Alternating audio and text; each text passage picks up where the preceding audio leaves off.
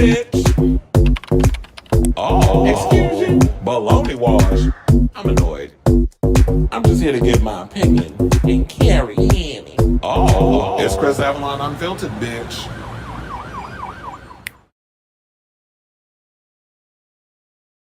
Yes, I am definitely here to give my opinion and carry in. Anyway, what's going on, bitches? It's your boy Chris. I forgot I ain't supposed to cuss a couple of seconds into the show. I keep forgetting that. But anyway, what's up, everybody? What's going on? It's your boy Chris Avalon, and welcome to a brand new episode of Chris Avalon Unfiltered, a show where we basically go in and talk about all things going on in social media, hot topics, whatever's trending on social media. We talk about it on this show. So before we get started, can you please do me a solid, hit that like button, subscribe button, also smash that notification button so that way you know when we go live with a brand new episode of Chris Avalon Unfiltered. And so we have a lot of topics to get to today. I was like struggling because I was like, oh my God, there's so much stuff that was coming, especially yesterday. I literally was up until damn near 4 o'clock in the morning putting the show together. Because it was like, as soon as I got home, I was like, oh, I need a lot of topics and things to work on. So I was working on stuff. I was exhausted, but I was like, whatever. That's why I got this big old thing, and, a coffee in my little ghetto cup because I need some energy. So we got a lot of tea to spill. We got to talk about James Earl Jones. We done lost, a movie icon last night. Plus, I got the latest on this whole Linkin Park drama because now Chester Bennington's son is speaking out against the band. And Beyonce, we have two topics. Well, two things on Miss Beyonce. We have, the whole thing about the whole CMA award controversy, the fact that she was pretty much snubbed by all the white folks, and people are mad. I was like, is that me? No, I think it's something on my screen that I'm saying. But anyway, so yeah, Beyonce was snubbed by the CMAs. I don't know why anybody's surprised, but we're gonna talk about it. Plus, she's explaining in a brand new issue of GQ why she stopped making music videos. So for y'all sitting around waiting for the Renaissance visuals, which we did see them pictures of, but they never came to fruition, and we haven't seen any Cowboy Carter visuals, don't hold your breath because you might not survive the night because she ain't releasing no visuals, and she's gonna tell you why. Well, I'm gonna tell you why pretty much, so you don't have to read the article. But I'm gonna recommend y'all read the article anyway because there's a bunch of other stuff she talks about in there that's really good. Okay, so now of course we got the headline of the hour. We got to talk about Nicki Minaj throwing shade. Speaking of Beyonce and her husband Jay-Z over this whole petty situation that everybody's feeling like he got an issue with Young Money and Drake and all of them. So he's basically using Kendrick Lamar as a pawn in his little petty ass game that he's playing. And she's pretty much said something that I was saying the other day. So we're gonna talk about that. Plus, child Diddy out here having to sell his mansion for $61 million because he need to come up with $100 million to pay a man he allegedly drugged and SA'd that is in jail. I don't know if he did it in prison or he was out of prison before he did the assaultation. But that we got to talk about that. Plus, his ex Jennifer was allegedly heard at a movie after party that was going on that she said she a bad picker in regards to talking about Ben Affleck. Plus, we did see the pictures of her and Matt Damon holding hands, deep in conversation. We're gonna break that story down too. And Megan Good, allegedly, there's word on the street that she's apparently taking care of Jonathan Major, that he got himself well, I guess he would be he wouldn't be a sugar baby because first of all, he's in his 30s. Megan is in her early 40s. But apparently he got him a sugar mama because apparently she paying his bills. So we're going to break that story down. Plus, Tiffany Haddish out here shucking and jobbing and cooning and buffooning with them damn Hiltons. We got to talk about that. Plus, Priyanka, who, was 1/4 of the co-hosts of We're Here, is breaking her silence over the cancellation. Plus, we got to talk about Chapel Rome because she's spilling tea. She apparently revealed the A-list celebs who slid in her DMs after she demanded boundaries. So we're going to talk about that and the celebrities that she's naming. Name them. She did like, what Sutton Foster asked, she said receive. Name them. She named them. Sutton Strang, not Sutton Foster. Sutton Foster is a Broadway performer. And plus, I did talk about when we talked about the judges over there at Dragula season 6. We got the Dragula. Now we got the official drag monsters who's going to be competing on Dragula. So we got that and a whole lot more. So yeah, as I said before, if you haven't already, please hit that like button, that subscribe button, and smash that notification button. so that way, when we go live with a brand new episode of Chris Avalon Unfiltered. There was some other stuff I wanted to talk about too. Like I want to talk about Shang-Chi, Destin Daniel Cretton is actually in talks to direct Spider-Man 4. There was a whole bunch of other stuff I wanted to bring. And I even wanted to talk about the whole thing about Rob Kardashian allowing his 7-year-old daughter Dream to have a Instagram. But I feel like I'm gonna save that for another day because this is like it would have been just too many topics I would have had to cover. So I had to make some executive decisions. Oh, and plus, I should let y'all know. I just found out that one of the girls from Drag Race España was a former pit crew member. Which one was it? I forgot. I did write the name down of who it was. It's I'm like scrolling through. McGee Yellow, who was like one of the she's a former pit crew. Did 3 seasons of Drag Race España, and now she's out here competing. I was like, that's cool. I like the idea of somebody, and that's like breaking history because we've never seen that. So I do wonder, like, if it ever comes down to Drag Race, will we ever see? Oh, I had to close that because I had my YouTube channel open. I was like, will we ever see like what the hell name, Bruno or one of them get up in there and be a part of the show as a contestant? They have to sashay away in front of RuPaul. But I think after this, McGee won't ever have to ever be a pit crew member because once you become a Drag Race girl, I guess you just get out there and you actually get to perform and get a lot of opportunities. But anyway, let me hit my banner.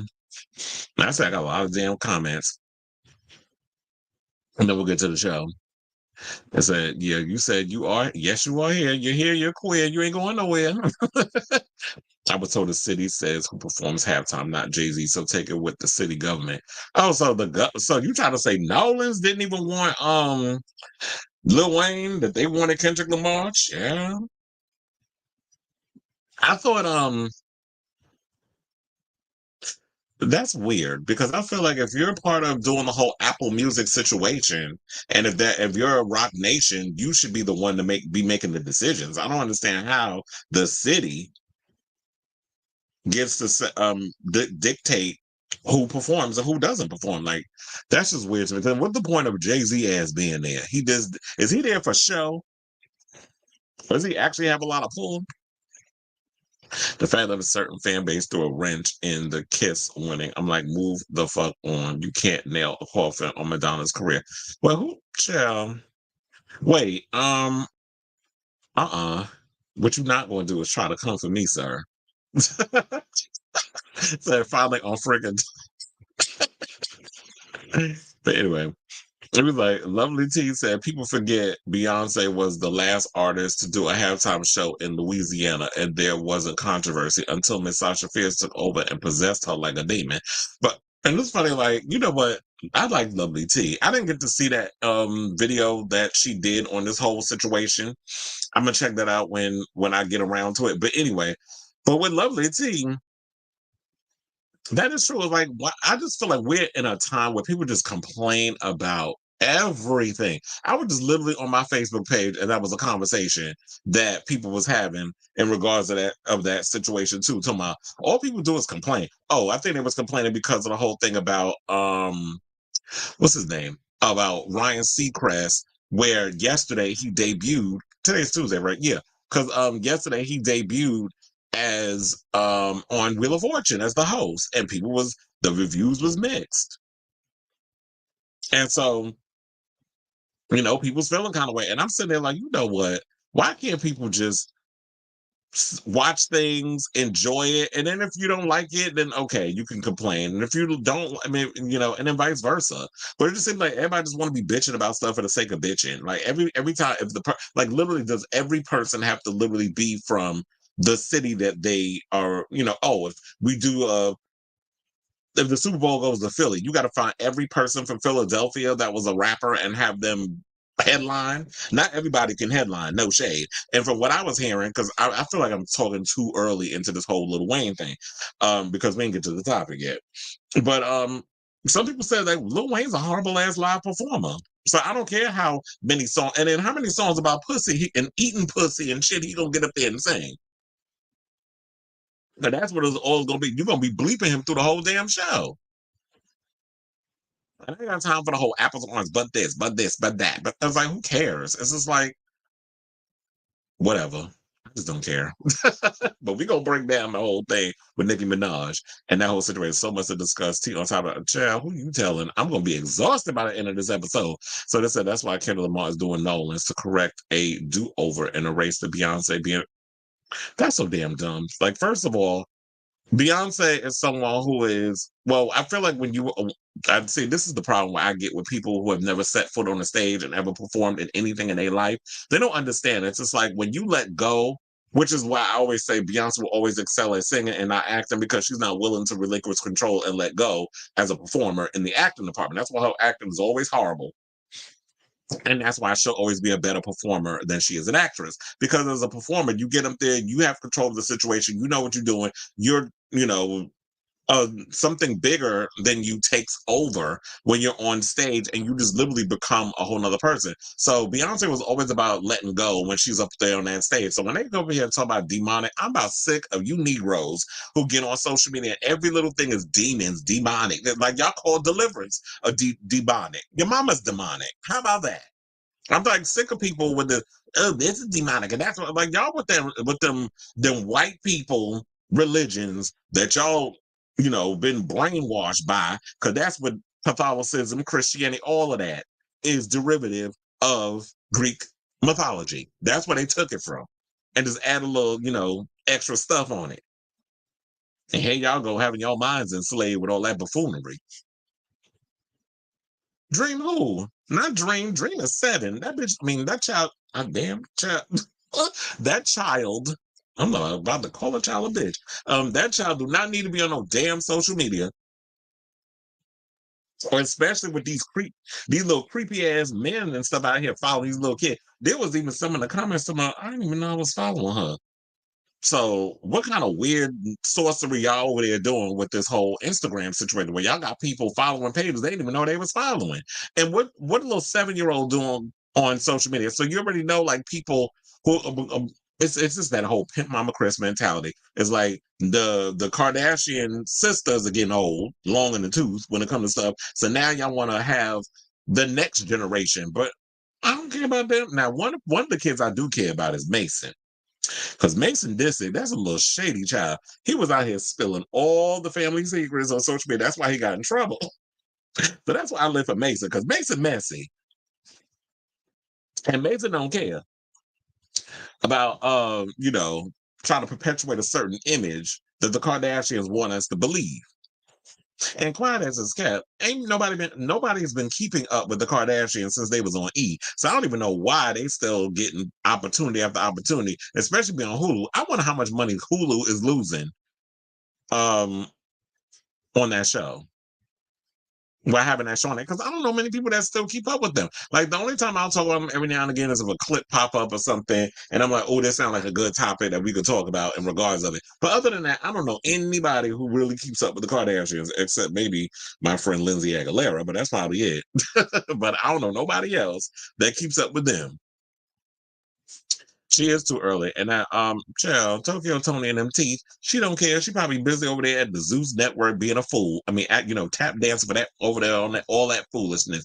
Because I just heard the reason that there was a recent thing, and I forget which one it was. One of the co-hosts was kicked out because Jocelyn didn't want her there during the interview. And I'm sitting there like, this is why I would not do business with these coons and buffoons that be doing all this foolishness on social media. Well, thank you. That's why I was like, gonna make this show a tight one. Nicki Lopez and her perpetual state called Confusion Bay and the CMA Country Music Academy telling Bay to do like Frozen and let it go. Yeah, I need to know more about that whole Prince documentary. We did not nominate you for Daddy Issues. Said paparazzi is winning despite Madonna.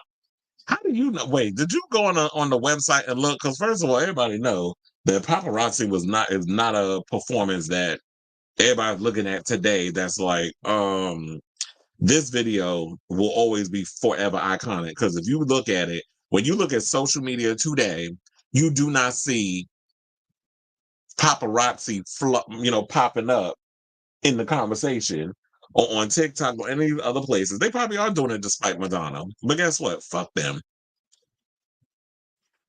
Her spraying, putting blood all over her body and hanging, pretending like she's hung herself at the end of a performance. That's not iconic. The whole kiss thing with Britney and Christina. And I heard somebody say that, and I had to, of course, give them the history behind it.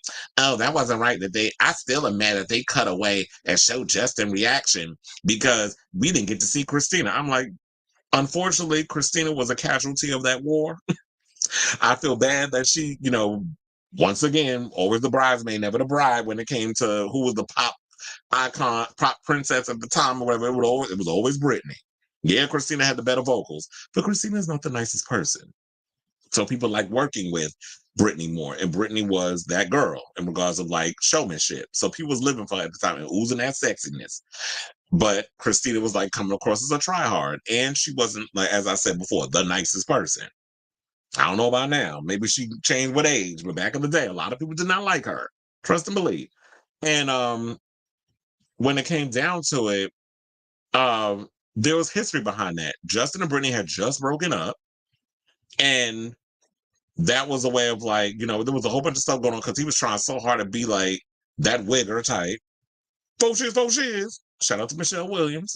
He was trying to do all of that, trying to be like that bad boy type or whatever, spinning off into the solo career, all that mess. And with Britney up there kissing Madonna, so it was sort of like it was a kiss off. It was like a, finger F you to you or whatever, that whole situation. Brian was never given a chance. Pat did it for over 40 plus. Well, that's another thing too. Whenever somebody new steps in the shoes of something, people are always going to be so quick to judge and be like, what's that? Brian was never, yeah. People are always gonna. It's always gonna be a no-win battle. Same thing like I was saying about this Emily Armstrong chick when she comes in, but child, with all this stuff coming out about her, Linkin Park might be done. But we don't get into that story once I get through all these damn comments. It's like, hold on, give it a week or two to see if you like Brian. That's what I've said. I've heard the reviews is mixed on him. I've heard some people, they slid in my comments, and I've seen other comments and stuff online. They were like, he's not bad. People are complaining about the new set. It's a little loud. Well, I would think so, especially if you watch it in high definition. But I said, give him a chance to let him do his own thing. It always takes people like a good. It's like any job. It takes people about a good 2 weeks, maybe a month, to get in the pocket. You really get to see somebody flourish or fail within the 3-month period. But give people a couple of weeks. That's the thing with people. People expect you to perfection out the gate. I don't like that. They say Ryan will do fine. He could sit pretty with his new. Okay. Because, counting that money while, all his girlfriends out here spill his tea and say, you make facial expressions, how the photos caught her in a very bad light. I don't understand. Okay. I said, who is probably not losing? Mm. But we'll see. And we'll see if Pit Mama Chris puts up with taking a low pay. But I was sitting there thinking, like, the reality TV helps y'all promote your brands. You should be expecting reality TV to like make a ton of money. Not like how back in the day you made a ton of money. These days it's like you just getting a little bit of crumbs and you just use the reality TV platform to promote your stuff. But these new platforms, there's no syndication. Remember back in the day, TV shows would be syndicated on basic cable after any kind of television. But these days, it doesn't exist anymore. Since there is really no additional money. And that's what I said. I would just use the thing as a way to make money and then just have my own endorsements. The fact Brittany confirmed Justin Black is, I'll let, okay. He said, faux shiz. And look, when Gaga got up there doing paparazzi, she was not giving she did not have the room, overwhelmed with different kind of emotions. It's like you had Avril Lavigne and Kelly. I was gonna say Kelly Clarkson, Kelly Osbourne sitting there looking like, what the fuck is going on? Then you had Mary J. Blige looking like she was like cranky the whole time, damn night. But how's that different than any other day? She always looked like she mad about something. But she was just looking like, what the hell's going on? Just attitude up the yang. And then it was just an overwhelming amount of, like, what the hell are we watching? What is going on? The only ones that seemed like they was living their best life was the cast of Queer Eye. And I'm not talking about this is a new basic one. We talking about the ones, the original, the OGs. They was up there having a good old time because you know how the gays are. We live for a crazy, iconic moment. Anybody out here talking about some damn paparazzi? Mary J said it best. She might have the best voice, but Britney will have the long career because of her attitude. The kiss led to JT trying to top that. But that's, oh, yeah, and exactly. And I think people, and now that you reminded me, I was like, yeah, that all makes sense. He thought, because he was trying to, oh, I ain't care about all that, like trying to act all nonchalant. Child, you was gagging watching that performance. We saw the look on your face. Your face said it all. That's why we live, no, sorry, ex Tina. But that's why we like when the camera panned to your face when that whole situation happened. Because in the beginning, when it was, dancing or whatever, everybody, you know that part. And they go to his face, he makes this little weird, like this face at the camera, like he's in on it. It's like, oh yeah, like, okay, I see you're there, whatever. And then when they do the kiss part and they go back to his face, you could definitely see in his face, like, what the? Like he gagged. Hard, he gagged. And then he did look at that Janet Jackson moment as a way, oh, this gonna be I'm a top Britney and Madonna. Because that's all that's all Justin was about, his career. But of course, look what happened. He was living for the moment until all that backlash came in and the FCC started their mess and we got the misogyny and the racism and all that other stuff. Justin immediately went back to being, white. I was trying to think of a white person's name. I was gonna say Chester, but I'm not gonna do Chester Bennington like that. I was gonna say something like that. He went back to being a clear person down the valley, playing his little golf. Those types that wear their little, the little golf shirts and the khaki pants with the socks. I mean, the shoes with no socks, the loafers. That's what Justin went back to. That white boy from Tennessee, and then threw Janet under the bus. They said the fat Britney confirmed. Oh yeah, faux shiz. I'm always say that part. That shit is that had me cackling. Still, it damn show is. And I'm like, I do wonder how all y'all going. Well, anyway, and they said Chester's son is not dealing with the foolery. And then Emily, I did watch that live performance, and I was like, girl, you trying to emulate Chester Bennington in a lot of those parts, but I'm not feeling you in this. It feels like the band was basically trying to look for a singer that sounded close to what Chester was given. And I said, reality TV is there to promote their brands and the Kardashian brand itself. They will be Candy Burrison definitely, and just use the show to promote brand. Exactly, and that's what Candy did. And I don't know what she's doing now, but it's a good point regarding Mary J. Gag Nation, okay. JT acting a fool trying to top Britney. Now he is two-stepping his way to the Hamptons and locked up. Is he going to jail? Wait, did they give another verdict? Was he supposed to go to jail? I mean, not jail. Was he supposed to wasn't his case supposed to happen again or something or another? I forgot about that. They said JT and Ben Affleck always the victim, always the woman's fault. Word is Sabrina Carpenter's. I wouldn't be surprised. I just found out Michael Pena is a damn Scientologist, and I like Michael Pena. He don't get a lot of roles as he should, but I'm like, damn. Found out he was a Scientologist. But anyway, let's get into the show because we're 23 minutes and we didn't even get to a topic. Okay, let's get serious. Let's talk about James Earl Jones, who we lost at the good old age of 93. Now, I'll say this one definitely hit because James Earl Jones is an icon. James Earl Jones has appeared in a lot of movies that I love.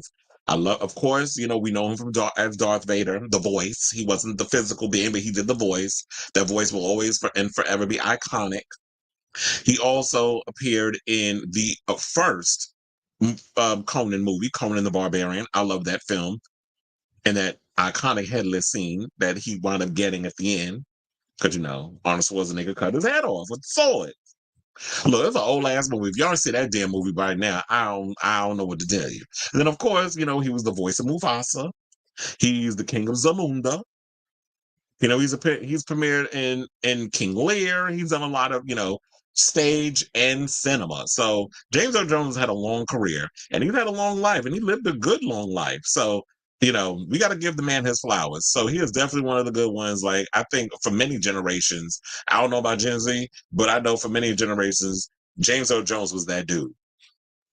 So, according to Variety, it says after overcoming a profound stutter as a child, Jones established himself as one of the pioneering Black actors of his generation, amassing I wanted to say that like a West Indian, a bountiful and versatile career. Let me get serious, spanning over 6 decades.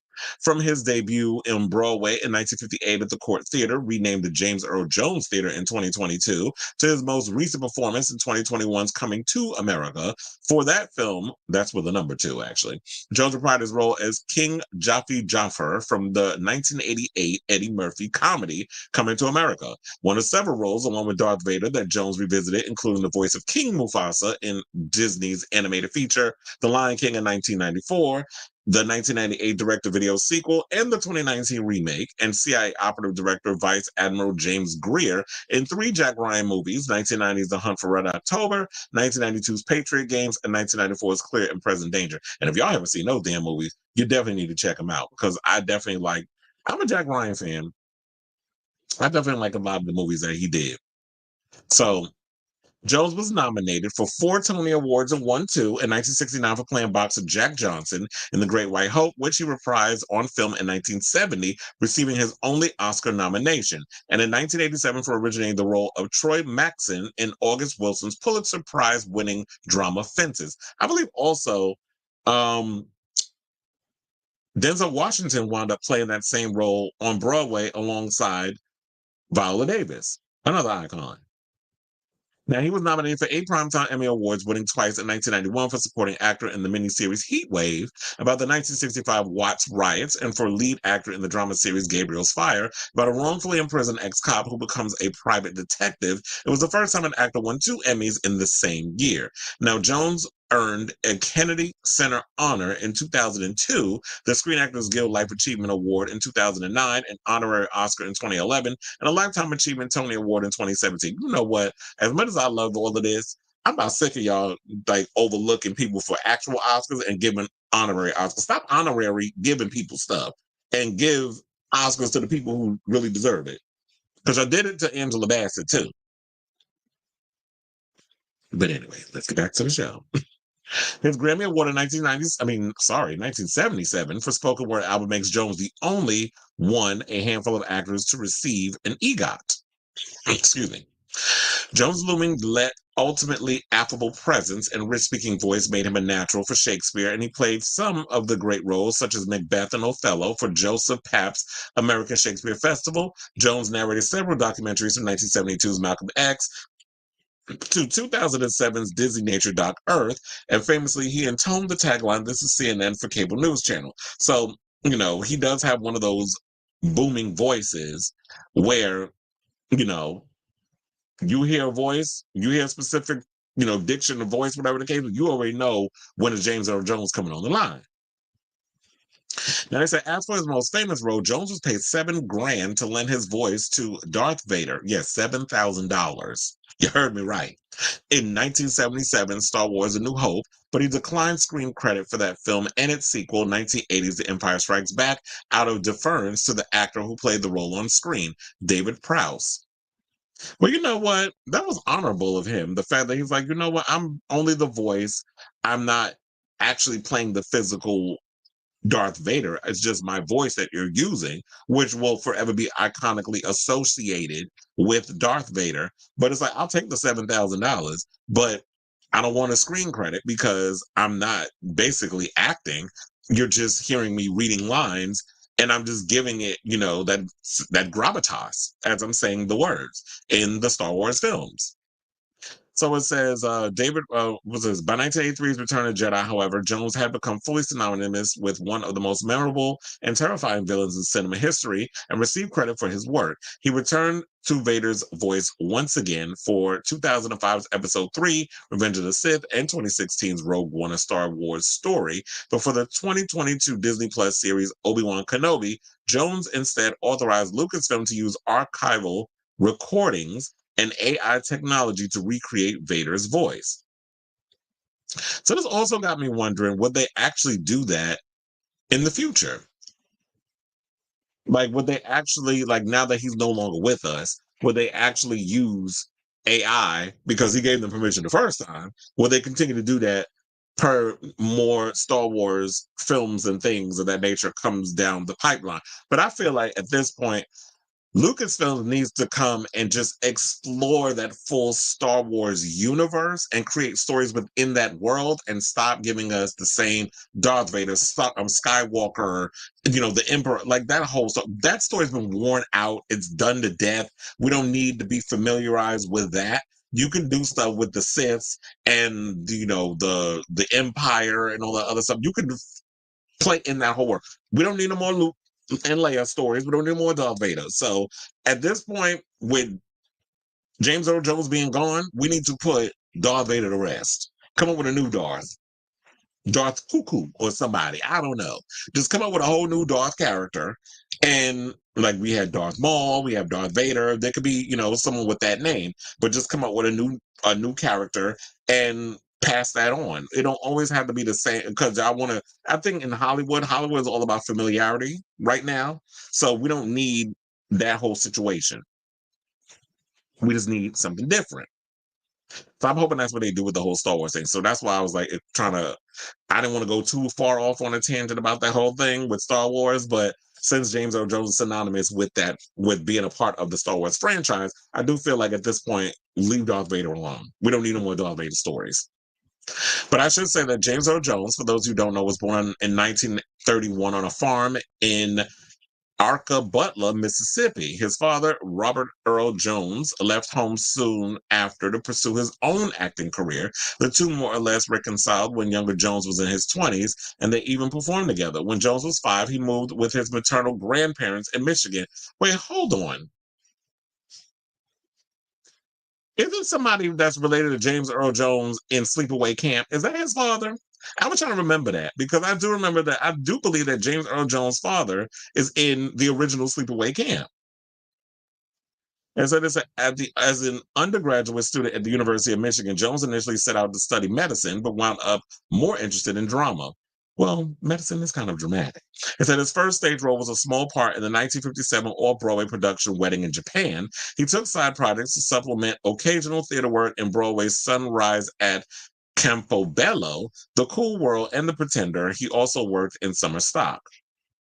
Now, in 1960, Jones joined Pabst New York Shakespeare Festival. The following year, he made his first serious impact in a landmark off-Broadway production of Jean Genet's The Blacks as protagonist Deodatus. Afterwards, for Pab, he played Oberyn in A Midsummer's Night's Dream, the first of many heralded Shakespearean turns. His masterful 1964 performance as Othello for Pat was moved off Broadway, where the production ran for almost a year. So his first big break came when he did The Merchant of Venice, in which he played the Prince of Morocco to George C. Scott's Shylock. When Stanley Kubrick came to see Scott, whom he was considering for one of the leads in Dr. Strangelove, the film director was so impressed that he cast Jones in the film as well. In 1966, Jones had the title role of Macbeth as the New York Shakespeare Festival, again to great acclaim. He also booked a recurring role in As the World Turns in 1966, marking the first time a Black actor had a continuing role on a daytime soap.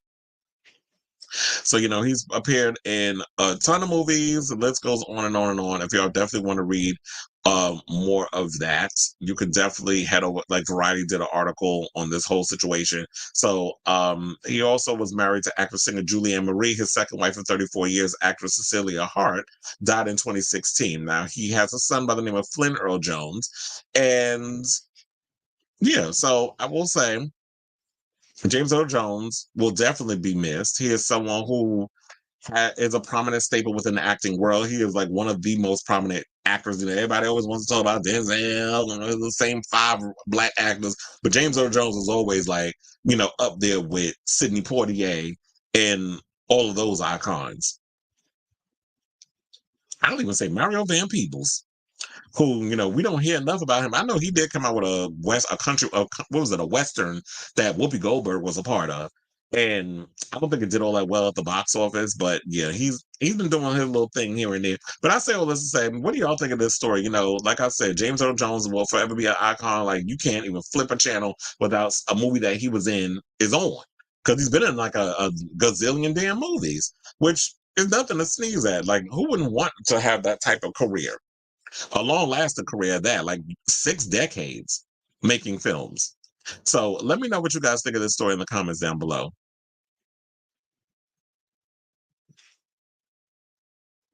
Okay, so I'm seeing well, Jesus. Oh, so you said Sabrina Carpenter, Emily Armstrong. Okay. Her aunt and her family are Scientologists. Well, because I've heard that, like, okay, well, I don't know. It's like, well, look, there could be some people that are Scientologists, but are they all like part of the whole situation? We'll see. Yeah, exactly, child. R.I.P. Mufasa. However, the rightful king was well, you know, they do have that Mufasa movie coming out where they was showing like before, you know, Mufasa and Scar had that falling out. So that should be interesting. I don't know. I'm not really all that excited over that movie, but if people tell me it's good, I might check it out. I thought Kabbalah was bad, but that's just my mystical branch of Judaism. I said that voice is beyond icon. Exactly. He is. That man did not fail not once. Well, I guess we could say we're coming to America, but then that was Eddie Murphy. He just did a part. It ain't like he developed the film. He just showed up to play the father again. And it said King of Zamunda. Okay. Incredible. And King Lear, yes, he is a EGOT. One of the few. Okay, so Gen Z do like him. We'll know, we'll see how they feel about it. So Dave Grohl announced having a love child. I said, ooh, Dave Grohl out here being messy. Mm-mm. And here's the thing. Dave Grohl, how old is the kid, by the way? Dave Grohl's daughter was literally, I remember when I just did his show over the summer. I can't remember which day it was. I think it was like July or something. He had his daughter come out on stage and she sang a song with him. So now Dave Grohl out here cheating. And you know how these people are now. Everybody be trying to find a moment to, you know, to benefit and to financially benefit off of hooking up with a celebrity. So you knew you wasn't gonna be able to keep the whole love child thing a secret. Madonna embraced Kabbalah during her time in Tel Aviv. I remember hearing her purchase a home in Tel Aviv because she was really getting involved. Well, I don't think she spends a lot of time out there like she used to. The fact Van Halen was around the longest and had the cleanest record, all of Van Halen, not one scandal. Well, that's good to know. Prince losing Taylor Davis. Oh, you talking about the whole thing about the drama that he made a comment about with Taylor Swift? So say he's in two millennial staples, The Sandlot and The Lion King. Sesame Street said he broke ground, becoming the first mainstream celebrity to do a guest on Sesame Street and set a trend continuing now. Yeah, I guess because they're saying well, at the time a lot of big celebrities wasn't appearing on Sesame Street. Well, we think Foo Fighters, we only think Dave and Taylor. Oh, you're talking about Taylor Hawkins, who passed. Well, yeah, but drug overdose. We're not going to disrespect Pat Smear, sir. Because, you know, that was one of my favorites for the band, Pat Smear. Everybody loved Pat Smear. Well, I'll say I do. But yeah, so it's like there's Dave and there's Taylor Hawkins, who, you know, died of the drug overdose, and then there's Pat Smear. I can't name any other band members. I did love The Sandlot too. That crazy ass movie. They said The Sandlot is a millennial movie to watch with your kids because the movie holds so well through the year. I mean, you have, and I just saw an article about speaking of the Goonies, and I don't know how I feel about this. They tell me 40 years later, we finally gonna get a sequel. I can't tell you how many times I watched the Goonies. I used to religiously watch that damn film. It was the Goonies. Yeah, I'll even say The Sandlot and The Never Ending Story. Those are like my top three of all time of children's films. And then, of course, I have to throw in The Lost Boys. I tell you, the 80s was lit when it came to a lot of stuff. I would even say, I would even think maybe, no. I was thinking Labyrinth, but I was like, that movie always still to this day, I can't really get into it. Although I was obsessed with David Bowie in that damn movie. But other than that, I couldn't, like, Labyrinth was like something I had struggled to get into. It was just a weird ass movie. Oh, you know, it was a movie that I actually liked growing up. I don't know how many people feel about this. Return to Oz with Fairuza Balk playing Dorothy. Now, that movie was crazy. I watched that a couple of years ago, not actually, and I was like, I just loved everything about it. I love the costumes. I like the set design. I was like more or less into that than anything because it was just like dark and twisted. And you know, every time I watch the Never Ending Story, you know, the scene that always gets me is when the nothing swallows up Artax. You know, I can't even watch that scene. I have to fast forward. You hear Trail sitting up there crying for Artax? We said Lucasfilms is under Disney. Yeah, you know, some people saying that they ruining the franchise. So Disney has the great James Earl Jones for two of their greatest and most influential intellectual property. Yes, they do. The Lion King and no Star Wars. Yes, you can. You can move on from Darth Vader. I mean, I don't think there's any more to his story that we can tell. The story of, I mean, Darth Vader has been, I feel like that story has been told to death. There's really nothing that Darth Vader brings to continue the story of the Star Wars franchise. I do feel like that if Star Wars wants to continue, excuse me, they need somebody to get in there and actually create some interesting characters and some interesting stories. Yes, Darth Maul was iconic. That's why I still get mad to this day that they killed him off a bit prematurely. In that, what was it? What was the movie? In what was it? The Phantom Menace, the first one. That was such a terrible movie. And Jake Lloyd, that child irritated me, but he was good in that. But it was good to see, you know, Ray Park in Deadpool and Wolverine. 90-minute movies were generally romantic comedies. Back in the 90s, I swear the only 90-minute movies came out of Miramax. Yeah, well, Miramax is a mess because you know who owns that? The Weinsteins. And it said everyone else, all the other production companies gave a solid 2 hours. Disney did between 75 and 90-minute films. Did he? Why am I thinking of Captain E? I don't think that's what that. Yeah, everybody always. I've noticed a lot of people talk about Claudine too. He was good in Claudine. My cousin Sophie loves that damn movie. I remember that's like she will watch this movie even to this day. She loves Claudine. Shout out to Diane Carroll, Dominique Devereaux. But anyway, they said also The Sandlot. They said Labyrinth scared me as a kid, and then oh yeah, that was another one. The Dark Crystal, bitch. Questions, questions, too many questions. You want a shard? Here. That lady, that ugly little creature woman, she used to just scare the hell out of me. And them elflings, yeah, the Dark Crystal definitely used to get me when I was young. They said they actually own the Sandlot since their Fox purchase. Who wants to do a post debate live? Megyn Kelly wants the abortion issue. Well, somebody should have aborted her ass. Sometimes I be looking at Megyn Kelly and wish her mama swallowed. I'm about sick of that bitch. And I think Trump's existence hurts Trump. So what is he talking about? And who cares about Trump at this point? Somebody even asked me, a friend of mine, shout out to Omar, he asked me, he was like, are you gonna watch the debate? Because he was like, I don't think I'm gonna watch it. Like, we already know what it's gonna give. And I was thinking about it. I don't think I'm gonna watch either. I think I'm gonna just get the highlights from all the pundits, the political pundits, you know, Roland Martins, the CNNs, the MSNBCs. Like, I think I'm gonna just get I was gonna say the View, but I don't know the View. Y'all be funny with how y'all be putting politics, the type of politics y'all lean.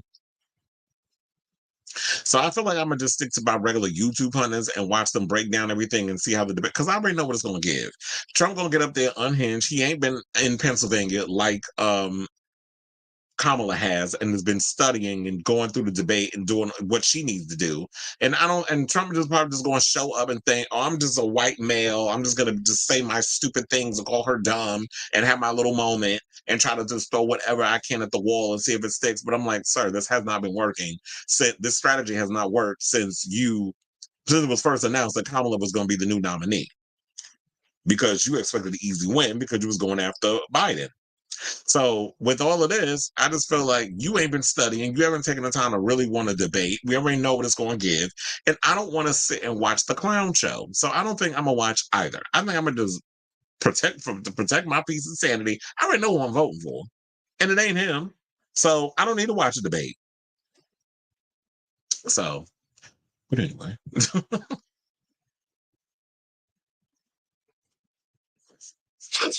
The difference is I kind of like Sarah Palin more than I like him. And look, now you got it that, speaking of Sarah Palin, you got they talking about Bristol. What is it? The son Trip, I think, left her and went to go live with his father. Because he tired of his mother. He went to go live with his father. What was his name that did Playgirl? Shout out to my friend Daniel Nardicio, who actually put together that photo shoot and was trying to get him to show Peen, and he wouldn't do it. I remember him telling that story. But it was like, they wound up getting him he got him to do Playgirl, because at the time he was running Playgirl magazine. And so it was like Ron Howard came out and said JD Vance hated Trump. Of course he did. I mean, JD Vance is a clown. He's a liar. He just says whatever he can to get, he's a grifter. He's no different than Trump, except the fact of the matter is Trump is entertaining. Trump is a cackle. Trump is a reality TV star. So people like all of that, but he's not even funny anymore. Like, it's like even come down to the creators of South Park, where they basically said that they're not even going to cover Donald Trump because it's like, you can't make him funny. Like, all the stuff he's saying, it's just it's like it's embarrassing at this point.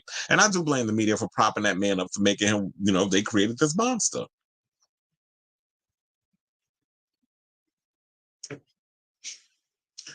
Okay, anyway, so let's move on, because we are almost an hour in the show. We only did one topic. But anyway, let's move on. Let's talk about Chester Bennington. So we already know, look, we already spoke a lot about all the stuff that was going on. So to get y'all up to speed, I'll fill you in. So we already know Linkin Park came out of the woodwork and revealed that they are reuniting and have chosen someone by the name of Emily Armstrong. They did a live set, like I think it was like an hour and some change. Then they did an interview with Zane Lowe. I didn't watch the interview with Zane Lowe, but apparently Chester's son did. So we're going to go and break down what he said in a second. But it was like, they did the interview. I watched the live first because I was like, I wanted to see what they were going to give. I watched the performance. I thought it was all right.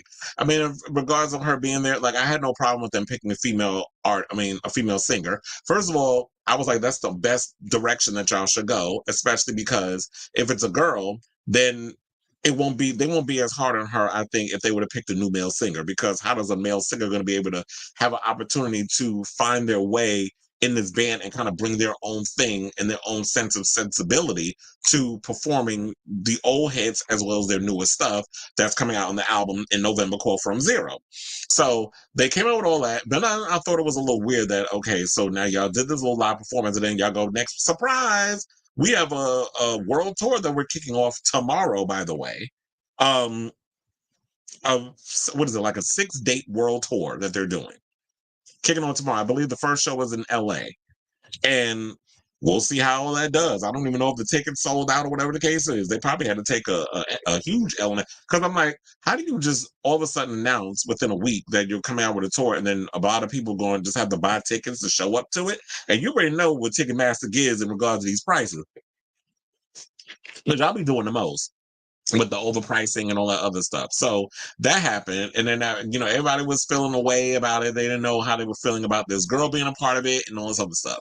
Then we had um, Cedric Bixler Zavala from the Mars Volta, who came out and threw a little shade at Emily Armstrong and revealed that she is a Scientologist and how she was out there windmilling hard for Danny Masterson and intimidating one of the Jane Does. She showed up in the mask. They showed up as a group as a way to intimidate this girl who's going to testify against Danny Masterson.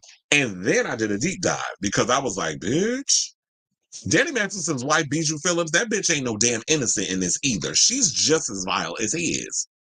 Because I did a little digging, and apparently Miss Bijou was a nightmare to work with on movie sets. What the hell? Daniel Franzese, who y'all probably remember from Mean Girls, they did a movie together called Bully, which was Brad Renfro was in that. God rest his soul. I was a fan of Brad Renfro, but apparently, he died of similar situations like Chester Bennington. Well, I think he had an OD. He didn't commit suicide, but he OD'd on drugs. I think he was a heroin addict, and I also believe that he was essayed as a kid as well, because that boy had a lot of demons in him too. I can't prove it, but I just feel like there was some things that happened to him, especially being up under Bryan Singer. But anyway, so she did a movie called Bully. He came out and said, Daniel Franzese came out and said that she harassed him, physically assaulted him, and called him gay slurs because, like I mentioned prior, Scientologists are extremely homophobic. They don't like gay people. But I don't know how to hell Don Travolta's a damn Scientologist, but he a big old queen his damn self. So you got a lot of self-hating faggots in the church, but I guess they don't care as long as you give them your damn money. So he went. So basically, there's that.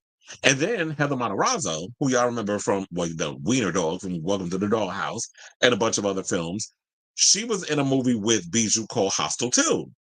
She also revealed that she was assaulted she's also openly gay as well.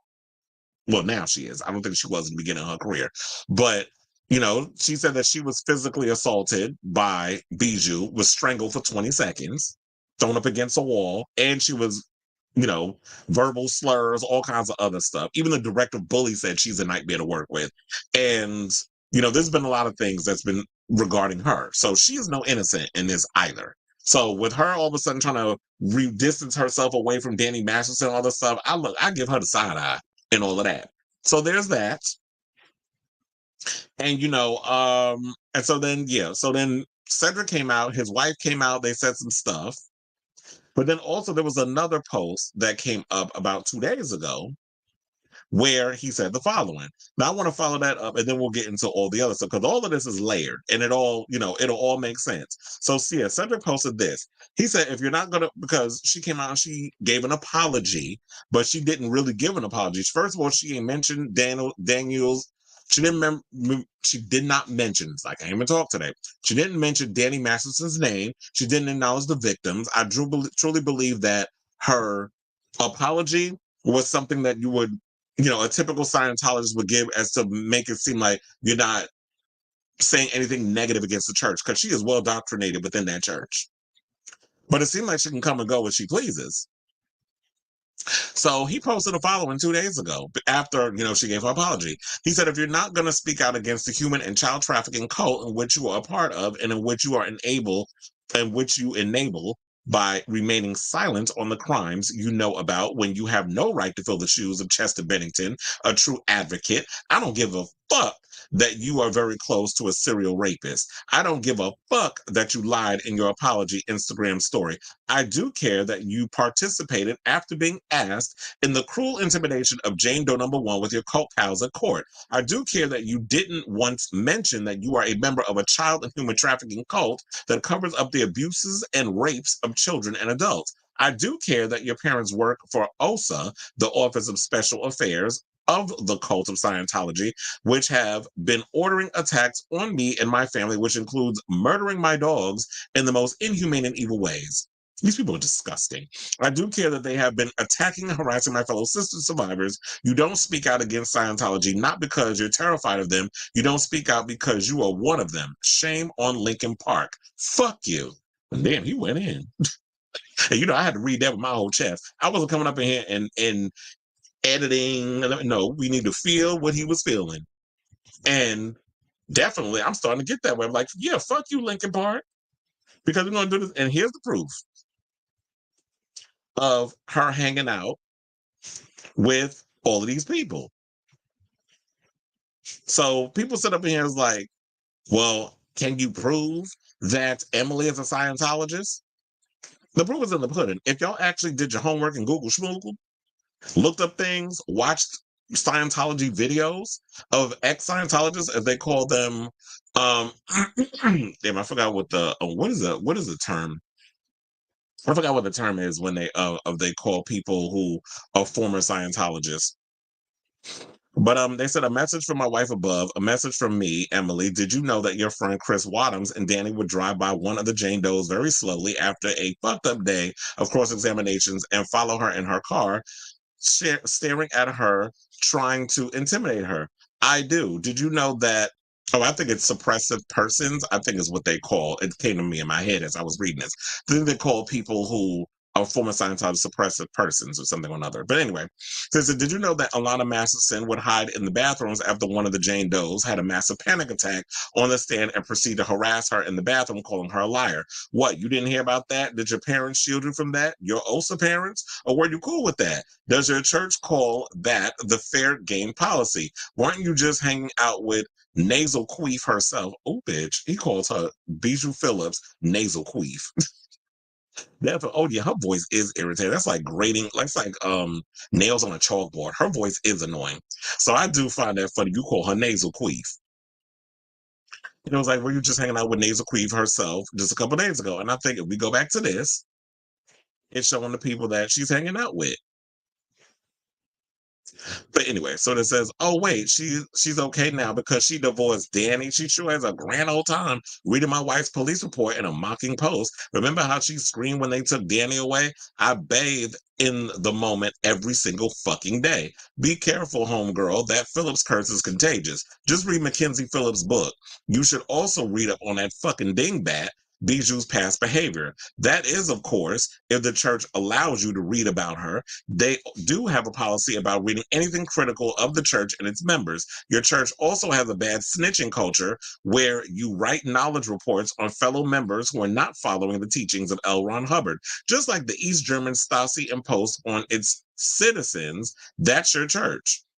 Or he said, that's your church? So read it with a question. Today is 1 year anniversary of having put that shitbag you thought was a good guy in jail. Damn, it really has? I don't even know. I'm like, damn, time flies. I did not realize it's been a year. You can't even say sorry to the Jane Does properly, huh? Your apology is worded as if you hired some PR crisis team to help you. As for you, Linkin Park, you should fire your entire team for not thoroughly vetting your choice. You're a Disney-level band trying to make a comeback, and you didn't think to spend a little money on looking into her? Stop playing at the drive-ins music on your pre-show playlist. Ciao. And, for those of you who don't know, Cedric was once upon a time part of At the Drive-In. So what the story was that Chester liked playing a lot of Cedric's music before they would go live because Cedric and Chester were close. They were really good friends.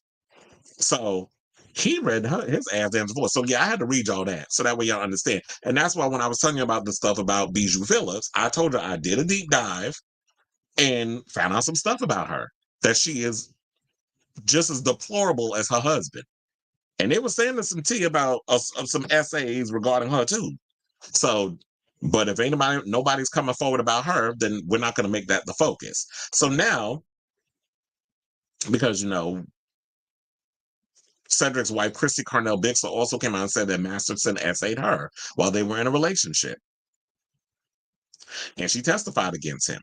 So now let's get into where it really gets juicy, which is Chester's son, Jamie, has come and spoken out in regards of Linkin Park. And child, now let me tell you, I did cackle when he said they're a Disney level band, because that's factual. We love Chester Bennington, but yeah, they act like they're like some Disney-fied rock band.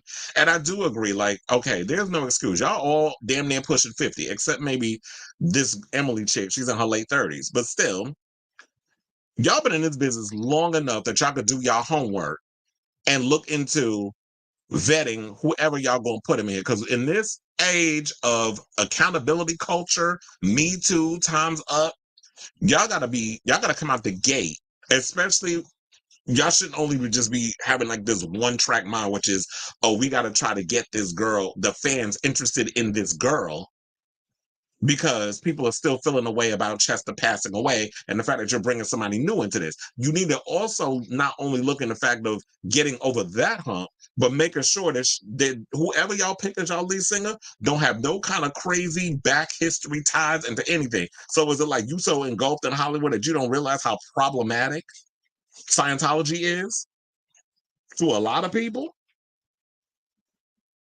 So Jamie Bennington, who is the son of Chester, took to social media to share his thoughts on the reformation of Armstrong and criticized Shinoda for betraying Linkin Park fans with the decision. Now he went on his Instagram story because I guess if Miss Emily gonna sit out here and put out an apology in her Instagram stories, which we already know expires within 24 hours, so the story is BS. Her apology is bullshit.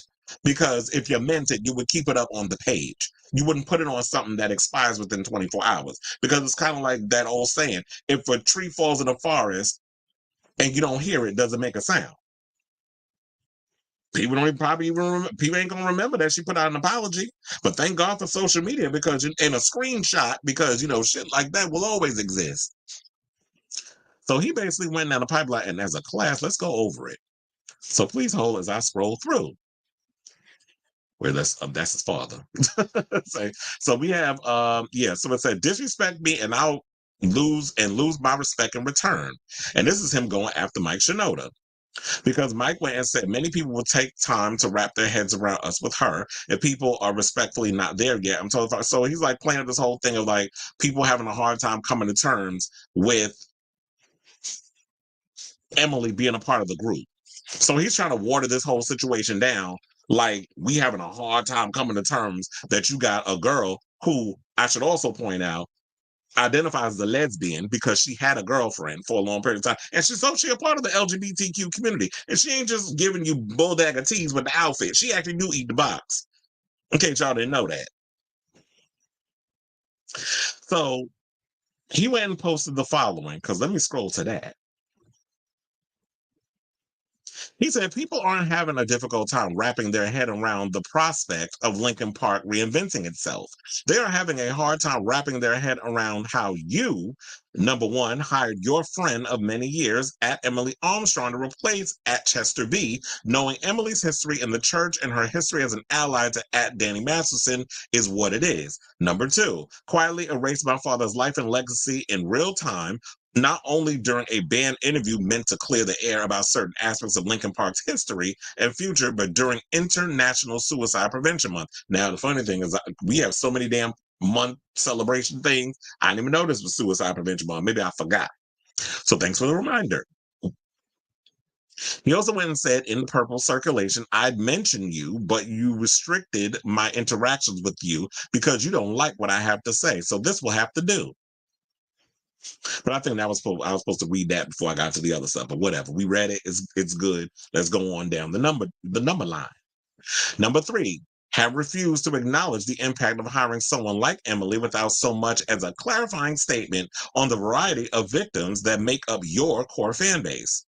This is totally true. I think the reason why a lot of people relate to Linkin Park is because they relate to a lot of the stuff that Chester was going through. Chester is a victim of sexual assault, child sexual assault, and has spoken a lot about that and a lot of the demons that he was going through growing up into an adult.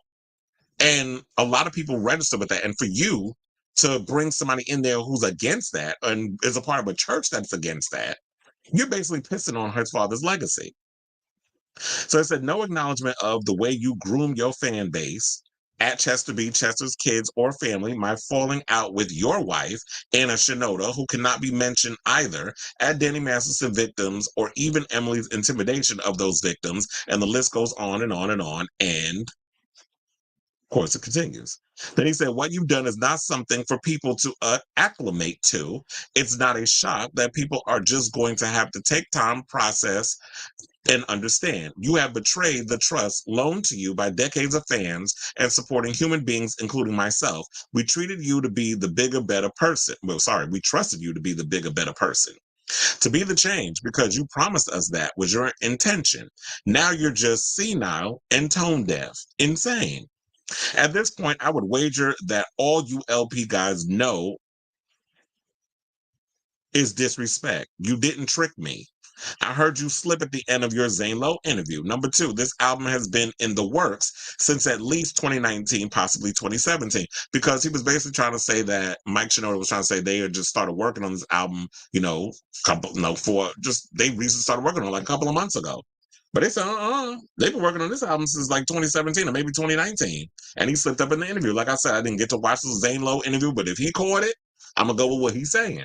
Because who wouldn't know his father better than the kid who was raised by Chester Bennington?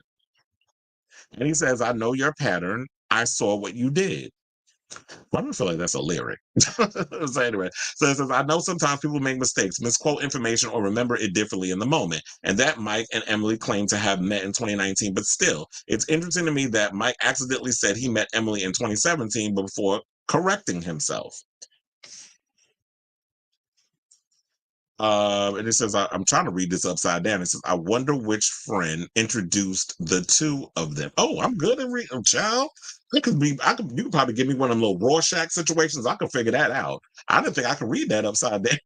But anyway, look, my brain works in weird ways. So anyway, so they went on to say, this is my opinion. That's what it says on the side. I do not appreciate this comment made by Mike about disrespect. And I'm going to say as much. My perspective on the matter is that I've never seen the band allow for respect for resistance. I've never seen the band allow third-party perspective in the conversation. The pattern says that historically people who express alternative views to the mainstream narrative are marginalized and shut down. Well, that is a fact. That if you are someone who expresses alternative views and goes against the establishment and goes against the mainstream, you are marginalized, you are shut down. But then years later, it comes out as, a see, I told you so moment. And so he says, I do not support. And you want to know something? I'm with you, sir, because I don't support their ass either. After reading all this, after finding out about this girl, I don't support her ass either. So I will say this, I do agree with Jamie. Now, to wrap this up, I'm going to just give my final thoughts on this. So now, Mike, in my opinion, I feel like after all of this and of the deep dives and digging in and watching all these Scientology videos that are breaking down like Emily and what the church is about and what they're all for, I feel like, Mike, y'all need to get ahead of this. Linkin Park, your team, whatever. Y'all need to get ahead of this. Y'all can't just put this on this girl to put out some 24-hour expiring non-apology apology on IG stories and think that's just enough. Because at this point, Mike is pissing on Chester's grave by hiring a singer who is a part of a cult that is against psychology or any form of professional mental health treatment. And I also cannot get behind someone who believes queer people are sick and evil, especially when I'm hearing she lives openly as a lesbian. And I also cannot support someone who's part of a made-up religion that does not believe in mental illness or depression, and also covers up sexual assault of children. So that's where I am on that. So I'm sure this story is not going to go anywhere anytime soon. I know it was a lot, but it was a lot to break down. So that way people get an idea of what is happening with this band and Scientology and their affiliations and what they're all about. These people are just evil. Like, you think, y'all want to talk about, I wonder who's worse, Scientologists or evangelicals? Y'all probably just as bad equally. Here's why I'd rather be spiritual and not religious, because y'all all have passed crazy in my damn opinion. So I will say all this to say, what do y'all think of this story? After hearing all of this, do you feel What do you feel Linkin Park needs to do to get ahead of this? Do you feel like, I mean, I don't know. I think it might be too late. From Zero already has this girl's vocals all over the album. The album is done. They're going to be promoting it. It comes out in 2 months. They're already got a tour kicking off tomorrow. So it's like, you can, I don't know if you can ignore the big elephant in the room. Y'all can just go and act like business as usual, especially when all this stuff about Scientology is coming out. Now, if y'all want to support, that's fine. But let me know in the comments if you do, or if Scientology is like your final straw, especially when you hear all the things that they're about. The abuse of children, the way that they treat people that join the church, and where they cast them off on, and, you know, all this other mess that goes on, especially like with Leah Remini and all the stuff that she's done with revealing things, and all the ex-Scientologists who made YouTube videos, who made documentaries, who written books, who have really exposed this church for the heinous things that they do.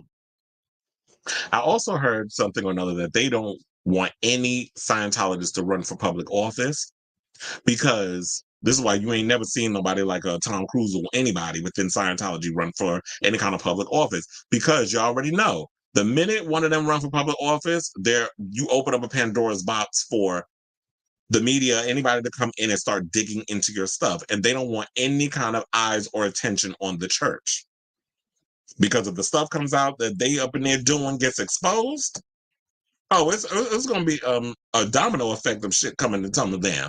So I definitely want to hear your thoughts on this story. Let me know in the comments down below. Now, speaking of which, let's scroll on up.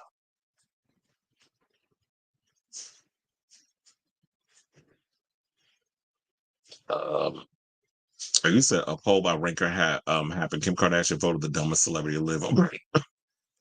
Oh yeah, Justin Bieber definitely gives me like he's this 6-pack short of a 6-pack. Yes, all the 6-packs. I was even gonna be generous to say 5 cans short of a 6-pack. All 6-packs. Like, he do give me like he's an idiot. I mean, he has to be. He knocked up Hailey Bieber. And look at Miss Selena Gomez living her best life. Why he up in here looking miserable and stressed out and dirty. But Kim do give me stupid. That's the one good thing I say I'll give Paris Hilton. She played the dumb role, but of the show, she's smarter than people realize. Bijou Phillips does come off like she will buy. Oh yeah, I believe it, and and she'd be somebody that I would just hit right here in the throat. Do one of them numbers, like, yeah, right in the throat. Yeah, that movie was messed up. I can't like, that was a one and done for me. Kind of like Requiem for a Dream. Those are 2 movies I will only. That's a one and done. I love Brad Renfro. I loved him in The Client. That was like his breakout role. It's like, I think Rain Phoenix is in the movie Bully. She might be.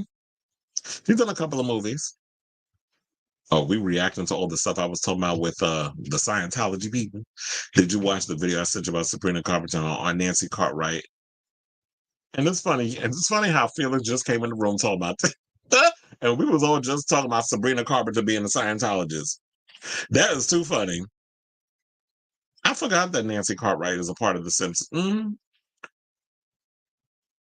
No, he didn't. He you know, to me, I'm just like, Chester Bennington, son. Like, I'm inclined to take the son. And I was wondering that too. To me, I feel like if the son of the singer is coming out against the band, and y'all still out here supporting Linkin Park, to me, I feel like y'all some fake ass fans. That y'all not really out here about Chester's legacy. Because there'd be a lot of people that's out here talking about, oh, like, why y'all picking because we love Chester? And then all of a sudden the sun come out, then all of a sudden the tune change. Okay. This is how you know, it's always certain sort of way you could tell how people really roll when it comes to stuff. Oh yeah, them people are crazy. But just so they know, you think you crazy, I'll show you. I got your crazy, in the words of Britney Spears. You ain't met crazy. So Sabrina tried to distance herself from it, but her parents are in it. Well, yeah, if the parents are in it, then she's probably one of those that is a child of Scientology, which is basically she was a slave, similar to Emily Armstrong. She's a child of Scientology. Her parents are deep within the church. They said, oh, that's a good question. Where did he find her? But apparently they've known each other for years. Yeah, it is a suppressive person. So it was like, I was trying to remember exactly What is it's like, yeah, it was suppressive person, which is actually the name of the show that I was watching. The one where it says growing up in Scientology. His show was called the Suppressive Persons TV. Nasal queef. Oh, that's the show. Okay, that's a nasal queef. I'm like, that was a cackle, because I'm like, oh yeah, it definitely is the new fire crotch. Because I was sitting up in there like, yeah, when you say nasal queef, I'm like spot on. Because her voice do sound like she don't sound like that's what she thought with them fucked up teeth she got. And here's the thing, I used to like Bijou Phillips, but then when I started hearing these stories about her, I can see why Mackenzie didn't like that bitch. Shout out to Mackenzie. Mackenzie Phillips been through it one day at a time. And so it's like, yeah, they do give Disney level tea. Now that I think, I'm like, God damn, y'all kind of all right. Linkin Park is kind of like Disney level. And to me, I feel like if you up there as a rock band, you up there wearing some damn Nikes and some like dressing like you a rapper. I was like, what happened to costumes with the rock? Yeah, fuck that queen. I can't stand Elton John. Like, at this point, icon, great songs, fashion, I'm not gonna take away with what he's contributed to music, but I ain't never liked Elton John. Never liked him. I think he's overrated. Tired ass showgirl. That's what he gets. I had to take that from Drag Race. No worries, as long as you're here in the building. Look, how many topics we do so far? I think we only did two, because I'm interacting with the commentators more than anything. But look, child, we probably gonna be 5 hours with all these topics that I'm doing. But anyway, yes, clock the team. And so I said, yeah, I remember when Tom Cruise tried to go in on Brooke Shields, but she said, yeah, that's what it was. And I was talking about this yesterday when I was putting this article together. I feel like not only with him crazy, see, and that's why you need some damn antidepressants, Tom, because when you was jumping on that damn couch because you with Kate, her name is Kate. No, it was Katie Holmes, bitch. That's what we've been calling Katie Holmes since the beginning of her damn career. When I first discovered her, watching her as Joey from Dawson's Creek, she was always Katie Holmes. And Kate, I'm calling her Kate. I'm like, okay, sir. First of all, you was too old to be with her ass any damn way. And number two, now you want to come in and try to make her a woman. And maybe of the legal age, she was a woman, but mentally, I don't think she was. But look, thank God she was smart enough to get with her daddy, who was a divorce lawyer, and get her up out that damn compound. Because I truly believe that she was going to be Rosemary Woodhouse, and y'all was looking to create the Antichrist through Surrey. I do believe that he was trying to do that with that baby.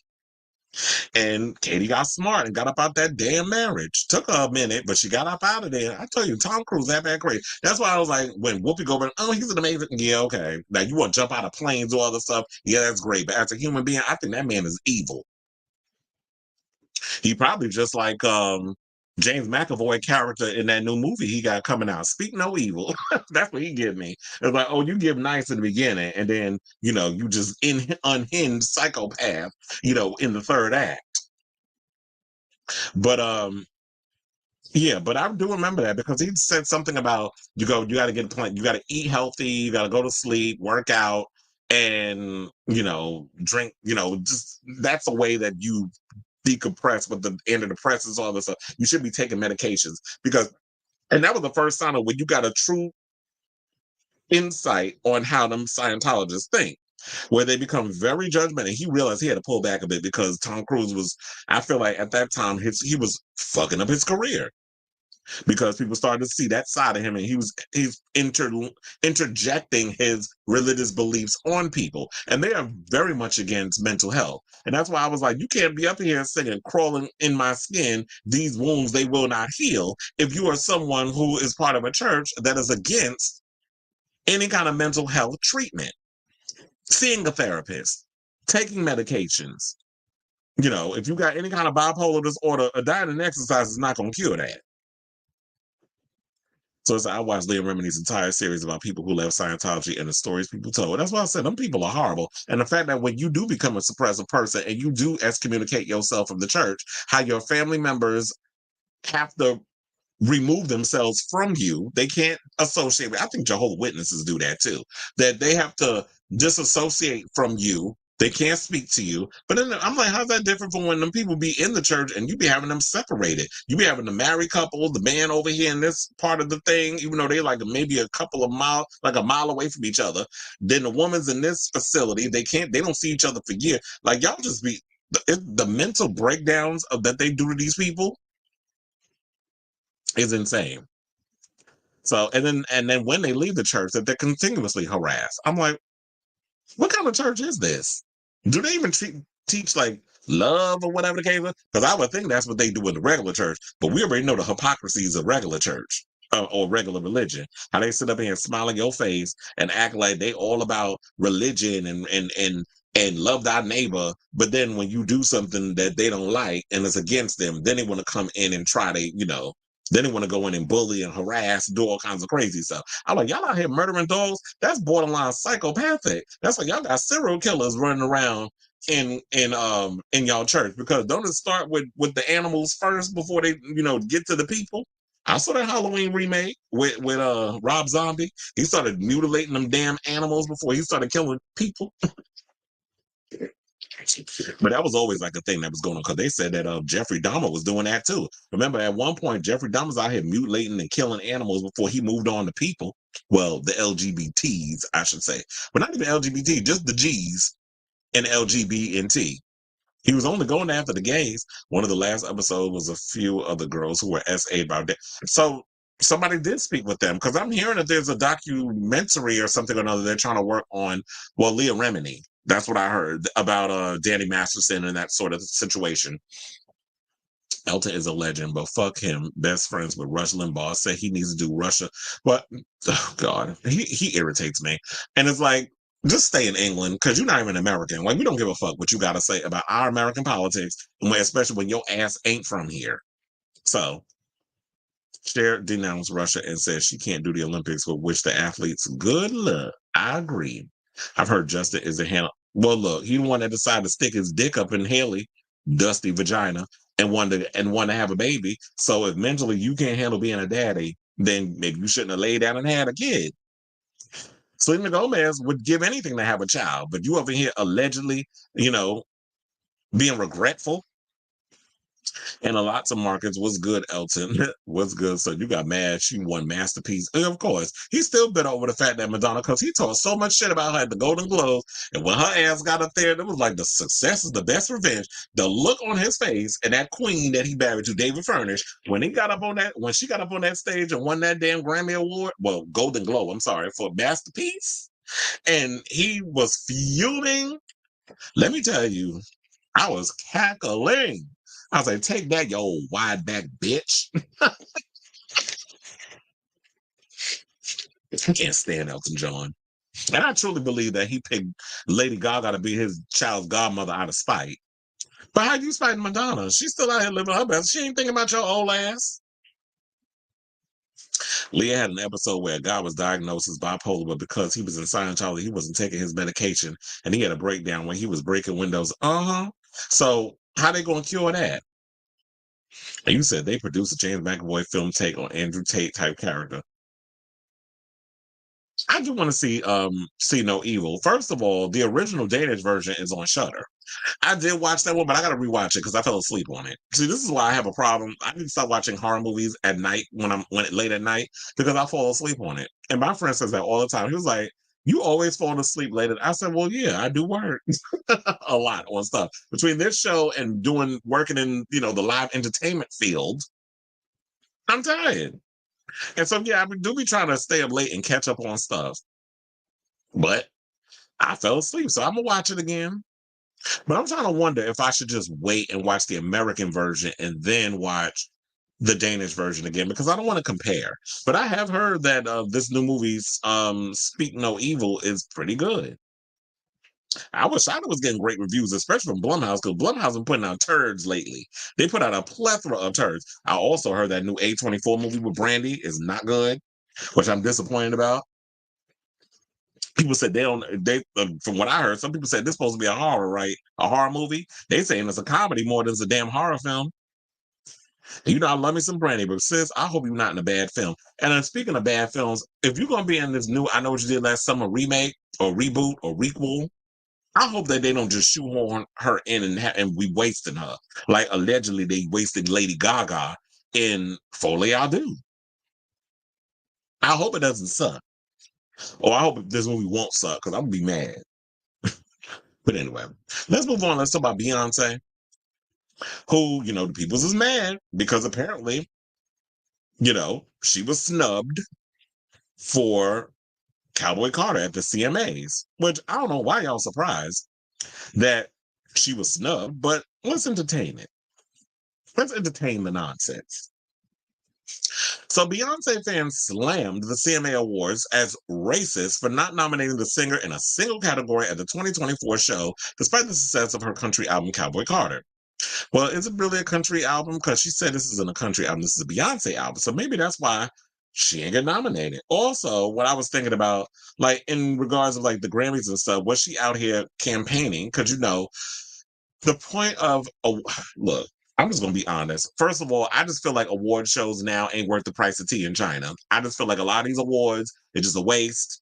I feel like they ain't worth shit. Who cares? They don't really hold as much weight as they did when I was growing up. I don't even think a lot of people even take value in award shows because a lot of y'all, quiet as it's kept, ain't watching it. Why do you think that tomorrow with the VMAs, they trying to pull all kinds of stunts and shows to get y'all to watch them ratings be in the damn toilet? I mean, maybe people will check it out for Chaperone and the one we just found out was a Scientologist, allegedly Sabrina Carpenter. But at this point, I don't think the awards are worth the weight of the shit that comes out of my ass before I flush it. So they said, according to the people, there's just no effing way that Bey and Cowboy Carter got completely ignored by the CMAs, but fuck ass Post Malone got 4 nominations. This is just racism, and there's no other word for it because Cowboy Carter is one of the biggest albums of the year, and it literally put country on the spotlight again this year, wrote one upset Twitter user on Monday. Well, look, let's talk about Post Malone, who y'all already know. I want to eat his butt. But then again, he probably got dingleberries. He probably don't clean back there right. But I don't care. I got dude wipes. I can wipe the ass before I put my face back there. And y'all already know I got a thing. Don't judge me. But I do got a thing. Something sexy about Post Malone. But I noticed ever since, because he couldn't hack it in the hip hop world, the minute he lost weight, and started dibble-dabbling in the country world, they welcome him with open arms. But we know what that is. When you white, easy access. And then let's talk about this little tight-ass queen in the maroon jacket, Morgan Whalen, who's a damn racist and has done a lot of problematic things in the industry, but was nominated for 7 awards. So they applaud that, but not Beyonce. But like I said, why y'all surprised? And why do we always, as a people, always want to go hard for them award shows? Because y'all want a seat at the table.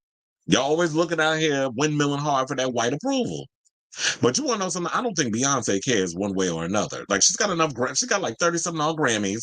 The Grammys probably out of spite will probably do. Oh, we're gonna really nominate the hell out of her at the Grammys.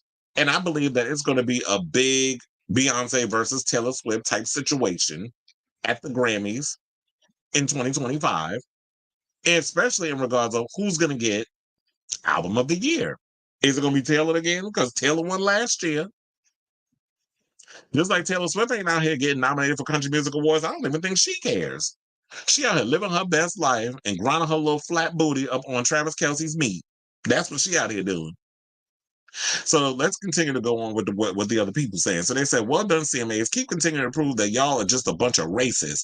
Beyonce made history with Cowboy Carter and achieved more than any other country album or artist the past few years. Y'all just too damn scared of her. No one in the category is having a #1 album. This is what another person says. No one in the history of having a #1 album and song has been completely snubbed at an award show in any category. The CMAs can kiss the blackest part of my ass. Beyonce deserved better. This is what a third fan had to say. Another person had to say, anyone with common sense knew the CMAs was going to pay Bey dust. They do not like her. They are not going to honor an album that was sparked from their racist treatment towards her. That is absolutely true. Because remember, at one point, let's take a trip back. When Beyonce performed at the CMAs with the Chicks, the artist formerly known as the Dixie Chicks. And she received a lot of racist backlash on social media, which she revealed I believe in an interview, that the album, or it was like a press release or something or another, that the reason why Cowboy Carter came to be, which people seem to forget, she did also reveal that Cowboy Carter was the album that that was going to come out before Renaissance. But because of the state of the climate and the way the world was at the time, she was like, you know what, let's release the disco album first, because I want to cheer everybody up. I want everybody to feel good, or whatever the case is. And we're not going to sit up here and try to act like that, while she has sparked conversation, and I'm going to give her that. Beyonce, there were some people that was like, she ain't create country. She ain't really moved the needle in regards. I said, okay. She may not have moved the needle in regards of like country music and all this other stuff, because it did sound, she did do a little bit experimentation on the album. There are some songs that she did experiment with, which I like. That's outside the box. They had those country elements, but it took it to another level. But she did pay her respects in regards of like the original grassroots of country music and incorporated it throughout the album. In my opinion, like I said, I'm not a country music fan. This album didn't move me no way. I prefer Renaissance over Cowboy Carter, because Renaissance, I love disco music. I love dance music. Dance music is my jam. That's what I stick with. Country music, cute or whatever. Alicia was on there singing and giving a little yang yang and all that other stuff. She was hitting her notes and her runs, and she was giving y'all, because y'all over here, Beyonce don't be singing no more. She don't be singing. She don't be giving vocals. She gave enough vocals for y'all on this country album. So while country music is my judge, and yeah, she's from Texas, and she's given the whole country situation, and she played up in her Texas roots. It's not my cup of tea. But we're not going to sit up here and try to act like that these white folks out here wasn't playing in her face, because that's exactly what it is. But I don't think that Beyonce cares, because she's like, you know what? At the end of the day, and this is what a Virgo be Virgoing. As long as we start a conversation, as long as we get y'all thinking, as long as we open y'all minds and brains and get y'all debating and discussing things, because that's what we are. We are deep thinkers. And a lot of times we'll tell you a little something, but if you're not listening, we're going to present it to you in another way, where it's just like, it's going to be like, it'll probably hit you later on. Some people a little slow, but it'd be embedded in your brain, and then you gag. And it was like, well, wait a minute. Now this child got me thinking about all this other stuff, and it was like, yeah, that's what we've been trying to tell you the whole time. So we're gonna tell you some stuff. That's why they always say Virgos are the best teachers. That's one of the professions they always say that Virgos should go into is teaching, and Beyonce is teaching people through the music, the history. So yeah, Texas Hold'em did pretty well. And when she performed with the Chicks, like I said, that she was dealing with the whole racist stuff that was, from the fandom, and that's what inspired her to make this record. She said, okay, well, y'all gonna say all this shit, I'm gonna prove y'all wrong, and I'm gonna gag y'all. And yeah, why the hell would they invite somebody on a show that they got read by? You don't know white people don't like it when the black people read them down to the floor? Country music is racist and homophobic. So why would y'all expect someone like Beyonce to be giving her flowers by a bunch of gatekeepers who believe what they believe? Especially when she had to gather their ass in 2016. Because here's her quote, what she said. She said, the criticisms I faced when I first entered the genre forced me to propel past the limitations that were put on me. Act 2 is a result of challenging myself and taking my time to bend and blend genres together to create this body of work. So, yeah. So, like I said, Morgan Wallen, he was caught on video using a racial slur, leads the CMAs with 7 award nominations. So, there's that. But also, you know what? There's some people out here that's showing their support. One of them being Shabuzi, who basically said that goes without saying. Thank you, Beyonce, for opening doors for us, starting a conversation, and giving us one of the most innovative country albums of all time. So that's what it is that at the end of the day, she knew as influential and as powerful as she is with being on the A-list, what she wanted to do was invoke thought or provoke thought, start a conversation, and usher in other artists. No, not a lot of people heard of Shabuzi before they started working together. and all the other people. Now people are paying attention to Shabuzi and are living for his music.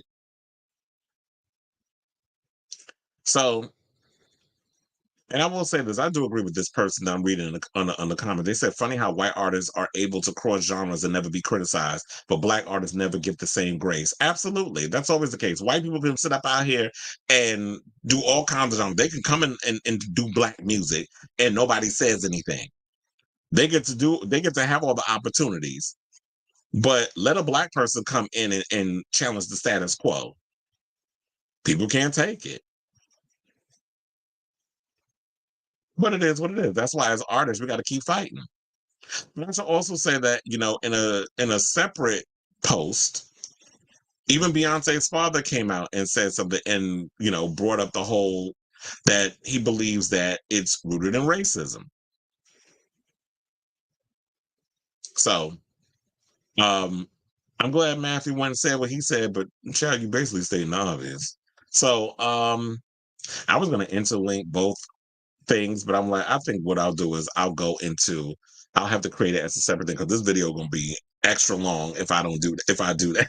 So I want to say all this. What do y'all think of Beyonce being snubbed at the CMAs? I'm not surprised. I don't know why anybody's surprised.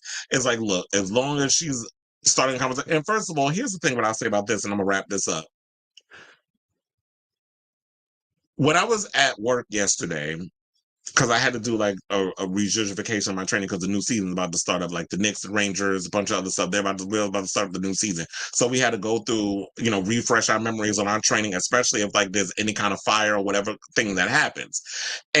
Or any kind of thing, what we need to do to get people out of the building safely. So while we were doing that, during our training session, when we had to sit and watch the videos or whatever, one of the people there said that I think the main goal that people need to realize is that getting up and starting accomplishing what you meant to do is more important. It shouldn't always be about the awards. I mean, the awards are fine. Awards are great to get. Awards are icing on the cake. But if that is the main goal of what you want, I feel like you're in the wrong business. And for people getting all upset about winning an award, I feel like that shouldn't be the most important thing. Oh, well, if she wins an award, then the country music industry has to accept us, has to accept that black people are pioneers of country. Who gives a fuck what them saltines think? As long as the Shabuzis, the Tannas, the K Michelles, and everybody else get to come out here and do what they love, which is singing country songs. And don't care about what these gatekeepers have to say because they ain't keeping nothing. They can have their stupid little award show. But if you want to create your little country album and put it on the social media platforms and reach your audience that way, and people are loving what you do, and you selling out arenas and all this other stuff, that should be the most, and stadiums, and that should be the most, and you get to do what you love every day, that should be the most important thing that you should be concerned about. Not some goddamn tight ass CMA award. They could take that award and shove it the farthest part of their ass. So let me know what y'all think of this story in the comments down below. Okay, so now I know we got a lot of comments, but I want to get to this thing first, and then I'll get to the comments. So let's get to the next topic. Speaking of Beyonce, because, speaking of Cowboy Carter and things of that nature, she has revealed why she started making music videos. Because, for the longest, everybody was out here like, why haven't we gotten where's the visuals for Renaissance Act One? And because we seen the screenshots and all the other stuff allegedly that was supposed to be of the music video. That came out, like 2 years ago. People still waiting for the visuals. Why does it scare? I'm still waiting for the damn concert film that was in the theater. When we getting that, Beyonce? Because I ain't see it yet. I ain't get to go to the movies. I ain't want to be irritated by the fans. So that's why I stay my ass home. I want to be able to watch it in the comfort of my own house and not have to deal with people singing off key in my damn ear. So that's why I'm waiting. No shade, just saying. Maybe there's shade a little bit to the beehive. But I was like, I just want to wait until the thing comes out. And then also, so it was so yeah, there's that. And then Cowboy Carter. People's like, well, are we getting visuals for the songs or whatever the case was? We ain't getting nothing. Well, Beyonce is finally explaining why she stopped making music videos. So I was like, let's pull up this Etta James realness that she's giving right here. Remember, she did play her in the movie. What was it, Cadillac Records? But anyway, so she recently did an interview with GQ magazine. And here's what she said. She said, I thought it was important that during a time where we see is visuals, that the world can focus on the voice. The music is so rich in history and instrumentation, it takes months to digest, research, and understand. The music needed space to breathe on its own. She said, sometimes the visual can be a distraction from the quality of the voice and the music. The years of hard work and detail put into an album that takes over 4 years. The music is enough. The fans from all over the world became the visual. We all got the visual on tour. Then got more visuals from my film. Yeah, the film I'm still waiting for you to put out. But you want to know something? That's why it's like people got mad when it was like, okay, Beyonce, we have the visuals. She said, you are the visuals, baby. Remember when she said that? And people ain't like that answer. But look, that's her answer, and that's what you got to deal with. We are the visuals. So it's like, yeah, you as people are taking it in, and whatever imagination you have in your mind, it's kind of like she's creating a book of sorts. It's like reading a book. That's the way I'm looking at it. Oh, I'm analyzing it. It's like you read a book, you open up the book, and you let your imagination run wild based off of what you're reading off the page. She wanted people to do that with her music. You put the headphones on, you listen to the songs, and then yeah, after multiple listens, like many times I listen to Renaissance, it's like yeah, you start to discover new things. You start to peel back those layers, all the little details. Like once you get past the whole period of liking the songs and remember the lyrics and all the stuff, you listen to the instrumentation and you hear all these different little sounds that you didn't discover before. And I feel like that's what she wants to do with this. And I do agree that it's like no shade, but music videos ain't what they used to be. And I don't think like people really care about music videos that much anymore, which I really feel like this is about to be real difficult for the VMAs going forward. Why does kept y'all ain't played a music video on y'all damn channel in like over a decade? So I don't even understand how y'all got an award show still going on. But at this day and age, with music videos being so damn expensive, why does Beyonce need to release music videos? And I do feel like, yeah, back in the day, I feel like it was necessary for music videos to accompany the song and to give us to have our imagination go crazy and all other stuff. But I don't feel like I said about these award shows, music videos hold as much weight as they did back in the day when I was growing up. We loved music videos, and social media wasn't what it was. We had to rely on going and watching music videos premiering at certain times on a channel and us, getting into that whole situation that way. So I'm actually with her on this, that she didn't want to release, on why she don't want to release music videos. She want everybody to just get into it and take in the music on their own. Now, elsewhere in the GQ magazine interview, she also was asked what music and film she's currently, inspired by. She listed Ray. I actually love Ray. Shout out to her. She won all those awards out. Then what was it? The Brit Awards. She cleaned up, and they gagged because I remember at one point. Yeah, we got to take a moment before I get to the rest of the girls. We got to give Ray her flowers. Shout out to her. I like her music a lot, and I was shocked at how this was a girl who they wanted, black girl, to put out like these basic ass dance pop songs, and she went in a completely different direction. She was dropped from her label, she went independent, and she cleaned up at the Brit Awards, which is basically their equivalent of the Grammys. And so it just goes to show, like, if you work hard and you truly believe in the passion and the vision, you will be rewarded for it. And she was. So I love the fact that she's giving Ray her flowers. So she said Ray, Victoria Monet, Sasha Keeble, Chloe and Halle. Of course, you're going to say Chloe and Halle because they're on her label. And Renee Rapp. She also says she loves Doechii and Glorilla. Now, let's take a moment for Doechii. I listened to her new album, bitch. When I tell you that album gave me my life, it just came out last week. If y'all have not heard Doechii's album, see, everybody wants something here to talk about Megan Thee Stallion and tight ass Ice Spice with her non-moving ass and her tight ass songs and all these other low budget bitches. Chlamydia Barbie, I'm talking about you, aka Sexy Red. But we got to give Doechii her flowers. Because Doechii is that girl. And when I was listening to her album, bitch, when I tell you, I was going through it. With the lyrics up in that record, I'm like, go off. niece. But she also said Glorilla. I like Glorilla too. And she said, I just heard that Mexican OT. He's from Houston.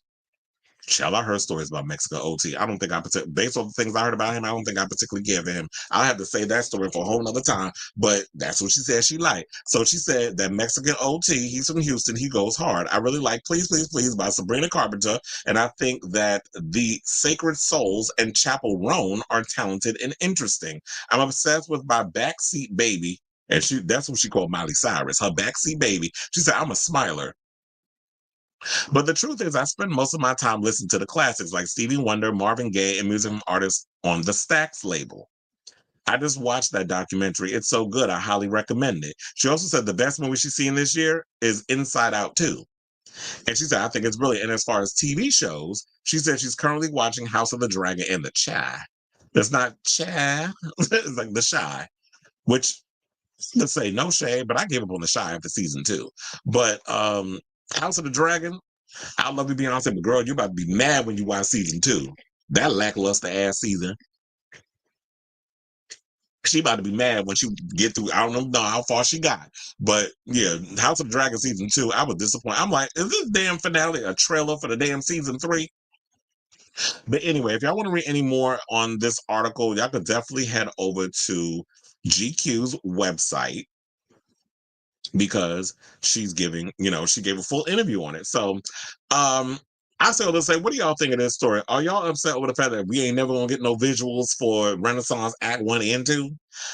I mean, to be honest, I feel like Beyonce is one of those girls. She don't, she's made her point in regards like the visual album stuff. Like to me, that's expected. I feel like in her career now, she wants to switch things up, make it interesting for herself. Because I'm gonna tell you, us Virgos, we get bored very quickly, especially when it comes to creativity and challenging ourselves. So I do say, like, with her, I understand why she's like, I don't want to make videos anymore. Like videos, they're long, they're tired, they're tiring, they're tedious. I don't have time, especially with 3 kids I got. And she does talk about her family life in the interview as well. I don't want to be spending 2 days, 16-hour days on a set shooting a music video that now I got to worry about algorithms and numbers if it's going to do well or not. But of course, it's Beyonce. Of course, it's going to do well. But who wants to put all that time and energy and effort when I could basically make the record?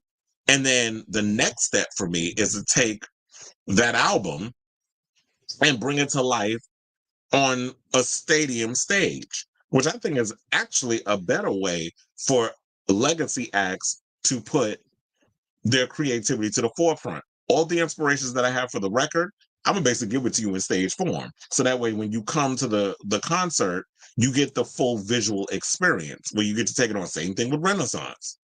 It challenges her as well as the audience. So I actually am with her on that. Now it's only a matter of time before we see other artists follow in her footsteps in regards to this.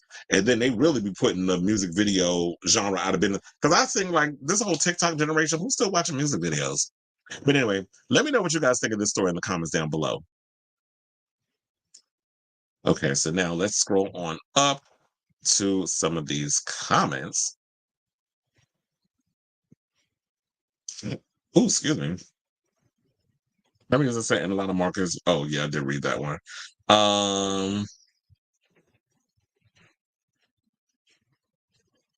Oh, they said our age is going against our bodies. 20 years ago, I could stay up to 5 to 6 nights a week. Now, one night or 24 hours a week, I need a week to recover. Who you telling? It be taking me, like, if I go to the gym and I work out, like, no shade, it take me 2 days for my body to recover. Like, I be in pain. But I pushed through. I went to, like, yesterday, I was like, before because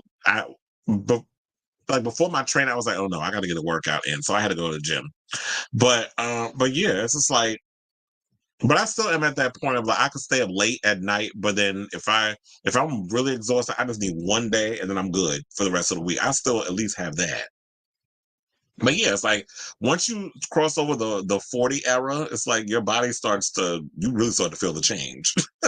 Not menopause, but just like you're more tired and you can't things starting to hurt and it takes like longer for your body to recover. He said, I'm still shocked the J-Lo movie got to be certified fresh and Joker 2 didn't. Wait, which movie? They said the fact that we dragged J-Lo musical film with Well, first of all, we knew that was going to be a musical film because that's what she marketed it as.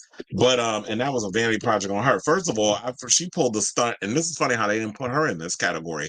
She did what Francis Ford Coppola did with Megalopolis. He put up his own money for that film. He actually, to get distribution from the theater and from Lionsgate, he had to pay them money. He's going to take a huge loss for that film. That movie is going to bomb big time at the box office. That movie cost I think about $150 million to make. It is tracking to bring in $4 million at the box office. That is a huge flop. Francis Ford Coppola even sold his winery to make this damn movie. I mean, he's still going to have a lot of coin left over, but the way that you're going to have to that huge loss you're going to take wasn't worth it. I still don't know what the hell that movie's about. I seen the trailer and I'm confused as hell, and so is everybody else because everybody's saying they don't know what the hell they just watched. But I'll let other people go see that. Child, I tell you, it shouldn't even went to the damn movies. And that movie's gonna be like Horizon. Oh, that it was him, Jennifer put up her own money for that This Is Me vanity project, and then Kevin Costner with Horizon. Just thought about that. He's another one put up his own money. I'm not either. It comes on tomorrow. I'm gonna record it. I have to work a show tomorrow. So I don't even know what show. Let me hold on. Who's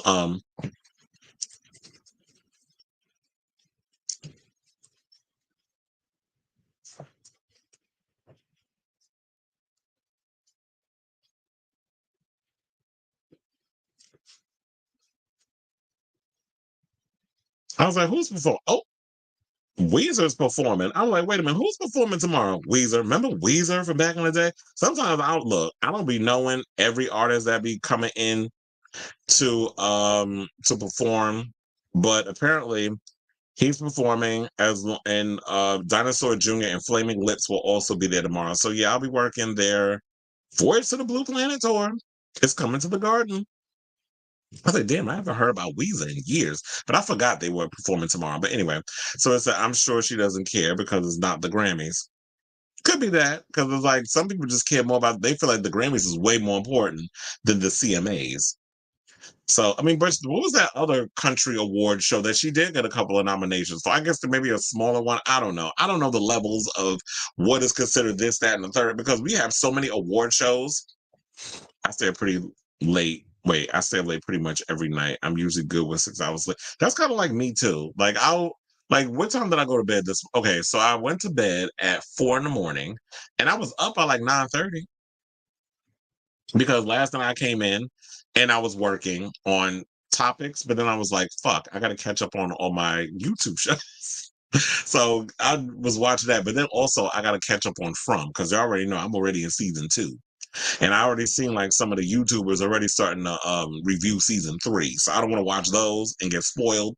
But yeah, there's that. But I'm like that too. I'm someone who's a late owl. My father's like that. I think I get that from him. My mother sings up late a lot of times. I know she does, as well, because she be telling me on the phone. She goes, "Your father and I stayed up till like 4 in the morning, like 3 in the morning." I'm like watching TV. You know how older people are. We were staying up all night watching movies. I was like, okay. My father's always been like that. Like he'll be up to like 3 o'clock in the morning, and watch all the streaming services I basically gave him access to because I'm paying for him. And then he'll go to sleep and then wake up at like 9:30, 10 o'clock in the morning. So like I said, I think I get that from my parents. So it's that Beyonce really wants the album. Oh, yeah, and we'll see if she gets it. And then if they say if Jay-Z probably hurt her chances by saying what he said at this year's Grammys. I don't think either of them are the top contenders for the AOTY Grammy. I'm rooting for Brat. I'm rooting for Charlie XCX too because she is an underdog in all of this. And to me, it is like that old story of like someone who pretty much did things her own way that will win a Grammy. At this point, Taylor has enough Grammys. Beyonce has enough Grammys. Yeah, she don't have an AOTY Grammy, but she has enough Grammys. She got over 30.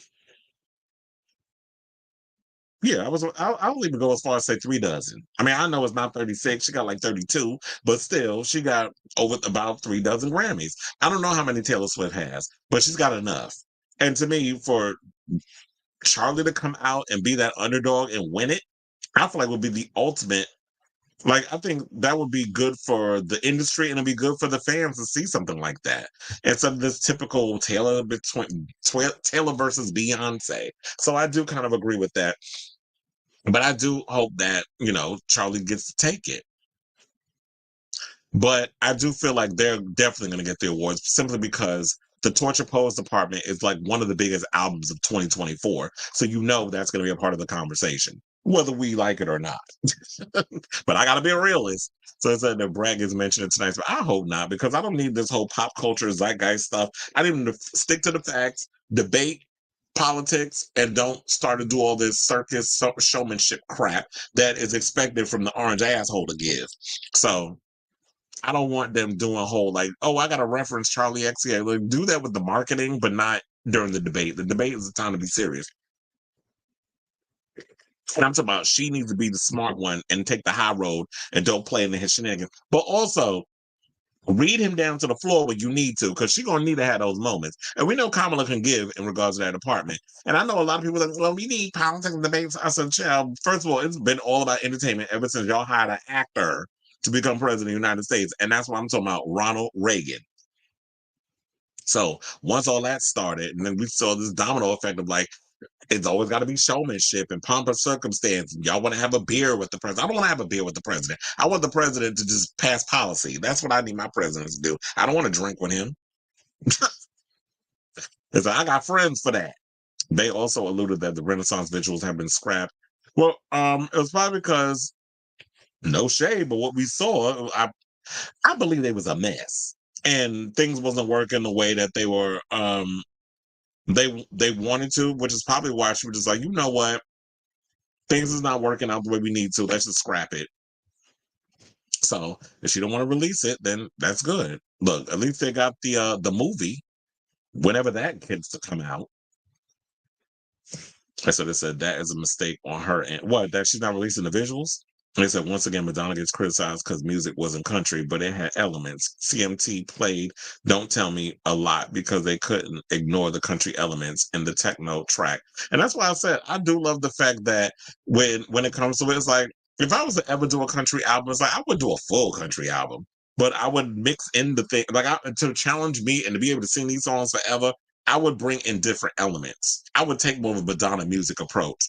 Not necessarily Beyonce, because Beyonce, I felt like she was hitting a little too on the nose with the country elements. But I would be like, okay, so let's bring in those elements, but let's also bring a little hip hop to it. Let's bring a little bit of those electronic music flourishes, all the things that I actually like with sound and all these other things. And let's play around and experiment. We could have the basis of it, have that folk sensibility, but which country music is rooted in folk music and blues and all that other stuff, and bring those elements in.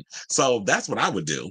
But I wouldn't do a full-fledged country. Like, I'm not giving you like Kylie Minogue, where she was channeling Dolly Parton. Like, I'm not gonna give I'm gonna give a little bit of me up in there. And that's kind of like where I wish Kylie would have went with Golden. Like, you can give us you can channel Dolly Parton, but give us some disco thrown up in there too. And I'm not talking about that song she did with Orville Peck, because I don't like that song either.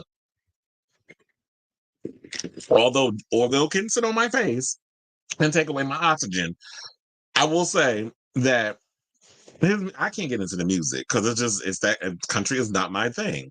But he's cute to look at though. Tried to listen to Cowboy Carter, but it was not feeling her. That's why I said agreed. Like, I can't, like, because Cowboy Carter isn't my thing, and that's why I said, like, with artists, we're not all gonna like everything they do. There's been albums from Bjork that I'm like, girl, you need to throw that shit back in the vault. Why? What is this? The same things I've said, like with Madonna. Like, I like some, like, Madonna is number one. However, when there's been certain albums she's come out with, I'm like, ma'am, put that shit back in the vault. Madam X should have been one of them. And who else? Oh, I would also say MDNA, even though there was a couple of songs on there that I like. But for the most part, that album should have been left on the cutting room floor. Kylie Minogue too. A lot of her albums have been hit or miss. But I give them an A for effort. At least they step outside the box and try different things. So I give people that credit. But once they've come out, we have the choice of whether or not we like or dislike something. I'm not just going to like something because, oh, I'm worried about the criticism for the fandom. Like, to me, that's just being fake. Number one in South Africa in the 2001 cut, Don't Tell Me. Yes, it didn't chart, but Warner didn't market it to country because they knew it would be laughed at because it's a Madonna song. Yeah, because it's all about like, how do we market stuff in this market? And blah, blah, blah. It's like, oh, it's so annoying. I just miss the days of where you could just put music out and people just make it a determinant whether they like stuff or not. And I feel like that's what we are now with social media. Like the industry doesn't get to dictate what becomes a hit and what doesn't. I remember MTV stopped showing videos in like 2010, 2011. What they did was play them at like 2 in the morning. Exactly. I do remember they was doing the overnight stuff. But who be up that late watching music videos? I used to get mad when they did that with the electronic stuff. Like, remember when, what was it, 120 Minutes with Matt Penfield? I used to hate when they put that on late at night. I'm like, I like my dance music. I don't want to have to wait up till 1 o'clock in the morning to watch music videos from the UK. He said she's not retiring. She's an artist. She just retired from being a pop star. Doshi has a track. I heard, and the song is terrible. So, which goes to show that Doshi, like, it don't matter who Katy Perry worked with, her music is trash. And you bring in talent to elevate it, and it makes it worse. I don't know. I just feel like Katy Perry at her big age, everything she turns to shit, touches turns to shit. So I did see the promo for the Doshi Katy Perry song. Not Katie, Mr. Voorhees. His appointment with his machete and your name on it. BTS is number 19 on Billboard Top 25. Oh my God, I totally forgot about the Billboard Top 20, the top chart thing that they were coming out with. Totally forgot about that. They haven't released the stuff, I believe, weekly. I haven't been paying attention to it though. Maybe because I just, after that last story we did on it, I just didn't care. So it said Weezer is my band. They're very popular with Gen Z too. A lot of my, well, you want to know something? I'm probably be seeing a lot of Gen Zers at the show tomorrow. So you did say you were extremely busy. Sports season and concerts are busy for venues. Yeah, because yesterday, and I'm gonna tell you, say this is why I be doing the behind the scenes stuff. Yesterday was putting down the ice for the Rangers game. So when we were doing our drill, I had to be inside the bowl and I was freezing. I was like, thank God I had my hoodie. So I had to go and put that on real quick. It's funny how during the seminar I sat through 2 hours of being cold. Well, 3 hours of being cold. And then once I got into the bowl, I was freezing even more because it was like they were putting the ice down because we got to put the ice down for the upcoming Rangers game, which I think is in 2 weeks. So yeah, it's about to get real busy. And I was also thinking, I'm like, I have to figure out how I'm going to be able to balance doing a show versus working. So I may, for especially next week, because I think I'm literally working every day. I'm probably going to have to do I'm going to have to probably do early shows. So probably have to come on like 12 o'clock my time and do shows. So I'm probably gonna have to prep the stories the night before and just come in and do that and then just keep that momentum throughout the week because I can't do this whole thing of, oh, I'm not gonna be able to come on live for like a week. Like, I can't do that because then my numbers will drop. So I have to figure out how to, I guess we'll have to do early because yeah, them shows, it's about to be crazy busy. So yeah, we can. We had a pretty good. It's funny enough. We had a pretty good year. Like it was us, Radio City, The Sphere. What is it? We have a spot in Chicago. Like a lot of our different venues. Like 2024 definitely was a big year for us, and we're about to go into 2025, so it's about to be even crazier. So, there's that. So I think they put out a new album. They probably did. Well, it seemed like when it comes to a lot of these bands, they put out a lot of new music, but I can't say all of them because there be people that put out records. I mean, that are touring that haven't put out music. So they probably did put out a new band. I mean, new album. It said lost our hockey team to the NFL because City of Glendale denied renovations of the ice rink as hockey is a popular in Arizona. They aren't. Well, I guess in certain places they are, but of course in New York it's insanely popular. It said Brett ain't getting shit. The industry is still pissed that Charlie did it her own way. And I guess maybe, with politics, they don't want independent artists to be out here doing their own thing. And I'm like, it's good, it's cool. I don't think Charlie will be that upset. But I do feel like she's gonna she may get nominated. She at least get an electronic album now with Metacritic giving it the #1 album of the year. Kamala claiming it and Taylor having to pull compliments out of her ass to praise her. Oh, look, and I just heard recently Paris Hilton talking about she want to work with Charlie XCX. Try have to listen to the Infinite Icon. No, please don't. That album was horrible. I listened to it yesterday, and I'm like, 20 years of it, and this is what you're delivering. Now I will say that I did like that song, "Welcome to Bad Bitch Academy." So I will say, I was like, this is on to. So I was gonna say, I did like that. What's that stupid song? Welcome to Bad Bitch Academy. That stupid song. But anyway, it says, why can't these girls in Orville and Gays go to Shania Twain route and give us that stadium rock twang with country elements? Who knows? Like I said, congrats. Oh yeah, because remember the last time we talked, we said something or another about that. I believe for his European tour, he had 3 dates that he didn't sell out completely, and so Robert did send me in the thing that he sold out his whole thing. And I guess the people spoken. The people, at the end of the day, regardless of all the other stuff, then the accusations that came out with him and against Evan Rachel Wood and all that drama. We did talk about it on the show that um people have moved on. People don't care. People are out here supporting Maryland. He seemed to be having a resurgence for his career. The 2 songs that he released, a lot of people are responding to it. I've been seeing a lot of pundits on like rock music pundits on YouTube liking the music, like liking it's got that old school Marilyn Manson, but it also takes us into the new school. And so he's bringing something different to it. And I feel like that's where we are kind of like now, where like a lot of the older bands are coming out and where they're releasing music. It's like they give a nod back to what they used to do, but they're giving something fresh and new to the sound. And that's what we're getting from Marilyn Manson. So it's like we're getting that signature Marilyn Manson sound, but he's giving more of an industrial vibe. And I'm liking what he's giving.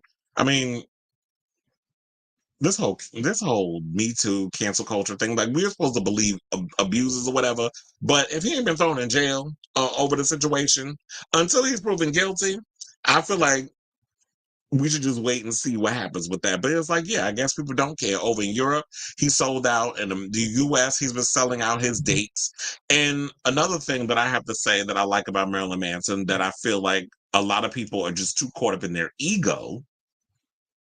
He doesn't do arenas. He does a lot of smaller venues, and that's where I've always seen him. I've seen Marilyn Manson twice in concert. Was full gothed out. I probably do have photos somewhere. I need to look for it so I can show y'all. But I had like I was giving you full on pinhead tees with my outfit. I had like I forget. I think I went down to 8th Street, which is like iconic in New York at the time. Now it's just like all gentrified. They got all kinds of stupid stores and stuff around there. But back then they had like Patricia Field. All of them was down there. So I went down there and bought like some gothic type outfits. I had like this vest because I used to think I was Dave Draymond from Disturbed. So I would wear like this vest that had like these little metal connect things on it, and it was like sleeveless. And then I had like this long skirt because I used to channel like I was Pinhead from Hellraiser. So I was like, I'm gonna just wear like this long one piece black, like it was like a skirt type of thing, but it was a man skirt, whatever you want to call it. So wore that, had my little mohawk, went down to the Marilyn Manson concert with my friends. I was like, yeah, I had some black friends, and this was a plus. The fact that you could find like black friends who like also like alternative music is very rare when you can find that. And not all into rap and stuff. So we went and we had a good old time. We pushed our way to the front.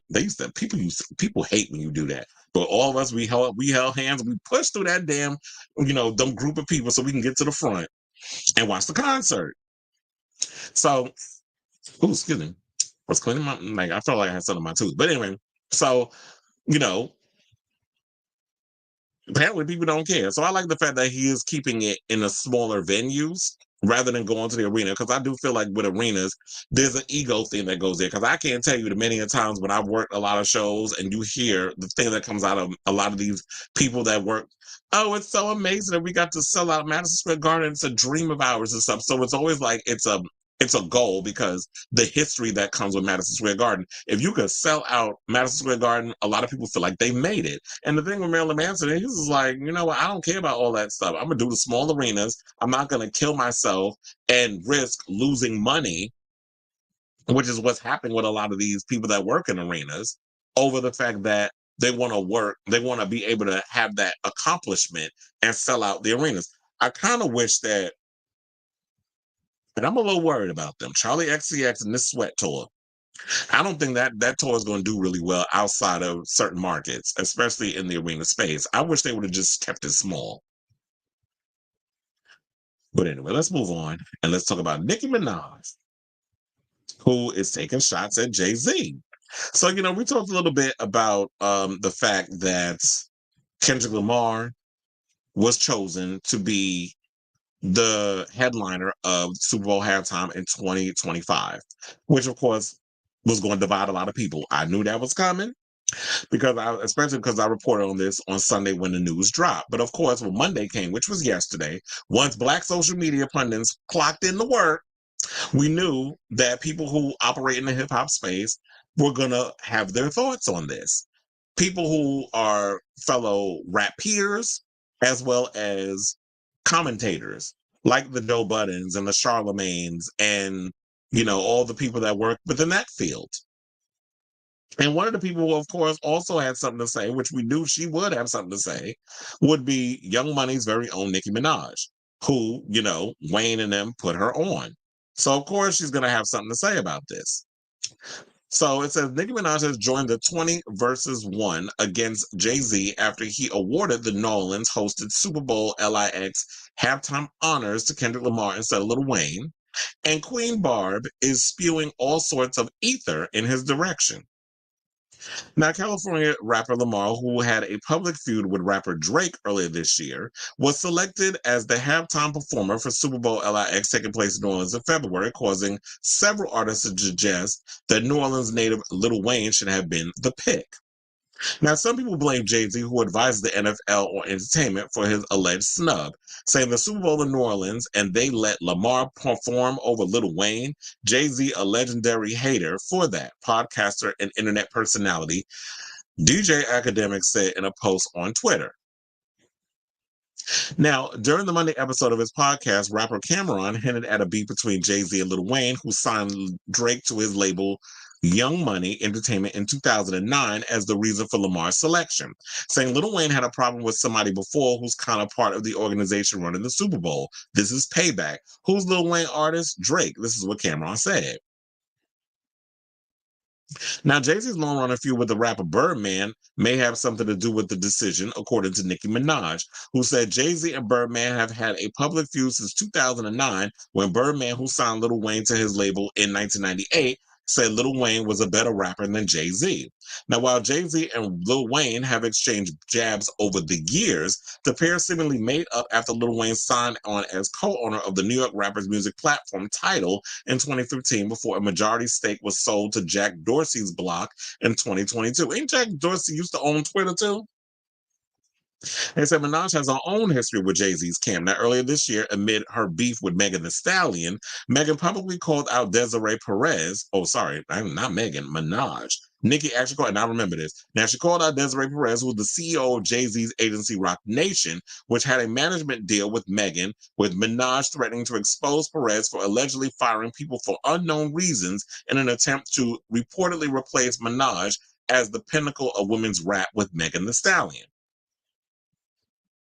So she went and said the following. She said, denying a young black man what he rightfully, because it's a lot, so we got to go through her whole situation. She said, denying a young black man what he rightfully put into the game for no other reason but your ego, your hatred for Birdman, Drake, and Nicki got you pushing Lil Wayne. Lil Wayne, the GOAT. Nola was good. Eminem stood firm on having 50 come out. A white man, shit sad, house nigga tings, but it's good for them. No loyalty, well, them niggas will keep sunning you. And this is what you said, LMFAO, bunch of O's. Good as Fidel Yao. Okay, so she up in here doing patois.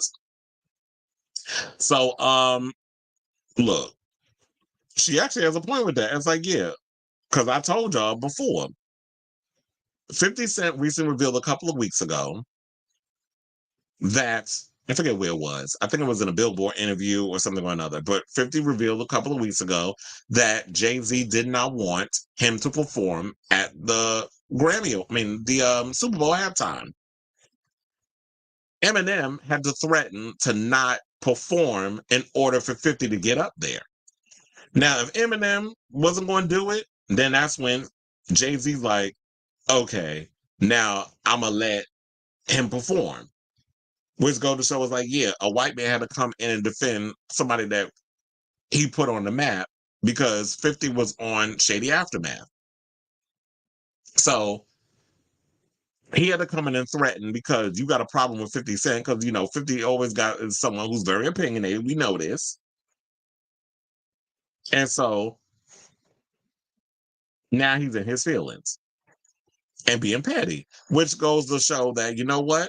There is a point to this. I truly believe everything that she's saying. And there's more. But I truly believe that what she's saying with all of this, which is you are using this award, you're using this opportunity to be petty.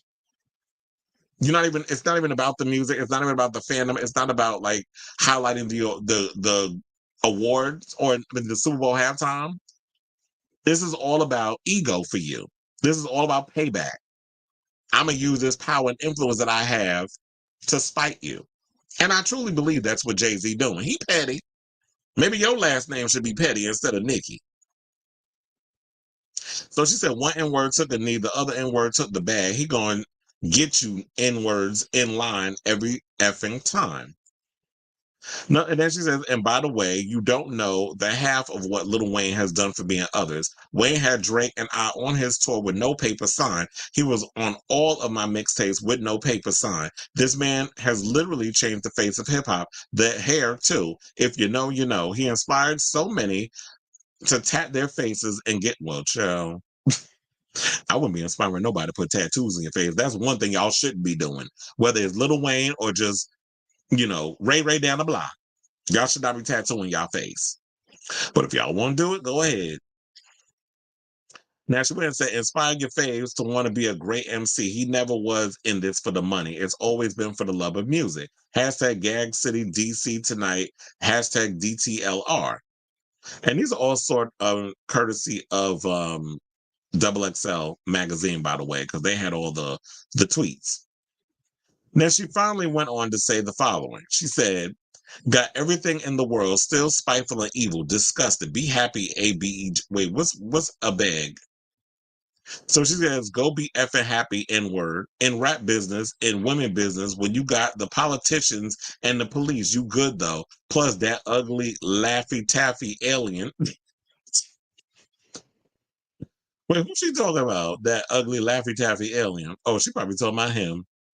Well, look, ain't no shade, but Jay-Z, that's a face only a mama could love, no shade. And that's what Beyonce want to have breathing on her every night. And that's that. Somebody said this is the same man that whistled to the white execs when the black labels were trying to come together for the money and business to stay in and be run by black people. And that's why I said the one thing about Jay-Z, there always been some like sinister ties that I get from him. Like he just a shady ass. And nobody is denying the fact that, you know what? He is a legend in his own right in regards of being on the Mount Rushmore of hip hop. But one of the things we're not going to do is sit up here and deny the fact that Lil Wayne has influenced hip hop in a lot of ways. And I will wonder this: do you need to be from the city in order for if the Super Bowl pops up in your city?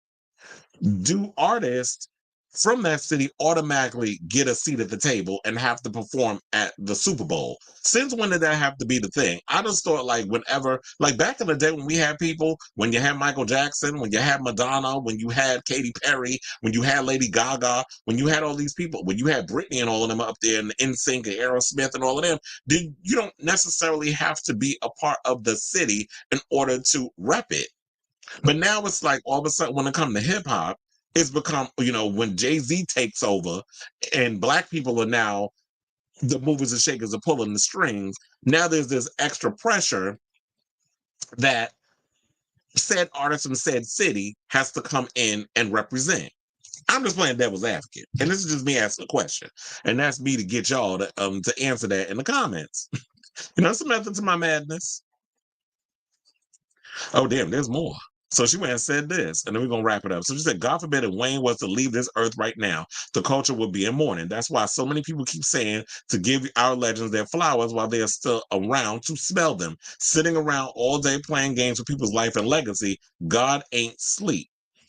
G. Robertson, you will learn that too very soon. Ooh, girl, you out here threatening? Just asking. I'm going to leave that up there. She also went on to say what ninjas want ninjas to suck his D for a Grammy, want them to suck his D to do a halftime show. LOL, glad I did it already. LMFAO, threatening any outlet who shows me love. Ninjas let if you don't get gone. Okay. Then she probably went on to say, okay, you can love and respect Kendrick and still love and respect Wayne. Even Kendrick loves and respects Wayne. Every real rapper loves and respects Wayne. Hashtag Gag City DC, tonight is the night. The whole DMV area, I'll see y'all soon. We will have a beautiful, magical, successful show. So yeah, she was like, no shade to Kendrick, but she's going in on, so I don't want people to think like, okay, Nicki is going in on Lil Wayne. I mean, on Kendrick, because she's not. She's basically going at Jay-Z because she sees the little stunt he's pulling. And she's just stating facts in regards to that. So I love when the artists will come out and be like, you know what? I don't give a F. I ain't got nothing to lose. She's solidified. She's selling out her arena shows with Pink Friday too, which I did not get to work the show on Saturday when she was at MSG, but I did have some friends, not friends, but coworkers that I was talking to. And they was somebody they didn't get out till 1 a.m. I'm like, well, damn. But her show did go on late. Like the call time, the opening up, the show was at 7:30. Like to get in and get everybody seated. She went on at 9. She had other acts with her. So by midnight, probably a little over, it was supposed to be done. But when you getting everybody out the building, by the time you clock out and all this other stuff, it's like 1 o'clock in the morning. So the show went on late. I said, I guess she don't mind paying that penalty.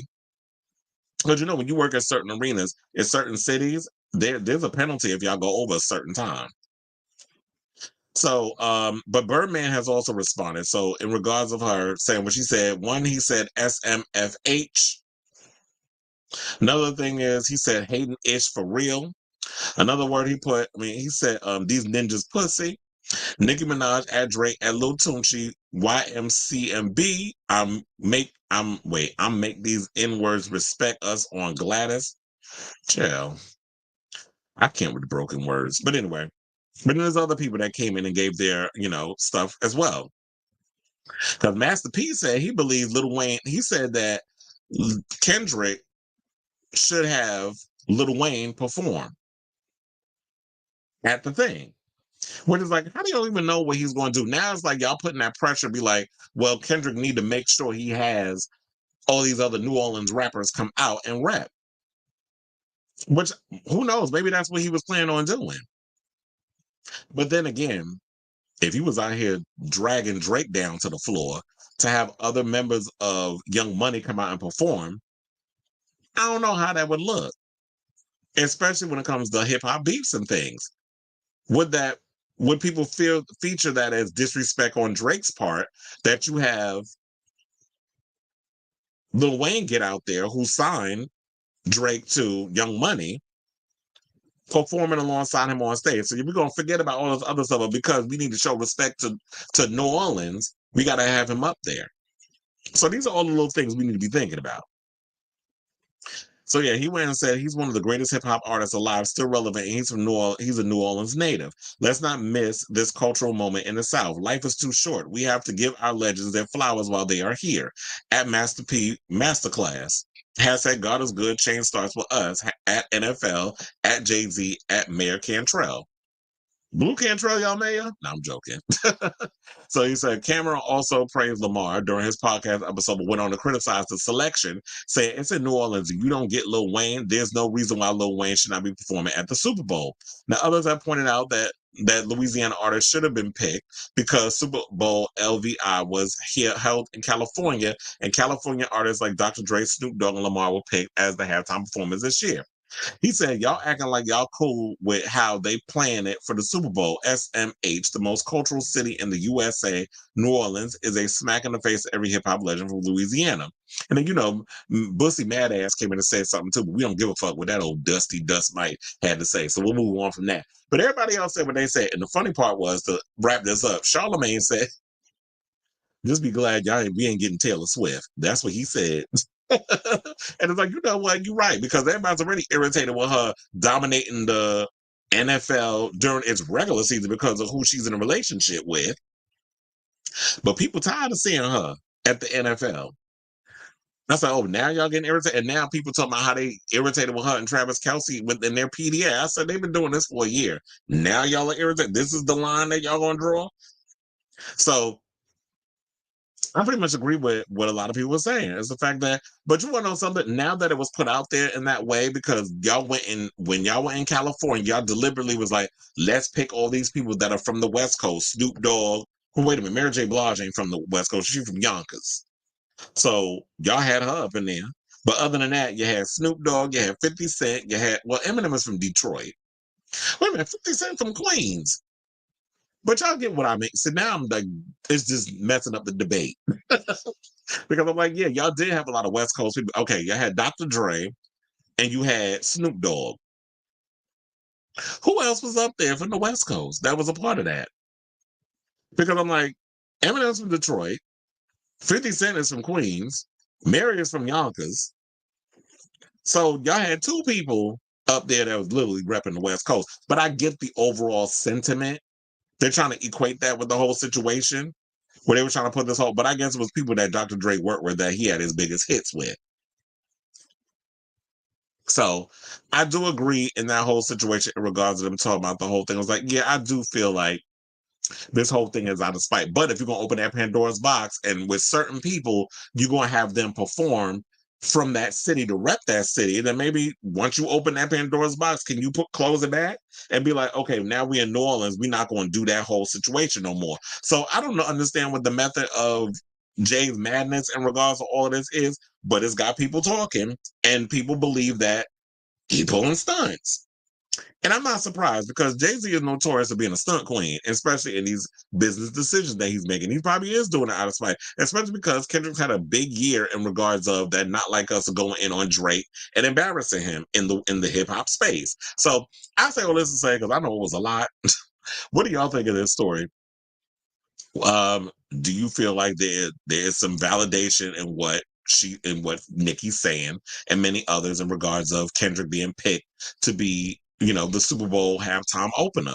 And I will say that, you know what, Kendrick, you got a lot to prove, because a lot of people out here saying that they don't feel, well, I guess people who don't really play in the whole hip hop space, a lot of people feel like you don't have enough hits that you could really captivate an audience with a show. But I feel like it's not necessarily about how many hits he has. I feel like his stage presence, the subject matter, how he rides hard for the Black culture, for hip hop culture and Black culture, will be enough to get people talking versus how many hits he has according to white media. So let me know what y'all think of this story in the comments down below. Okay, so said Charlie and Troy do have mostly How You Doing. How you doing? Have mostly How You Doing audiences. They're gonna release a remix to Talk Talk featuring Troy and Dula Peep. Since her album flopped, she has to bite off Charlie's coattails. He said Nicki needs a diary. Okay. But any other time she get on my nerves with all the little rants and stuff she be going on. But I was like, okay, this was a point. That was me. So it said Jay-Z always gave me sinister. Why this is Kevin? The stories that we've heard about how he was, running behind Aaliyah and Beyonce. So I would not be surprised. It said Jay-Z always gave me sinister vibes. Him hiding from the public after Diddy got in trouble, and the way he treated Foxy Brown, the way he treated a lot of people. It said Toto went diamond with their not Africa, not Toto. I do love that damn song though. Africa will always be iconic. You can hear that song at an arena type of like a game, like a hockey game, basketball game, and people will break out in the song. So it said Kendrick Lamar has 15 top 10 Hot 100 singles. He's a pure rap artist. Young Money, two biggest acts, Nicki and Drake, are pop stars. And yeah, that's what I said. On the other hand, it's like, yeah, Drake, I mean, not Drake, that Lil Wayne he is someone who is about the music and maybe he'll go in smaller hip hop circles. But when you look at it, the bigger picture, I don't know. It's like, yeah, the people that are really into hip hop will have that respect for Lil Wayne. But outside that, in the NFL, will people care about seeing Lil Wayne? It's not just about New Orleans. And then on top of that, here's the thing. I don't know why people going hard for the halftime when in fact y'all forgot what the NFL did to Colin Kaepernick, but y'all mad over a Super Bowl halftime show. Yes, it is. They said Nicki not as bad as. No, she not. Azealia is child. I heard that. Shout out to Funky Dineva for spilling this tea. He revealed on his show the other day. He said the same moving company that he used to move from Miami to where he at now? Atlanta. He said that the people what Azealia Banks, remember we were talking about she was evicted from my house in Florida, her apartment, that she didn't have the money to pay them. But she talking about she performing in New York and got some rapper. She gonna be paying her money for somebody, whatever. I saw that in the neighborhood. So I'm like, girl, how you can't even pay for people to move your shit from the house the apartment you was staying in to wherever else you going. See, if you wasn't out here being so damn evil and talking about Beyonce liquor line, but at least she got one. What you got? Except hate in your heart. Ain't enough chickens you gonna sacrifice to be able to pay them bills. Maybe she need to sacrifice a couple more. But yeah, Azealia Banks is trash. I used to like her, but she be doing too much. Okay, so let's move on with the show and let's talk about Diddy. So, the latest report is that he's had to sell his Beverly Hills mansion for a whopping $61 million. I did see some story that said it was 70 million. So I don't know. The number keeps fluctuating. But yeah, so there's two Diddy stories. I don't know if I'm going to spend a long time on this one, but let's just get through this one really quick. So, disgraced music mogul Sean Combs, aka the Diddler, is apparently hurting for some coins because, according to reports, he has listed his Beverly Hills mansion for $61 million.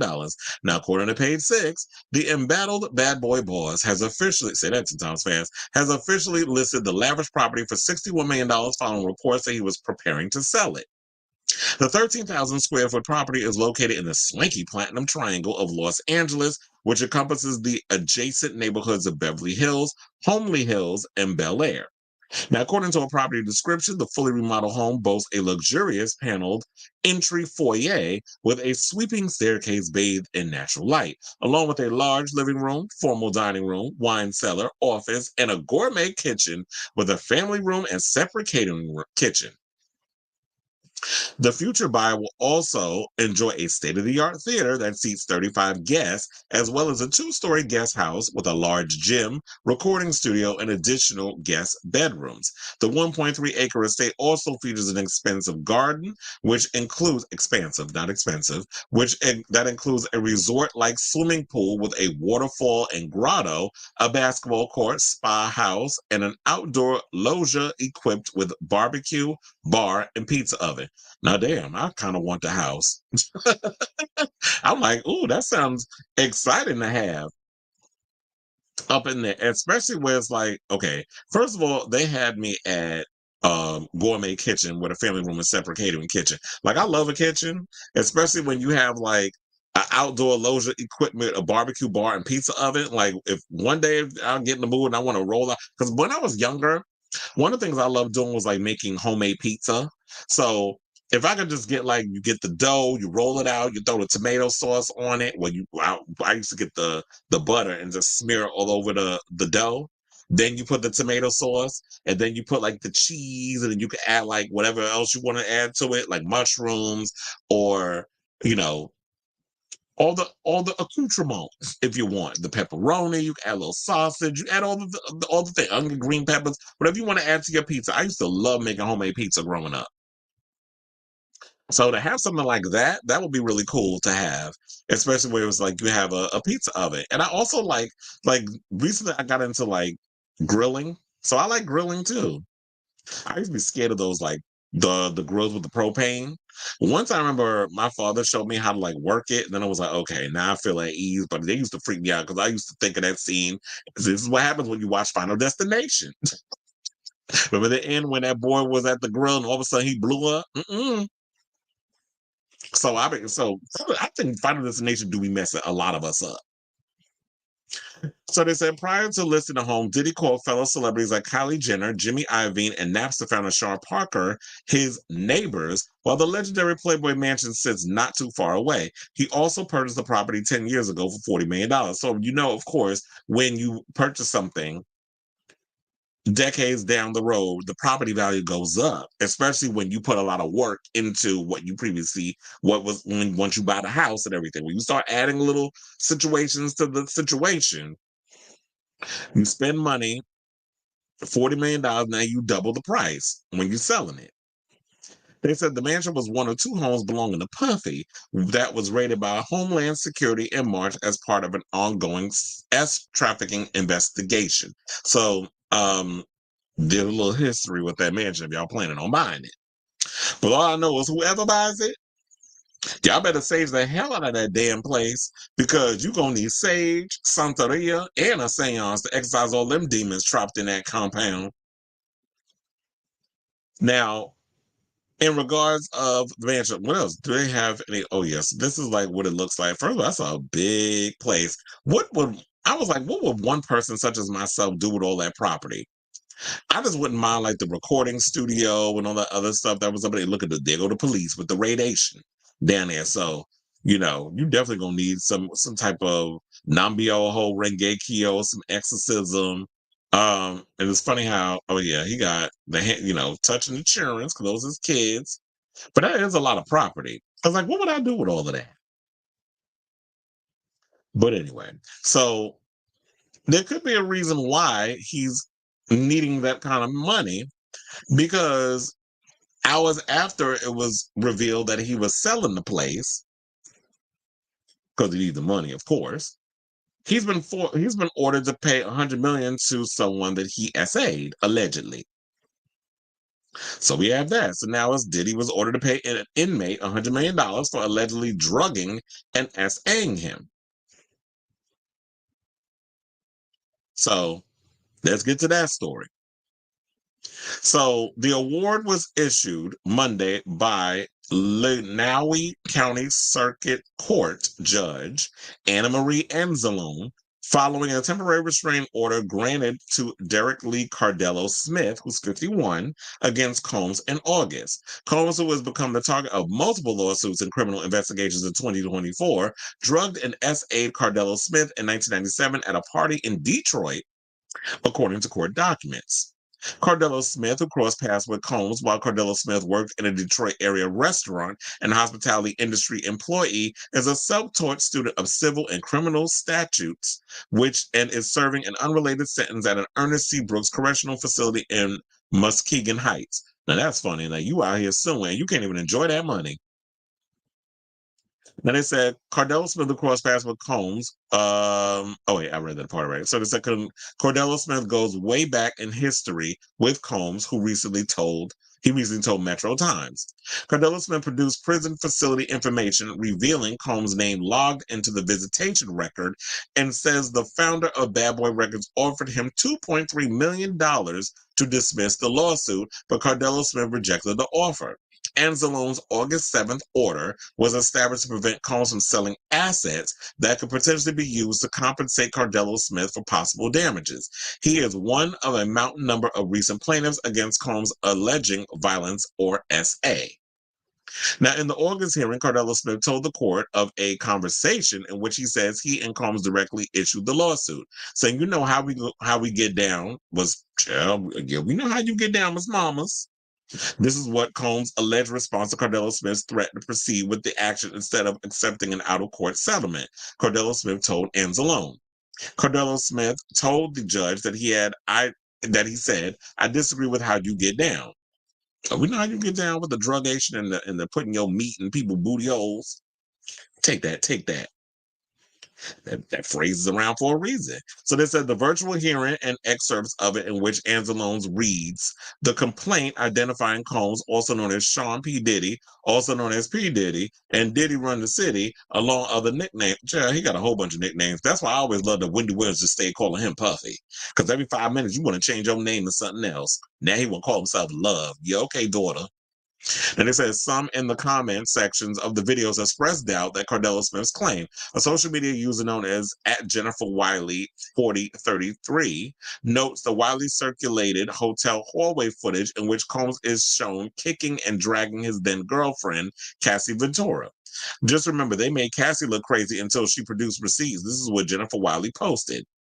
Combs issued a social media apology after the footage of the assault was revealed over the summer. And then you saw he took it down. Now, a default judgment was awarded to a plaintiff when the defendant in a civil suit failed to formally respond to legally filed proceedings.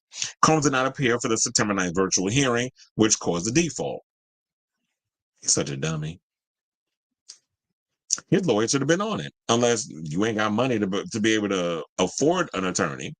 So Cardelo Smith's judgment could be the largest awarded to a non-attorney and a currently incarcerated inmate in history. And who knows how long he's going to be in there in regards of, jail and what his crime was. But there you have it. So I say all this to say, because it was like, what do you say on that? It's like, you in jail, you're not going to be able to enjoy the fruits of the labor. You got $100 million. Diddy didn't deal with it. He tried to get this guy to shut up. He refused to listen. He didn't show up on the virtual court hearing, whatever the case was, caused a default. Now this man done made $100 million. Now you got to pay it. So I say, this is say, what do y'all think of this story? And the fact that he has to sell his mansion, because it's like, yeah, we're seeing the downfall of the devil, which has been a long time coming, but I'm glad it's happening because Diddy, in my opinion, has always been the devil. I've called him that for decades. So let me know what you guys think of this story in the comments down below. Okay, so Robert says, I'm still gagging that Tory Lanez had his. Oh, yeah, I forgot about that. Apparently, I'm like, how the hell did he get recording equipment in his cell? And he's able to make music. They're talking about, yeah, and apparently he had his recording equipment confiscated. They said Jay-Z may have had something to do with it. I'm like, what? He got pulled in prisons too? Can't stop, won't stop. Take that, take that. I thought he was telling people, take that for a reason. Take that meat in the bud. Yes, would.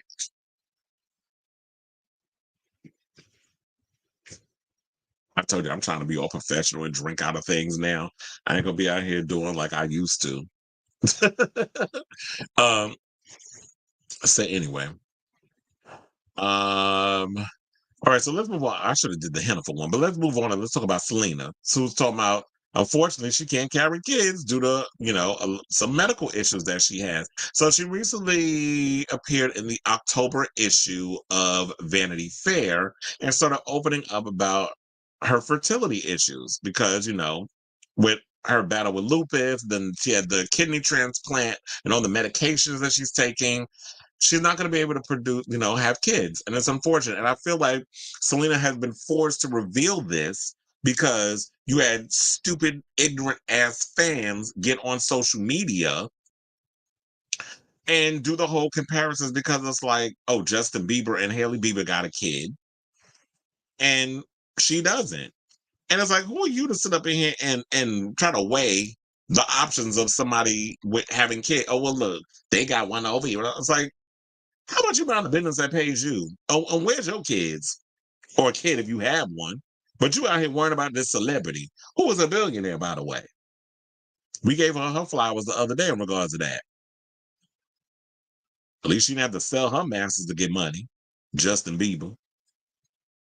And out here looking miserable and drugged out of his damn mind. So she basically said this. I haven't ever said this, but I unfortunately can't carry my own children. I have a lot of medical issues that would put my life and my baby in jeopardy. That was something I had to grieve for a while. Now, Gomez has previously spoken about suffering from complications with lupus, which she was diagnosed with in 2015. She also revealed her bipolar diagnosis in April 2020 during an episode of Miley Cyrus's Instagram live show, Bright Minded. She added, but I'm in a much better place with that. I find it a blessing that there are wonderful people willing to do surrogacy or adoption with or both, which are both huge possibilities for me. It made me really thankful for the other outlets of people who are dying to be moms. I'm one of those people. I'm excited for what that journey will look like, but it'll look a little different. At the end of the day, I don't care. It'll be mine. It'll be my baby. And that's what maybe some people need to tell that old fat neck fucker, JD Vance, that team, that it doesn't matter where the baby comes from. As long as there's people out here who are willing to love and care for a child, if somebody's willing to be your surrogate, if you're willing to go and adopt a kid, or whatever the avenues you could take. I was gonna say IVF, but no, she can't have the kid. She can't carry the term. But there's a way that you can have somebody have the baby for you and that sort of thing. And she seems very happy with Benny Blanco. So um she's happy and she's good where she's at. She's got other options on whether she could bring a child or where there's a lot of people out here, celebrities, who did not carry their children. I believe it was Sharon Stone's one of them. Has two children she did not carry, but she's raised them in her way. There's a lot of people who do that. There are people who adopt. There are people who, you know, there are other avenues. And I feel like we shouldn't ridicule people. As long as these kids wind up in a home with somebody who loves them, that should be the only thing that matters. Because there's a lot of people running out here telling people that they're against abortion and having children, things of that nature. But when it comes down to it, I don't see you opening up your home to raise these kids that y'all going so hard for. Because it's like once they are brought into the world, then all of a sudden, y'all, where these people at? Where my people at? Where my people at? Nowhere to be found. So also it said that in a November 22 outlet, Gomez recalled crying in her car and thinking about the fact that the two medications she is taking for her bipolar disorder will likely make it that she won't be able to carry her own children. She said that is a very big present thing in my life, before noting that she is hopeful that she will become a mom through other means in the years to come. And that's why I said there's so many other options. And this may sound selfish, but girl, don't mess up your body. You get to keep a snatched waist and let somebody else carry it. It's just jokes, but you know what I'm saying. It's like, no, you better keep that waist right and tight and then let somebody else push it out. And then once that baby comes in the world, you'll be the best mom you could possibly be.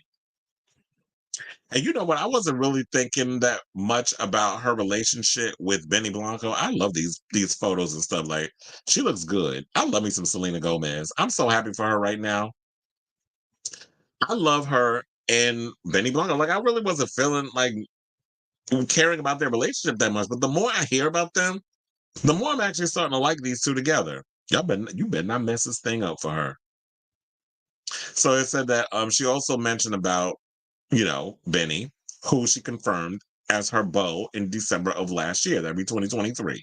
She said, I've never been loved this way. He's just been a light, a complete light in my life. He is my best friend. I love telling him everything. Now, speaking about when Blanco 36 said he wanted to marry her on the Howard Stern show back in May, she added, after the interview, I was dying laughing. Like, anything else you wanted to put out there? Now, Gomez's comments about her boo came after she revealed that cooking with Blanco really grounds her. She said, I love fresh foods and stuff. I'm starting to get into that kind of because of my boyfriend. Just being in the garden and picking food that I'm going to be able to cook with. It sounds so silly and minuscule, but the older you get, the more you realize that it's okay to be simple and have simplicity. And that last part is what really got me, because I will agree. The simple, like, I don't care about major big things, pomp and circumstance. I think it's because when you live the life of a gypsy, you start to realize, that's like moving around a lot, different places and things. And I have lived the life of a gypsy, being with the circus and all the other stuff. You start to value the small things. I don't care about having a bunch of stuff. Like, just being around, like, to me, I look at my priorities as like being around good people and the people that genuinely care about me and me them, and just hanging out, drinking wine on the deck, and picking vegetables and fruits and things in the yard, and just creating dishes and doing really cool intimate stuff with friends and family and the people that really care about you genuinely is the most important thing. And I love that, with all the money in the world, she's just a simple girl in a simple world, living a simple life. So I said, well, listen, say, what do y'all think of this story? I was about to say, you know what? Like I said before, I'm genuinely happy for Selena. It's sad that she can't be able to carry her kids to term, but you have to think about all those things. You know what? Thinking about it, Scientologists and JD Vance would hate Selena Gomez guts based off of what she just said in this whole situation. But who cares what those cuckoo for Cocoa Puff ass folks got to say in regards of people and how they live their life? They ain't even got their shit together, but they want to sit out here and judge everybody else. So let me know what y'all think of this story in the comments down below. Okay, so it said Madonna put out visualizer for like the prayer, like she did. Well, I have to check that out when I get off this line. Okay, so how many more topics we got? Oh, we got like 7 topics. I thought this was probably gonna be a 4-hour show, but whatever. I ain't mad. We got like 7 more topics, but before we get to those, please do me a solid, hit that like button if you haven't already, that subscribe button, and smash that notification button so that way you know when we go live with a brand new episode of Chris Samler Unfiltered. Without further ado, let's talk about Jennifer, who is basically revealing what we all knew. She is the worst when it comes to getting in relationships with men. So Jennifer Lopez might have just admitted to having less than perfect taste in men. You don't say, niece. We were saying this for years, but I'm glad she's self-aware. But let's entertain the foolishness, shall we? So, she's recently at TIFF promoting her new movie Unstoppable, which stars Don Cheadle, Bobby Cannavale, who I absolutely love. I've been in love with me some Bobby Cannavale since he was in Third Watch. That's him with the brown outfit on. But he's been with Rose Byrne for like 100 years, so he's taken. Like this never stopped me. But anyway, so the Let's Get Loud singer could be overheard telling the actor, as in Bobby Cannavale, who's 54, I'm a bad picker. This is per a video taken by the Hollywood Reporter. Now, Cannavale had trouble hearing Lopez at first, so she repeated the phrase at least 2 other times to him, while also laughing off the candid admission. She then appeared to say, "It is what it is." Well, damn, it seemed like she's just been talking to anybody who will listen about the elephant in the room, and that's her relationship with Ben Affleck, which has been the dominant conversation in many a tabloid, many a, entertainment pundit, including myself, have been talking about Jennifer and Ben in this situation since the spring. So like a good 5-6 months, we've been talking about her. But it's good like she was at this event and she was talking about it. Now having a bad picker, do we really need an explanation for this? They're talking about that it means that an individual consistently chooses the wrong person or has a tendency to pair it with similar types of people who are just not right for them. And it goes to show that, you know what? What is it about Jennifer that she continues to pick the worst type of dude or guys with problems or whatever the case is? I don't know what the issue is with Ben. We have speculated many a times on this show, and I really don't feel like going down the laundry list of different reasons of why Ben is a mess or people with addiction issues. Because we heard stories about allegedly Mark Anthony is addicted to heroin. I mean, I heard them stories back in the day. He do give heroin chic with how he look. But when it comes down to it, Ben got his issues with alcohol. I don't know what other people's issues are, but yeah, it do seem like she picks, maybe she tries to pick people that she could fix. Who knows? But I do say, like, when it comes down to Hannaford needs to look in the mirror and figure out what's her issue before and work on herself before she gets in a relationship with anybody else. Can I get an amen up in here? I just realized I went on a whole RuPaul thing. Excuse me. Since the Marry Me star has been married 4 times, including to Ohani Noah from 1997 to 1998, I did post pictures of what everybody looked like now. And I gotta say, Ohani looked good. He's aging well. Chris Judd from 2001 to 2003, and the father of her children, Mark Anthony, from 2004 to 2014, which I believe was like the longest she was in a marriage because she was with him for 10 years. And then her latest ex, Ben Affleck. Now, Lopez, already filed for divorce. She did it, what was it, August, like a day before my father's birthday, which was August 20th, which was the anniversary of the day of their 2-year anniversary. It was their 2-year anniversary on August 20th. So she did it that way. So she was doing it to make a statement.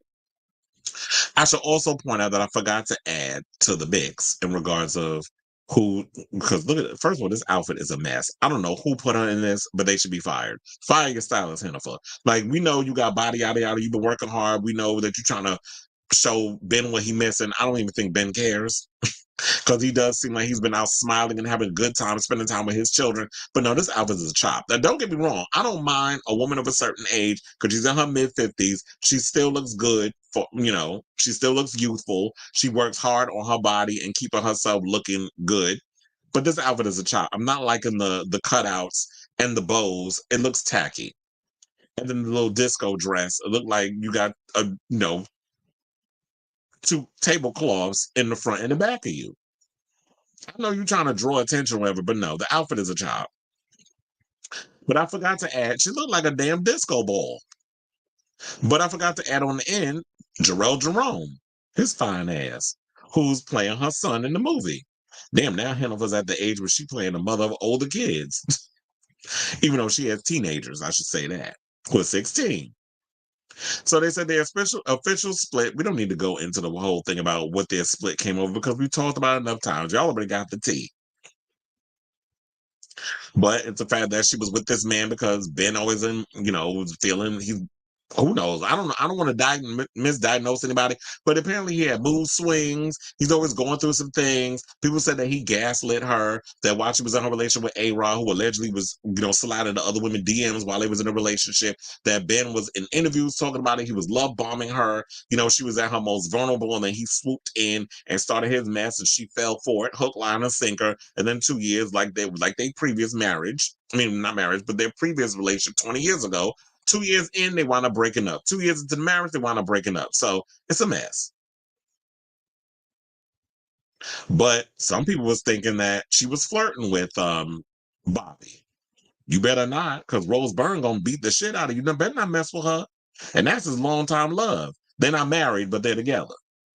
But the people was in the comments going in on her, talking about that she was being I guess pushing up on him based on her body language. I don't know if there's any other pictures that we would have. No, that's Ben. We don't need to look at his ass again. But let's leave it there. So the people said the following in the comments. I gotta scroll up. Okay, so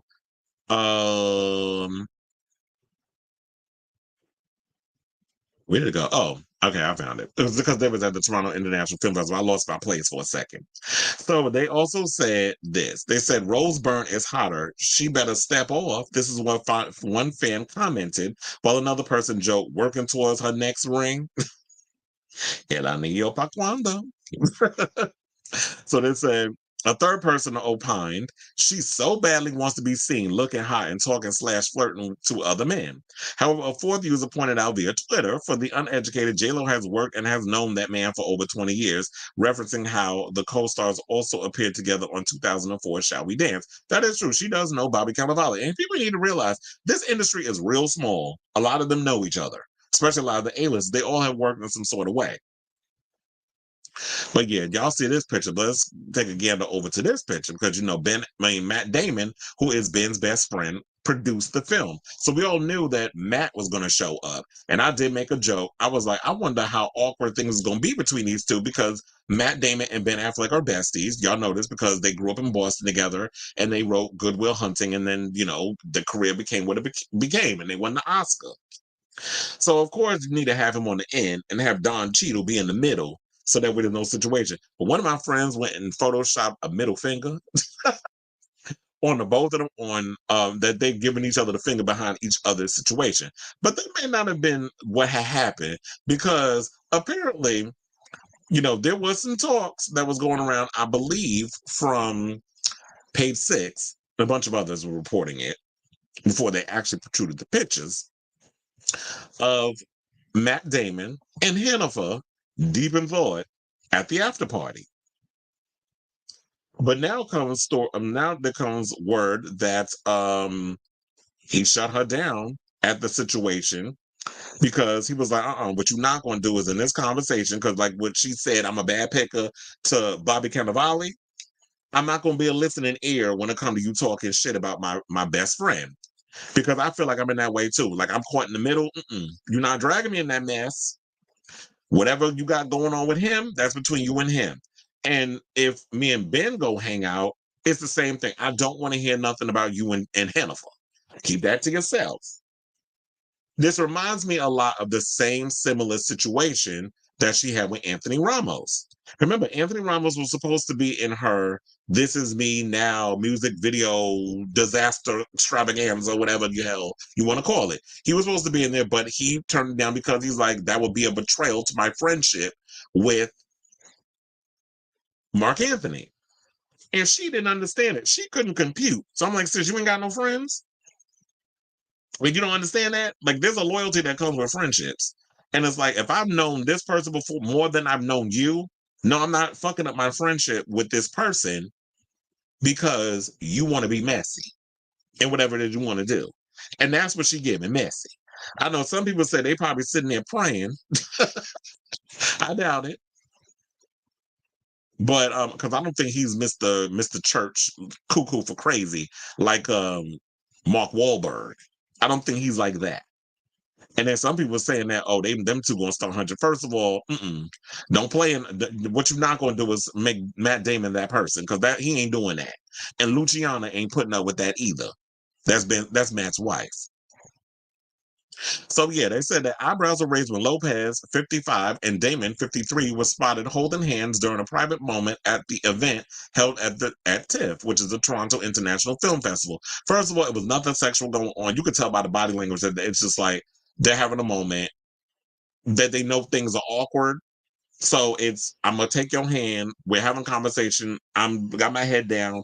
I'm listening to what you gotta say and taking it all in. He's present. It's the body language is saying that I'm present and I'm listening.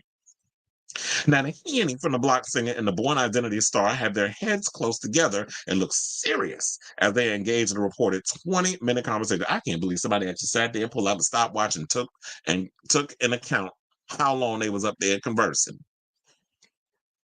Now, Lopez is said to be keen to talk to Damon about her estranged husband in the wake of their divorce, but Damon was reportedly not having any of it.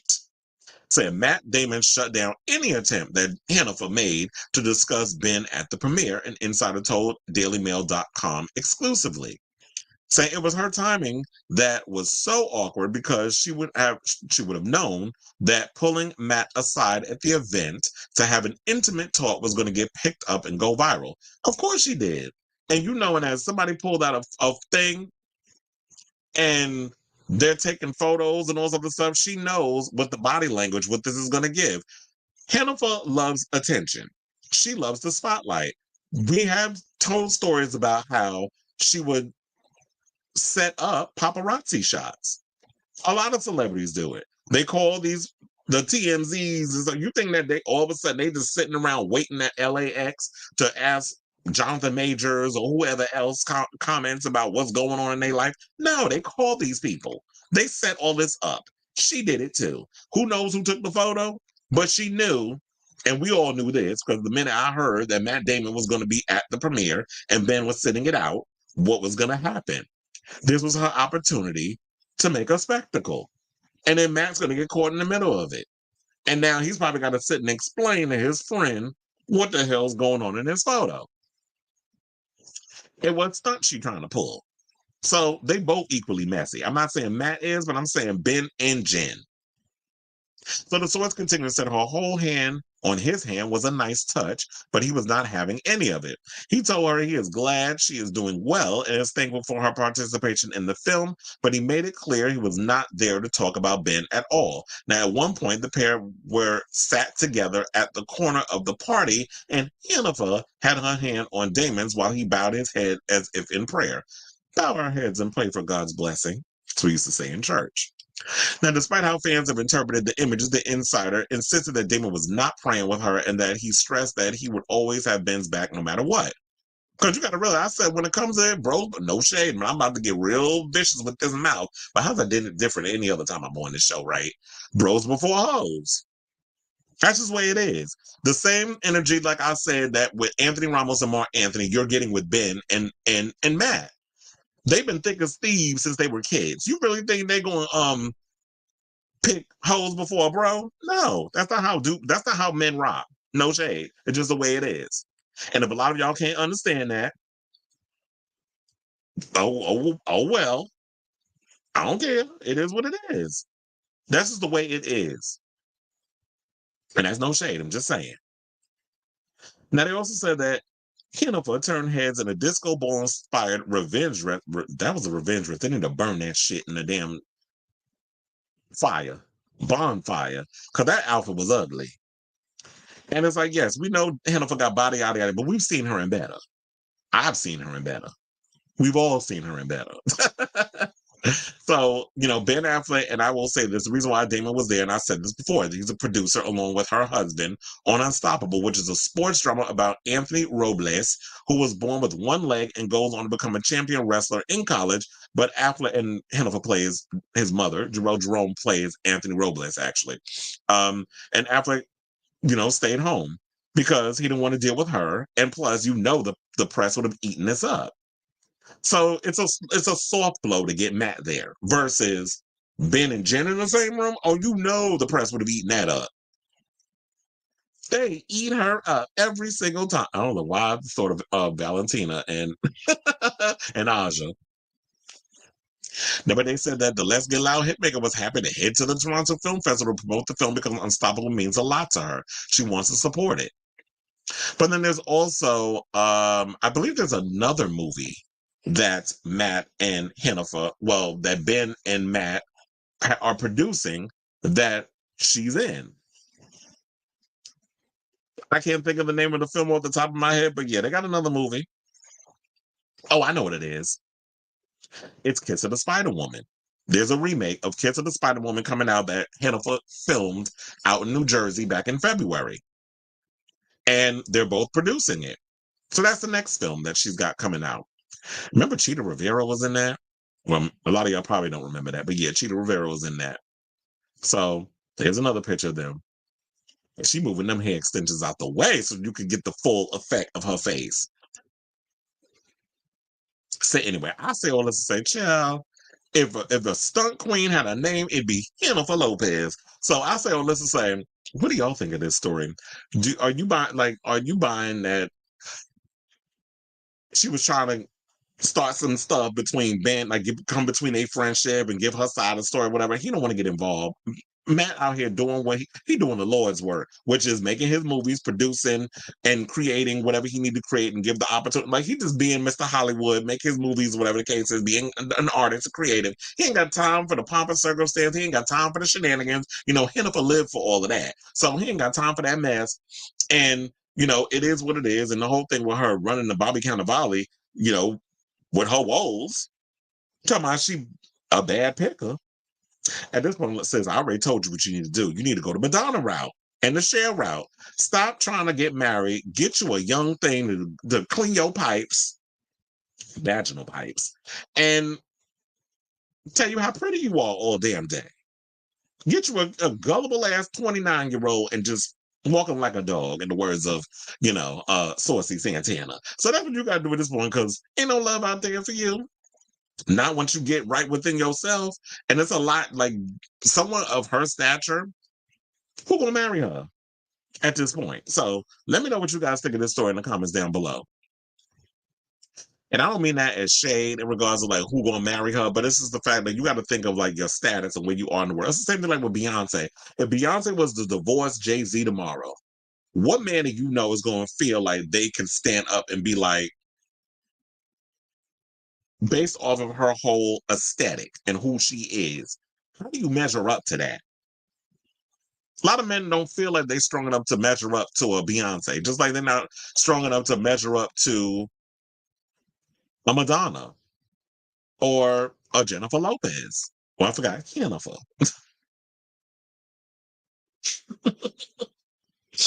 Because I read a comment. But anyway, it says Selena is a billionaire. She could pay for her surrogate. Yeah, she can. Well, you know, surrogacy is expensive, so I know it's not going to be no money lost on that. But when she's ready to, at her and Benny to have that conversation and really put down the whole situation of wanting to have the children or being parents, they'll look into that. And I'm sure she'll foot the bill. RFK didn't pull out in time, so he's on the ballot in all swing states except North Carolina. I'm drinking tea right. Yeah, he's an idiot. It's a chop. David Archuleta's doing it. Child, first of all, my husband was out here thirst trapping earlier. He was, I think, at the gym, shirtless with a little pair of shorts on. I thought, we need you in a jock strap. I love me some David Archuleta. That's a pretty ass man. Yeah, he in his 30s, so he's a man. So it said David Archuleta is doing an interview on Proud Radio at Apple Music exclusively for Apple. And the funny thing was, I think I saw him promote that earlier. That he was on Proud Radio. It says Swifties ragging Taylor for being chummy with. Oh yeah, I saw that too because she was at the U.S. Open, and I was telling there was some people that I work with at the Garden that actually worked the U.S. Open. I thought about it. I might do it next year. I haven't decided yet, but the hours. Oh no, y'all would get no show because first, it's literally I would be working 9 hours on my feet. I can't do it. That's too much. And I thought about doing the U.S. Open. Yeah, it's a good coin, but at what cost? I don't want bone spurs like Trump claimed he had. But yeah, we did the story, and I should have did a follow up because yesterday it was coming out that she was at the U.S. Open, her and Travis Kelce all hugged up, drinking, having a good time, and then they showed Patrick Mahomes was there as well as Brittany, and they were hanging out. And the Swifties are pissed, and I said this before that the reason why the Swifties was pissed because they don't like the fact that Brittany was out here windmilling. Well, she liked to post about Trump, and Trump thanked her, so people are thinking she's a Trump supporter. And now she's hanging out with him. So I don't know. I'm like, wow, the Swifties turning on Taylor. As hell froze over. I'm shocked. Okay, so yes, Bobby Cannavale is husband goals. I remember the first time I seen him on Third Watch, I was like, who is that pretty ass man with that deep ass voice? And then his son at one point, Jake Cannavale, was trying to be an actor. I don't know what happened with him, but I've been following Bobby ever since. I know he recently did a movie that didn't really do that well at the box office with Robert De Niro, and he has an autistic son. I saw that was already on Prime Video. I read something about Taylor's being friends with her and Brittany being in trouble. Yeah, and that's the latest story that she had liked something or whatever. And I'm like, who's actually on Truth Social? What's worse, Harrison, but Kiss or Mahomes? If anything, get mad at Taylor Swift, but remind Patrick Mahomes, who's a person of color himself. That's what I don't understand. You are half a Negro. And the fact that the type of woman you married and then this whole Trump thing, like, I don't understand people of color in general, Latinos, Black, whoever, how y'all going hard over Trump. And y'all, the main thing out y'all mouth, well, we got stimulus check. We got stimulus check. Y'all out here going hard over somebody for $1,200? $1,200? The overall house, I can't with people who think small. I really can't. And over 12, first of all, it wasn't even him that gave you all the money. They weren't playing. They kept getting shoved because of their sexuality. He said, don't forget Hannah for telling Derek Huff to J-Lo was more important. Yeah, that was another thing I think rubbed people the wrong way, too. Like, he had just got married to his wife, who I believe has been sick. I don't know what the status of her health is, but you was going hard to get him to appear in your music video, and he had just got married. And you were trying to make it like your 2-second marriage to Ben because y'all on this fucking high was more important than Derek Huff's marriage. So there were certain things you was doing in there where it just came like tunnel vision, all about me. It's all about me, me, me, me, me. It's all about you, you, you. Shout out to Maya. It's like, yeah, you're not the most important person. And look at you. The music video gonna last longer than the marriage. Two hags bonding over their ex.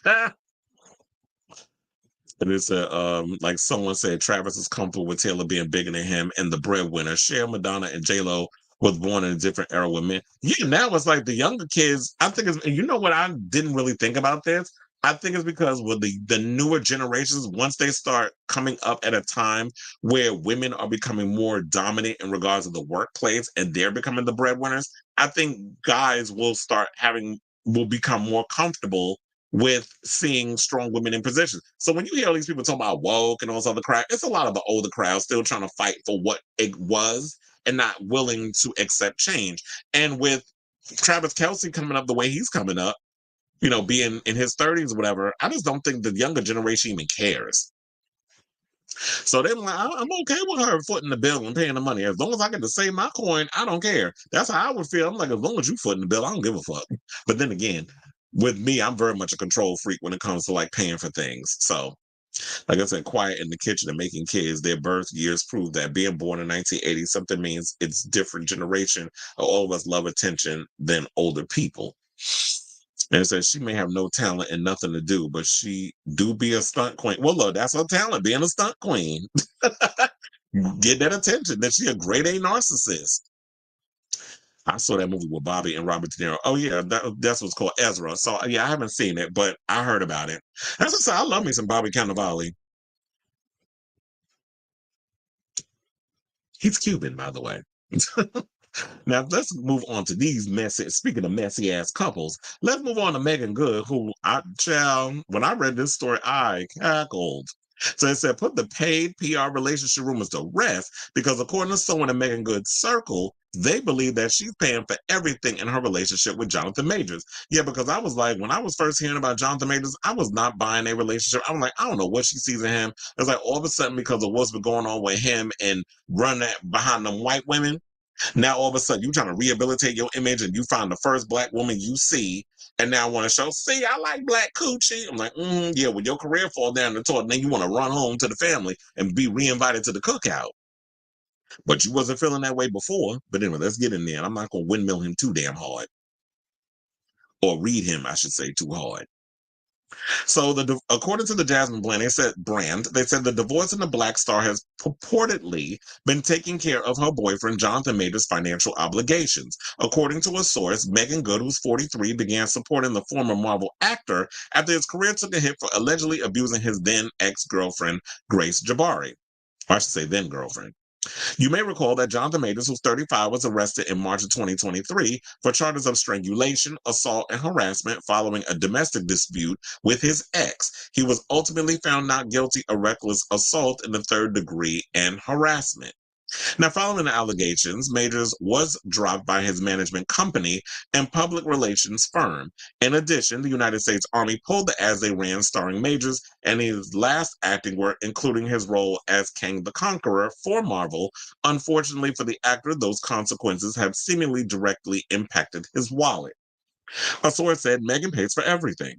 They really wanted this dog, and she got stuck paying the $75,000 training bill. Like, that's crazy. They added, no one knows no one knows what Megan sees in this guy. If things keep up this way, she may not be able to pay her mortgage. Well, sidebar, what's going on with that show that she has on what's it called, Harlem? What's going on with the third season? Because they did film something. So what's going on with that show? And she did do the movie with Tyler Perry. But here's the thing. I mean, I have two dogs, but a $75,000 training bill? That's ridiculous. Like, who is paying? First of all, who's charging that kind of money? $75,000 for a trainer. Where you getting your dogs trained at? So the couple first went public, as you know, with their relationship in May of 2023. During a recent interview, Megan Good revealed that her friends warned her against dating majors.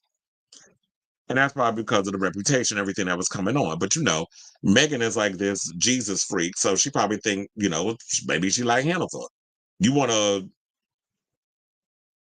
rehabilitate a wounded dog. So you know, you get these people out here that want to nurse people back to health or help damage things and through healing in the Bible. Because remember, at one point he was using that damn Bible as a damn prop when he was going to the courthouse to fight this case against Grace Jabari. Carrying that Bible like it was a prop for a new movie, and everything about him feels, in my opinion, disingenuous. Like it just felt very performative. I don't get authenticity from Jonathan Majors. I always get like, okay, you went to like you just giving me Juilliard training whenever you open your mouth. It's not really you. And I don't like people that are too coached, that are too well trained. You don't get like that side of them where they're just, okay, this is the actor me, and now I'm giving you the real me. So she went on to say, at the end of the day, one thing I know is that I can always look in the mirror when I trust my spirit. When I trust God, here we go with the Sky Daddy bullshit. When I ask God and when I move to the beat of my own drum, I can always look and say, okay, I'm proud of that. No matter whatever happens, I have peace in my heart and I have harmony in my heart. And said, I take everything I love's opinion into account. But at the end of the day, I'm the one that has to live my life. I want to be responsible for the choices I make and want to live the life that I want to live. And she's right. She's an adult.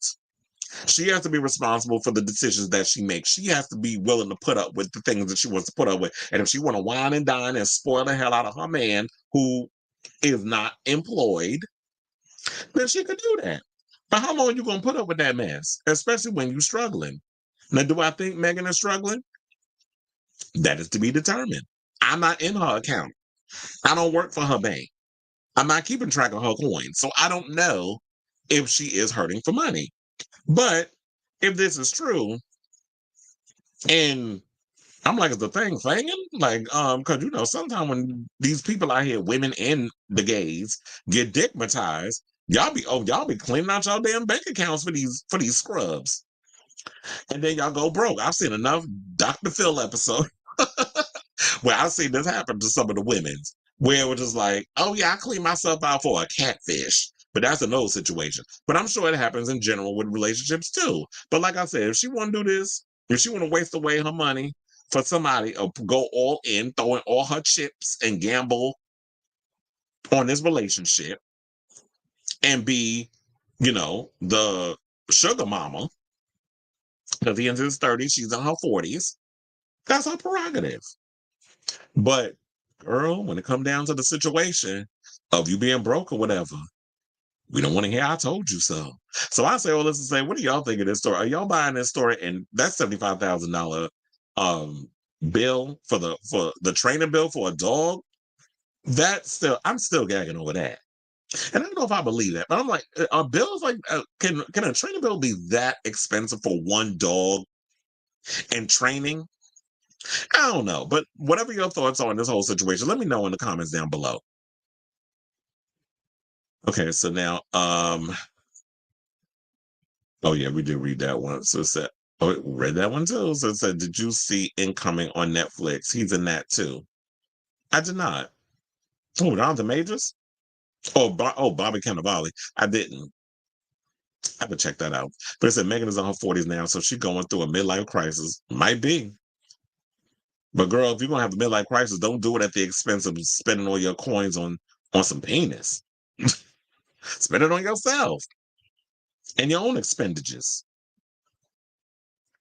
Now, speaking of mess, let's talk about this old coon, Tiffany Haddish. Y'all know I can't stand her ass, her unfunny behind. But look, Apparently, Kathy Hilton's dare has landed Tiffany in hot water. So on Saturday, September 7th, the comedic actress was spotted front row at the Monse Maison runway show. A series of videos captured Haddish seated with socialites Paris and Nicki Hilton and their mother Kathy Hilton, viewing and discussing the latest fashions from Monse. As the models cleared the runway, the lull in between the show took an unexpected turn. So, from what I saw, Paris Hilton initially posted this video on her Instagram, but I think after the backlash, it ain't there no more. I should have left it damn open and just been able to show y'all. But thank God for Twitter because the video was there. Now I had to mute it also because it plays music, and I don't want the channel to get demonetized. So hold on as I pull this up, and then we'll come back and talk. And I'm sure you could probably. I'm like, wait, can y'all see the? Wait, let me take that out.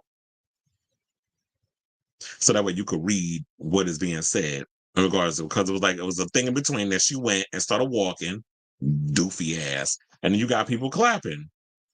So I don't know if they thought she was part of the show because I've sat and done New York Fashion Week where I've sat not in the front row but I was in the second row, close enough, and they were like, "Is she gonna come back around?" And they sitting there laughing, but of course. Oh, and then they got the chick from, you can see it, the one that just crossed her legs. She's on the Real Housewives of New York.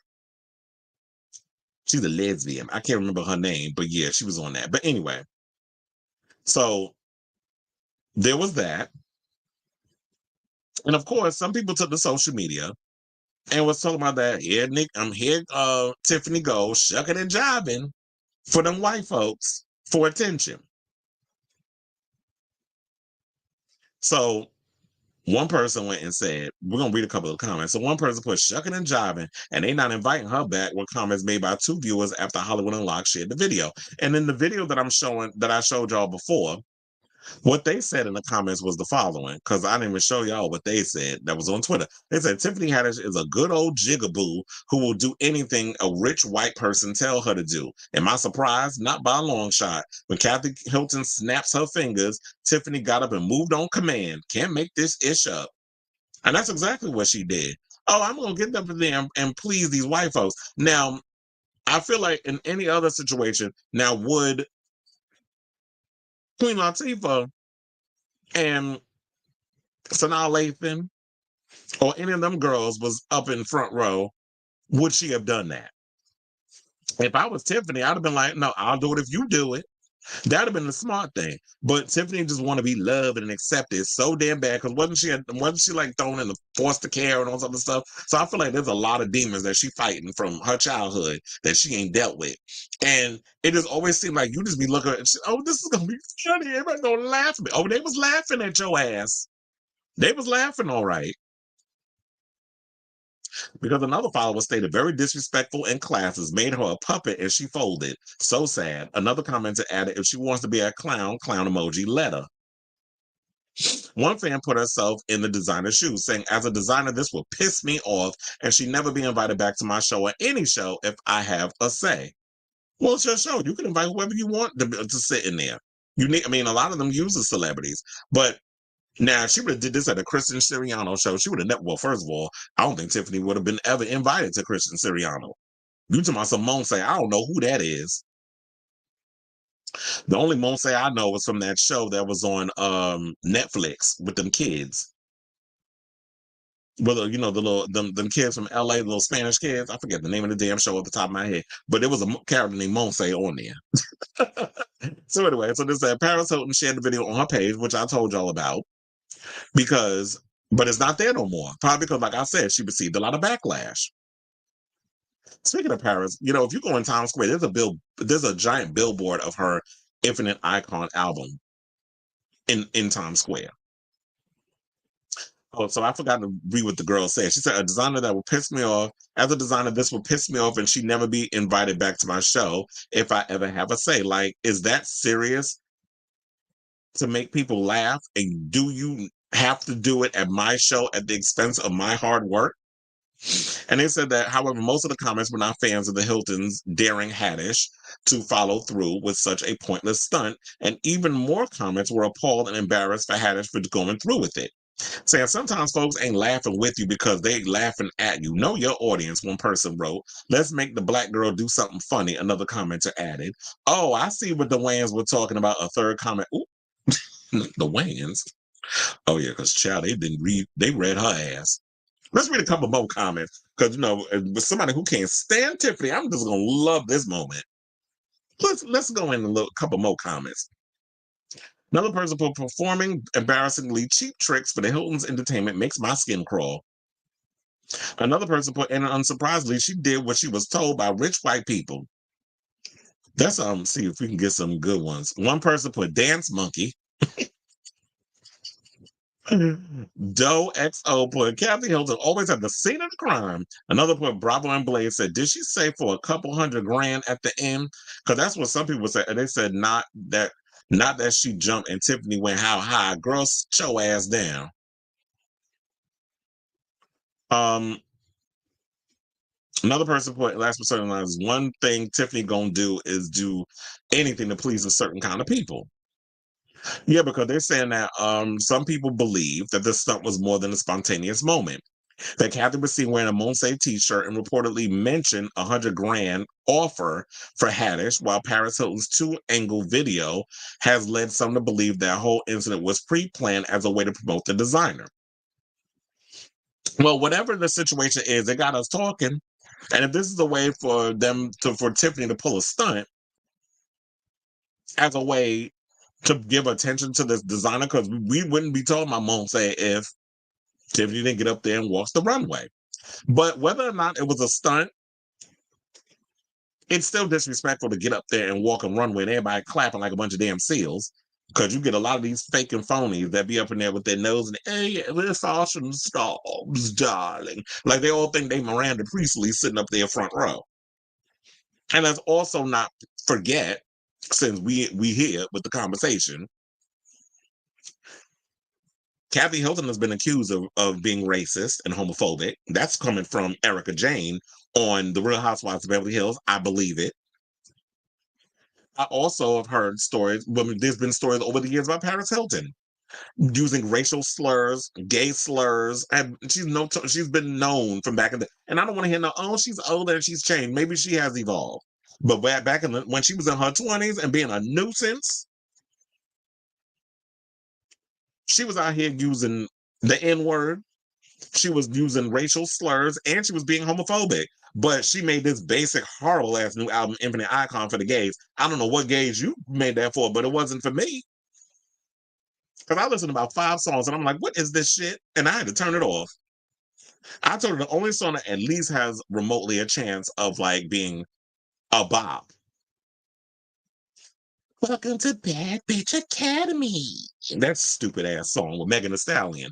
Did have a cackle listening to that. But other than that, no. You should have left this shit in the vault and just keep DJing and get made fun of at Tomorrowland and being accused of not spinning your damn records, which I do think she does. But as far as like the music, leave that to the professionals. But yeah, in regards to this whole thing, Tiffany stay gonna be a shucker and a jiver and windmilling hard for white people approval. So we're not surprised by that. So I say all this to say, what do y'all think of this story?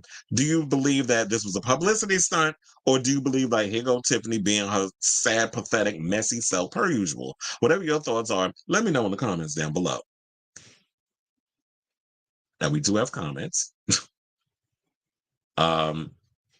Said Madonna might be a billionaire now, 1.2 billion reporting now due to the celebration tour and what Ryan Reynolds and Disney paid her for like a prayer and a few other things. It's rumored she was paid a good penny for a service to actually own the celebration tour, paid her good fee to not give her royalties and other stuff.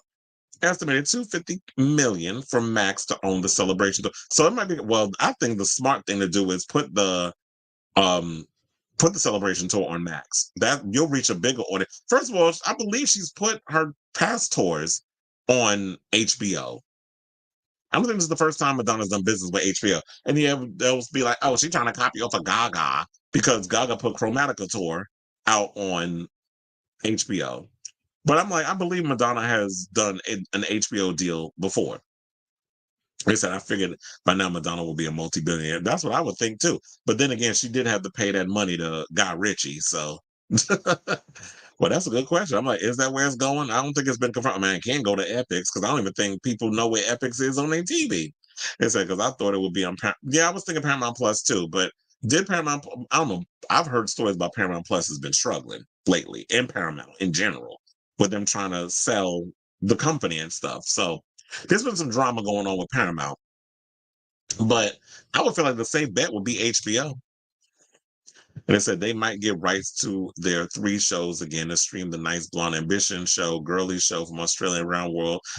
That's what it was. Thank you. I remember the Drown World tour was on HBO. That's what I remember because that was when I was aware of like tours and watching concerts. So yeah, the Drown World tour was on HBO. So she's done. So if anybody want to come up, oh, she's copying on a Lady Gaga. No, she was a bitch. Because first of all, if you did your homework, Madonna released the Drown World tour on HBO. So if the monsters would have come out with a mess, don't do it. And so we forget Madonna HBO go way back. So that's what I forgot because it was sort of like because I'm reading Brown Bunny's comment. That's why I was cackling. So it said, yeah, I remember watching Blonde Ambition, the Girly Show, and Drown World Tour live when they were on. I was in New York when Blonde Ambition aired. I was 14. And he said, dance monkey, dance. When they said, I was like, cat. I'm like, you might as well just put that bitch in blackface and just start giving her tap dancer shoes, one of them little red and white checkered dresses, and just start going at it, going, hey, I'm like we need to go ahead, Tiffany, because that's what you give every time you show your ass anywhere. Saying the N word at a Jack in the Box drive. So, oh yeah, that's what it was. Because I was like, yeah, we didn't forget Paris. How the things you said, and you had to learn it somewhere, and I believe you learned it from Kathy. So when um Erica Jane made those accusations about her at the reunion, I believe every word. Tiffany shameless opportunity, absolutely, and it's pathetic. I blame Kevin Hart for putting her on. He another one that ain't funny. Watching the celebration tour in a packed theater of Madonna fans would be so freaking. And that might be the only time you'll see me go to a theater to watch a concert because I ain't do it for Beyonce, but I'll do it for Madonna. And I had so much fun when I went to see it at the Garden. Okay, so we have three more topics. Well, I told it was going to be a 4-hour show today. And we're out of here. And it's a lot of gay news. So let's get into it. Let's talk about Priyanka because the other day, we announced that We're Here was canceled after 4 seasons. So Canada's Drag Race season 1 winner and 1/4 We're Here co-host Priyanka, who just released her album Devastation, has opened up about the disappointing cancellation of the HBO drag reality docuseries. Now, originally featuring RuPaul's Drag Race stars Bob the Drag Queen, Shangela, and Eureka O'Hara, the HBO series saw drag queens travel across the U.S. to recruit small town residents to perform in one-night only drag shows. The series shed light on the difficulties of queer individuals in rural parts of America and was renewed for a fourth season with an all-new cast in 2014. There'll be Priyanka, Sasha Velour, Jada Essence Hall, and Latrice Royale. But now came word over the weekend that the show was canceled. I also forgot to mention Sasha Velour has a show called Velour that's playing in New York. I need to get a ticket to that. I think this week is the final week for it. I need to get a damn ticket for that show before it goes away. But yeah, nothing but rave reviews. But she has a show that she's been doing here for a while. So she has spoken out. She went on TikTok and reflected on the news. So I do have that clip. So please hold as we take a gander over to the ticket talkie and she tells what she tells. Please hold. We Are Here just got canceled. The last season that Sasha, Jada, Latrice, and I just did was the last and final season for now. I'm very, very, very, very, very sad because, well, many reasons, many reasons, many reasons. But the main reason being what the show does for people and the help that it gives the community in small town America. Makes me worried for queer content to be canceled and not renewed. It worries me that things are going to get a little conservative, but that's why we keep fighting. and keep supporting the drag queens and the trans girls and the non-binary artists and the queer community, the lesbians, the gays, everybody all under the umbrella. Please support all of us. Buy those tickets. Come see me on tour. All of it. It's really sad. What an iconic show. End of an era. We are here. Just got canceled. Okay. So, and I do agree with him on that. It's like, I kind of worry as well. Like we talked about it the other day that there was, I think it was Out Magazine that did this, and I couldn't find the article, but they said it was like 30 shows featuring queer people. I don't know if they headline all of them, but it was 30 shows were canceled. And then, we saw what HBO did with Legendary, where it was like Legendary was announced that they canceled it, and then all of a sudden they just took the show off the network and we can't watch all episodes.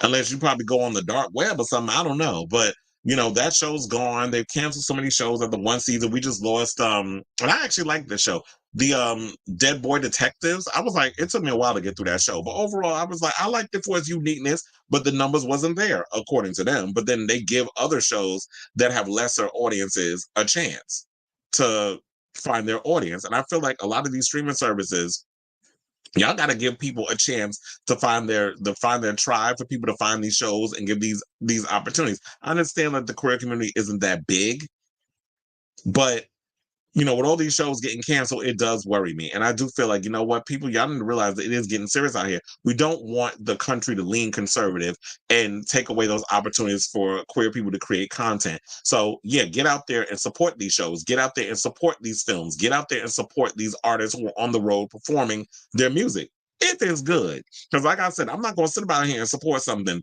if it ain't good.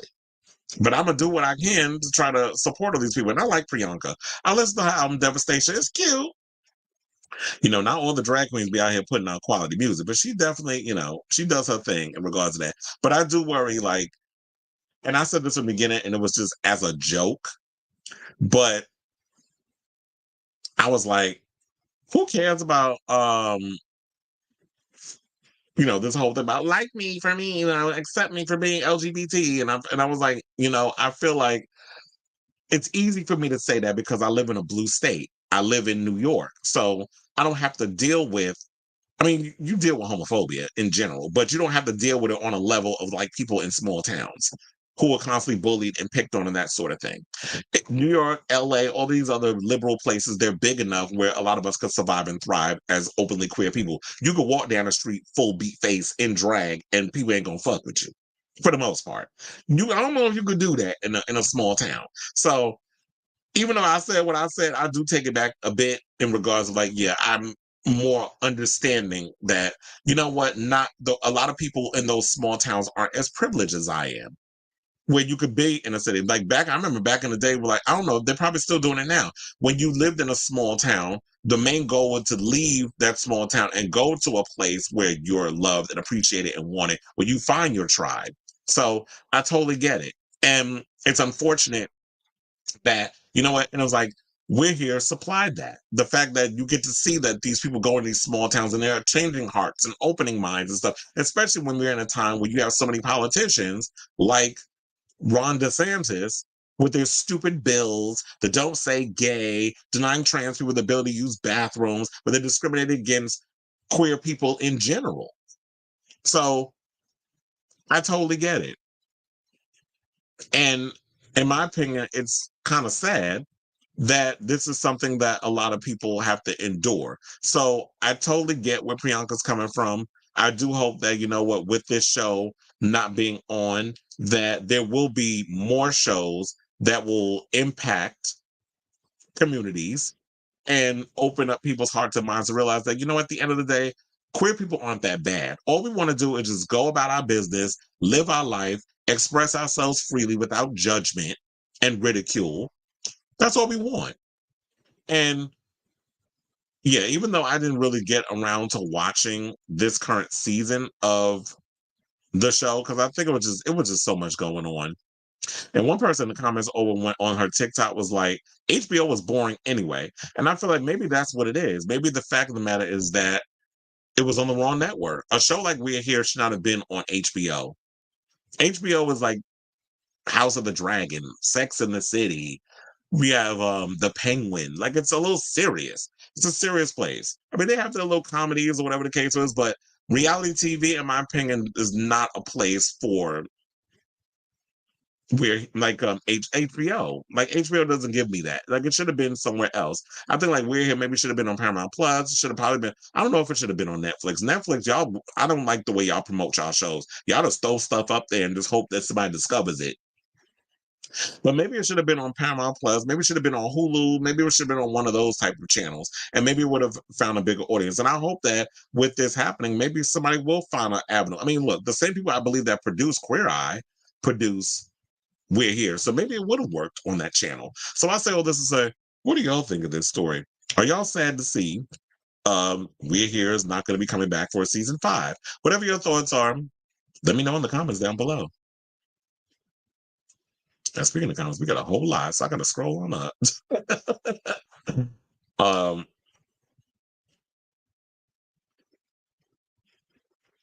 He said, got my ticket to Cyndi Lauper today. I did read Billie Eilish didn't allow ticket transfer to avoid ticket scalpers and go straight to the fans. Oh, yeah, because I know, like, I definitely know I'm working Billie Eilish show because I think she's doing 3 nights at the Garden.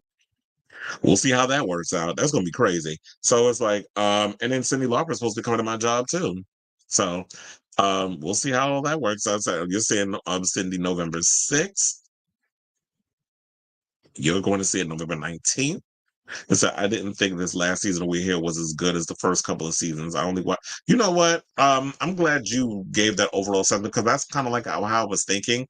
I really haven't been keeping up with We're Here because I think your overall assessment that I get bored with the show. Like I understand people who are from small town. Like my roommate who grew up in Louisiana and moved out to New York. And he said and funny enough, the reason why, you know who encouraged him to move to New York? Madonna. He said he heard the Confessions on the Dance Floor album and had to move to New York. I said, bitch, you better work. Look at Madonna encourage you to pack your bags and move to the big city. Like she did with $35 in her pocket. So he was like, he moved to New York.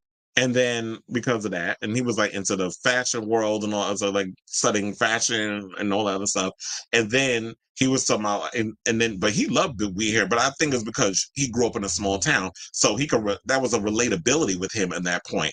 But me, I'm like, okay, like I empathize, but it's not enough to keep me here every week and then dealing with a bunch of bigots and stuff from small towns who got a problem with the gays. It was cute or whatever in the beginning, but then it was like last season, the what was it, season 3? I may have watched a couple of episodes and I just didn't care, and maybe it was because they took too long to come back. So it was out of sight, out of mind. And then when you're telling me about season 4, that it just didn't have that same momentum like they did with Shangela, Bob the Drag Queen, and Eureka. So there's that. So I'm not supporting Kim Petras. Oh, look, I heard people talking about that on social media. Like, what was it? What was it? Kayla says, I think, was it her or was somebody else? Somebody just recently did a video called "The Downfall of Kim Petras," and a lot of them are saying that is because of her working with Dr. Luke and how they didn't even like her slut pop era. And I kind of agree. Like, I love the whole idea behind slut pop, but them songs, I was like, no, they got chopped. Now I did like Superpower Bitch. And there was a couple of bops on there.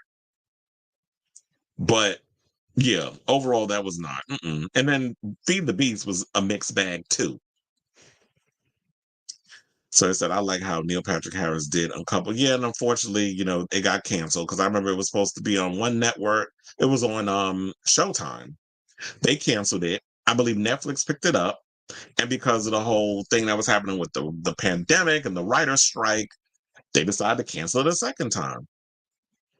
Said Glad once again acting like queer people don't do. Oh, yeah, I saw that mess too about the whole sex work situation. Fuck Glad. Fuck Glad and all of them. I don't co-sign behind a lot of the bullshit of those queer organizations. They ain't really for us.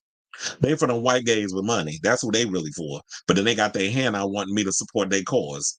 But you wouldn't even want people like me in your room unless I changed who I am, if I diluted my personality for y'all to accept, well, y'all could suck my dick from the back. I will never dilute who I am for anybody, not even fucking Glad. So y'all could sit and spin. That says Z aren't working. Wait, who we talking about? Oh, you said that almost dying reports show Gen Z aren't working regular work. They work outside and on the internet. Yeah, that's what it is. The future is tech. People don't want to be working in no damn office. And that's why I feel like a lot of these buildings that they have, these office buildings, it's a waste. There's even though, and you know what, it's the fault of the pandemic. The pandemic showed that why do I need to come in the office? I could work from home. Personally, I like working from home, but I also like doing what I do here. But also, I love the live entertainment field. I've been working in that field for so long. That's why I just wanted to keep that up. I tried doing other jobs. It's like, yeah, I make a whole lot of money, but I wasn't happy. But I love working in live entertainment. So do you think queer people support our own shows as much as no, I don't. And I think that's the sad part, that I feel like a lot of queer people will go hard for other things than they will supporting the community. When Queer as Folk came out, there were more women who watched that show than gays. I believe when Noah's Ark came out, which is coming back in 2025, Patrick Ian Polk posted something yesterday making that announcement that Noah's Ark is coming back. I believe more straight people supported that than gays. We don't support our own. It's the same thing with this whole NLE Chopper drama. A lot of people are out here fighting hard for this man who's gaslighting and using our community because there's no other demographic giving him the attention except the gays. And I can understand, like, if it's sincere in what you're doing, but he's been queer baiting a lot lately, harder than Nick Jonas and Harry Styles combined. But he's not doing it right like they was. So now he dangled a carrot, let y'all see the little dick print a little bit, and it was like when the boys be sliding in his DMs, and you get that same one with the one that was on social media. Oh, I don't like sucking dick. I do it for fun, but I'm not into men. But then getting mad when dudes sliding your DMs. Well, if you ain't had no penis in your mouth, then these dudes wouldn't be sliding your DM. They assume that's how you get down. We don't know we don't know every aspect of we can't inspect every crevice of your inside of your brain. So people don't know. So that is a problem. So y'all will sit up out here and support NLE Chopper, and it's no shade to him, but I'm just saying. But you do get a little shade because you queer baiting, because that's the only way your ass getting attention right now. So y'all go hard for NLE Chopper, but y'all not giving the same energy for Lil Nas X, who's actually openly gay and trying to make music for the community. And it's not just with him, it's other out artists as well. Y'all do not, and I blame a lot of these promoters too. Y'all will be sitting up there saving up all that money to get a name, a straight name to show up at our events, but y'all don't put no money behind the out artists who are out here literally working their ass off to make music for our community. Make that make sense. So they said some shows get more support than others. Exactly. And I think it's also within the people who promote these queer shows as well. They don't put a lot of money behind them. Anna said Kim Petras benefited from Unholy success more than Sam did. Sam did a massive that is true, because he did Madison Square Garden 2 nights last year. And Kim Petras, they try to make her do the whole arena thing, and she wasn't selling out the way they expected. So she took a I feel like her last tour that she did hurt her financially, because they were struggling to get them arenas to sell out. She should have just stuck with small arenas. Y'all gotta humble yourselves out here. Not small arenas, theaters. She should have done, like, if you want to do Madison Square Garden, no, I want to do the theater, because I'm guaranteed I'm gonna make that money. And if it goes beyond what it is, let's secure a second night. I would rather do a small, intimate situation than an arena, because arenas are too big. It's too massive. And to me, it doesn't feel like you want to have that intimacy and that connection with the audience. So I would not want to do an arena type situation. I'd rather do a small thing. I will give you an arena type show in a theater type setting, which you can do. Kylie Minogue showed she could do that when she came to America and did her 2 shows here years ago. They said we're hard to please. I know people want to get away from the stereotypes. Show real gay men do actually show people we're not all drag culture or sexual beings. Some of us are actually heterosexual. What do you mean, like that they don't embody those stereotypes? Meaning they drink beer, they watch sports, they actively participate in sport. It's not just like, oh yeah, my idea of me interacting in sports is going to a sports bar wearing nothing but a crop top and some jock strap, but I really don't watch, the Knicks. I really don't watch baseball. I don't know anything about hockey. Like there's people who are like that. It's all about it's performative rather than it being an actual thing. So they said, and now Trump is saying kids are becoming he's a fucking idiot. Look, you want to talk about kids becoming trans? Let's talk about your retarded ass son, Barron, and the other ones. So they said, and they want more real life gay men, not the stereotype being seen as the only type of gay that exists. Yeah, it's Friday the 13th will be Kevin Fallon. Oh wait, Friday the 13th of this year. Is that when the whole payment situation dries up? Who knew? Well, child, I guess moving to Hawaii was a damn waste of time. It's like Drag Race now. The queens kiss each other ass so much, and the show has losses. Who you telling? That's what I said the other day. I was like, Drag Race ain't been good since season 9. And I was being generous with season 9 because I ain't like season 9. It was too many damn acting challenges, and it was just bad. But I'll say season 8 because that's what well, Sasha Velour won season 9, but I'll say season 8 because that's what Bob the Drag Queen was on there. But yeah, the show has not been the same. It's just too much of like, and the thing is because they're trying to produce themselves. They don't want the backlash from the fandom. So they're pretty much the ones that's ruining the show. It said with queer as folk, gays didn't like it showed sex. Well, I did, because I was living that life at the time. That's why I was here for. I said, "Oh, y'all putting my life on this screen." I was going to the Roxy. I was going to a lot of these circuit parties, doing the drugs and partying and drinking. I wasn't doing them like drugs now are.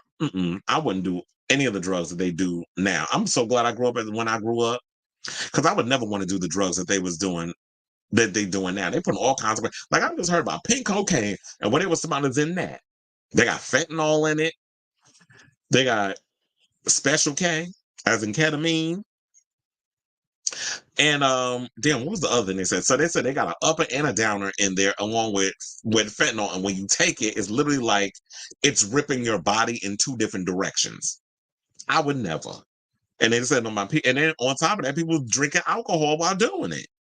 So you got all these drugs doing all these things to you at the same time, and then people ending up in the hospital. And they said it causes lifetime complications with like memory loss and all kinds of stuff. It's not worth it. I'd rather just stick to alcohol. Even the weed is tainted these days. This is why I stick with the dispensary. So that's it. But I live for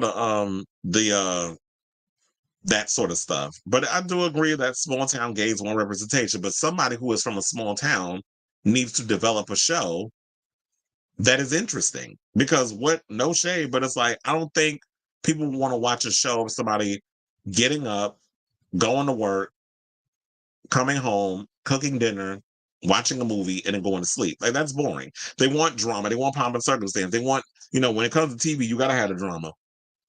That's why it's like even when you had queer folk, which didn't sit right with me. They were talking about Pittsburgh.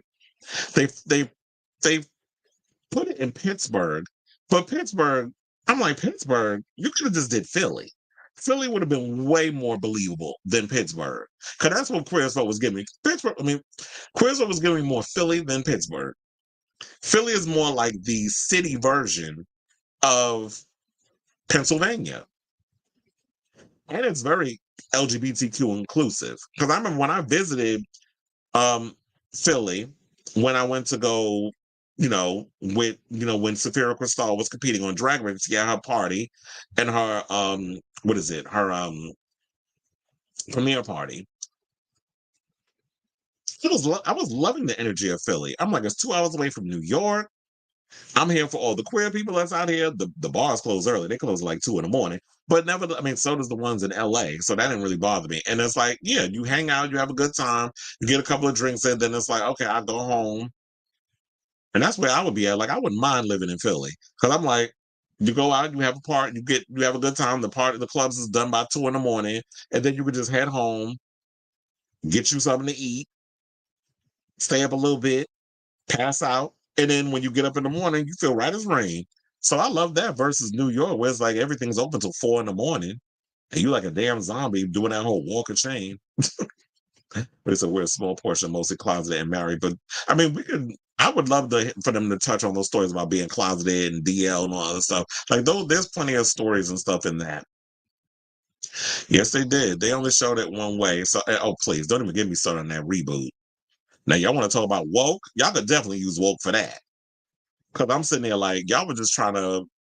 To me, I felt like they were trying to overcompensate for the issues that they had with the original, the lack of people of color, which I do agree with. There should have been some black folks up on there, but I heard once upon a time Billy Porter auditioned to be on that show. Excuse me, didn't get it, but he was supposed to be on there. But yeah, it was like that. That was the one thing about Queer Soul. They lack diversity, and to me, if you're going to do a show in Philly or Pennsylvania where you have queer people, like if they decide to revive Queer Soul and base it in Philly, it would be very accurate in the way of you do see a lot of people of color out there, queer people of color, you get a lot of trans people, including a lot of trans men. I gagged over that. There's a lot of trans men that live in Philly. I met quite a few. So non-binary, everything. So to have that umbrella and have that conversation, I feel like if you want to base it in Philly, that would be so much better instead of the typical New York, LA, blah, blah, blah. Maybe I need to write that damn script. So it said, you're so right about those gay organizations. The first black president of HRC says somebody told him, we get it, you're black. They were looking for, child. I believe it. Fuck them. So it was like, oh, you said this week.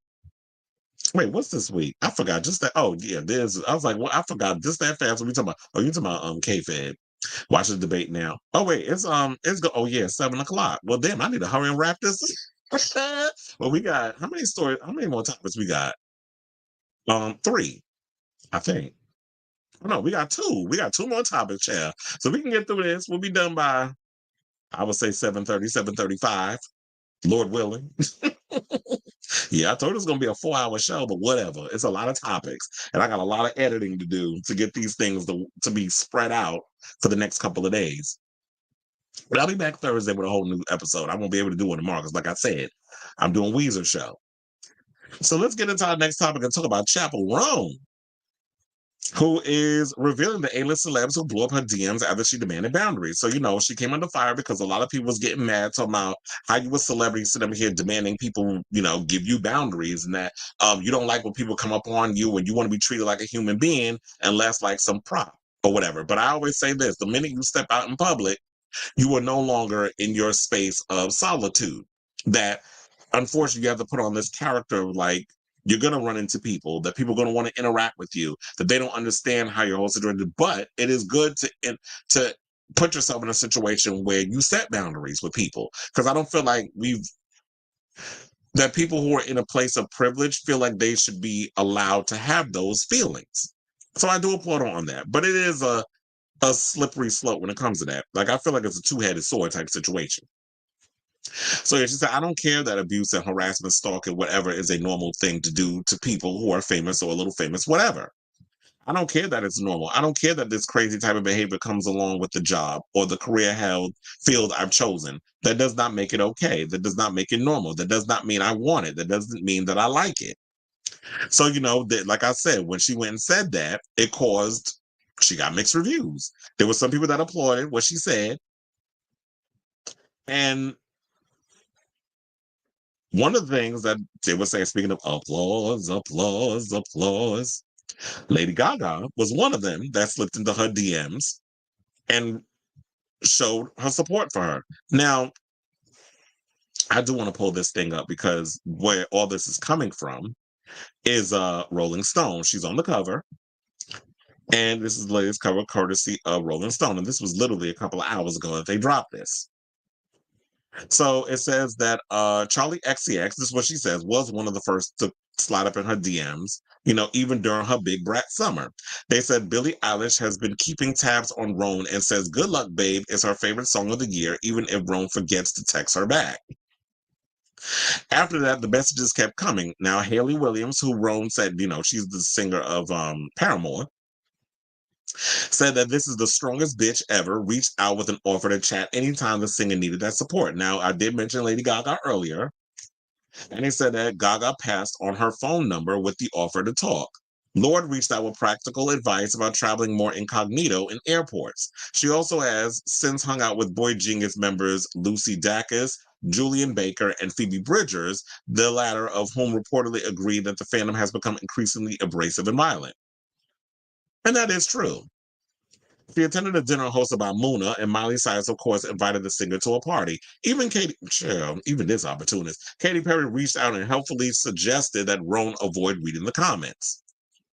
It's perhaps Sabrina Carpenter, who has also absolutely blown over the summer, who can most relate, to Roan's meteoric rise and the impacts of sudden fame. And that is true. Equally, they're both in the same position of they've been grinding at this for a long time and they just received overnight success. Sabrina Carpenter, because she was touring with Taylor Swift, and then you have Chappell Roan, who was with Olivia Rodrigo. So they said, we're both going through something so effing hard. She just feels like everything is flying and she's just barely hanging on. That's like a song lyric. You should use that as a song lyric. And they said, Roan explained why she decided to open up about all the people who have reached out, and it's not to brag about her contacts list, though it is impressive. Saying, I'm not trying to name drop. Yeah, she's not trying to pull a Jason Lee. She said, I'm trying to tell you, there are girls who are good people who are helping other girls out. I'm name dropping them because people just need to know that people are good people. The reality is that while fame comes with incredible power and pleasure, there's a cost to it, particularly if it seemingly comes overnight. But here's the thing. I will say this. I don't think it's bragging. What I think it is the fact that it's good to show that there are people in the industry who are her peers that are showing that, you know what, we got you. We understand what you're going through, and I'm willing to share with you what we've been dealing with and how we navigate through this crazy space called the entertainment industry. So I like that. I like the fact that there are people who are in the business who are willing to come out and share their stories with the up and comers. Pass on that knowledge. I say that all the time. If you're a veteran in the game, the one thing you want to do if they want to receive it, and I feel like with her putting that out there in the universe, you never know who's listening. So it's like, you know what? I'm gonna slide up in your DMs and I'm gonna be like, if you want anytime you want to talk, here's my number. And if you put that out there, I feel like that's a great way to start a conversation versus somebody going, I would just give you advice and either you accept it or you don't. So I like that. She put it out there in the universe, and you know what? That was the window for all these other celebrities to come in and offer the advice. So I think that's a great thing. So I'm with Chaperone on that. And so I like the idea that, you know, these celebrities stepped in and offered that advice. So to me, that's a great thing. So I say all this to say, what do y'all think of this story? And the fact that Chaperone was revealing all the people that slid in her DMs and the advice that they were giving her, and they were willing to, you know, instead of you getting on social media, which a lot of people do, is their way of, this is like their own visual diary. They get up there and they start venting and they want to let people know what's going on or whatever the case is. Instead of venting on social media, you have celebrities who are willing to come in your corner and offer advice. So let me know what you guys think of this story in the comments down below. All right, so now let's get into, and I'm gonna get to the comments right after this, but let's get into our final topic, which the Boulay Brothers Dragula season 666 the other day revealed who is going to be on the roster for the upcoming season of Dragula in regards of the judges. And that was in the last show we did. And I did say, now if we get in the list of judges, it's only a matter of time before we get the list of people who are going to be competing on the upcoming season of Dragula season 6, the Drag Monsters. So to give you all a little refresher on who's going to be the judges, we have Jennifer Tilly, who's from Bride of Chucky and the Real Housewives of Beverly Hills. Mike Flanagan, who did Midnight Mass and The Haunting of Hill House.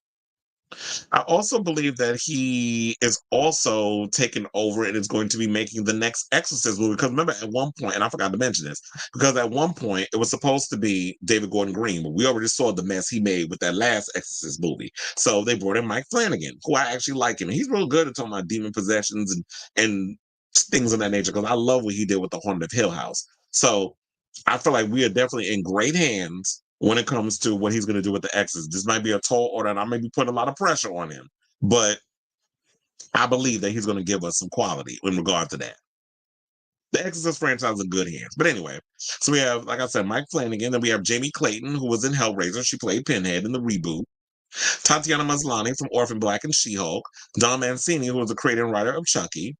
Justin Simeon from The Haunted Mansion and Dear White People, David Dastmalchian from Late Night with the Devil, Dune, and Suicide Squad, Akilah Cooper, who was the writer of Malignant, Megan, and The Nun 2, Joe Bob Briggs and Darcy, who are the hosts of The Last Drive-In on Shudder. If you have not watched that, definitely check it out. Now, in regards of drag queens, we have Violet Chachki from RuPaul's Drag Race, Alaska Thunderfuck from RuPaul's Drag Race, Tananarive Due, who is an author of Horror Historian, Darren Stein from Jawbreaker, Matthew Cote, I think is how you say his name, creator of Dead by Daylight, Landon Seidel, who you know is the winner of Boulay Brothers Dragula Season 3, and Neil Huru X, who was the winner of Boulay Brothers Dragula Season 5. So Neil Huru was the one who won last season.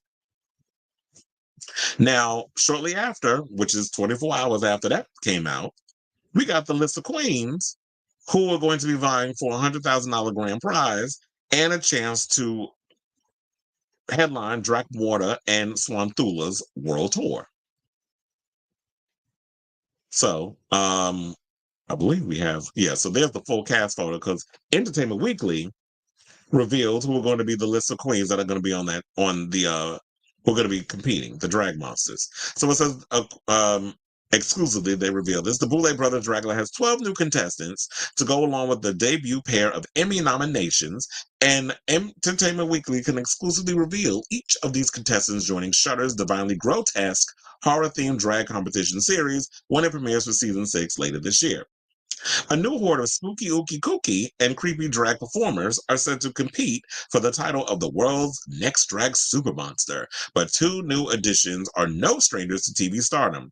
Among the cast are RuPaul's Drag Race Down Under alum Yuri Gawai, I believe is how you say her name, who now just goes by Yuri, who placed 6th on the show's 2nd season in 2022, and James Majesty, who enters the current competition after a mononym, Majesty, after finishing Dragula Season 2 as a runner-up alongside eventual Boulay Brothers Dragula Titans All-Star winner Victoria Elizabeth Black.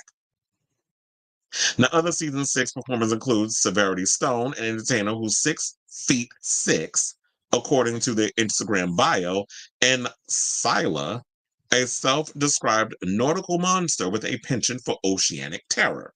The new cast reveal comes after a successful year for Dragula, which culminated the TV Academy bestowing head judges Drac Morta and Swanthula Boulay with their first Emmy nomination for Outstanding Makeup for a variety, nonfiction, or reality program, all for doing their own makeup on the show. And I have to say, the one thing I love about Dragula is the fact that they have to make their own costumes and they have to do their own makeup and stuff on the show. The one thing that I wish Drag Race would go back to, which was the sewing challenges.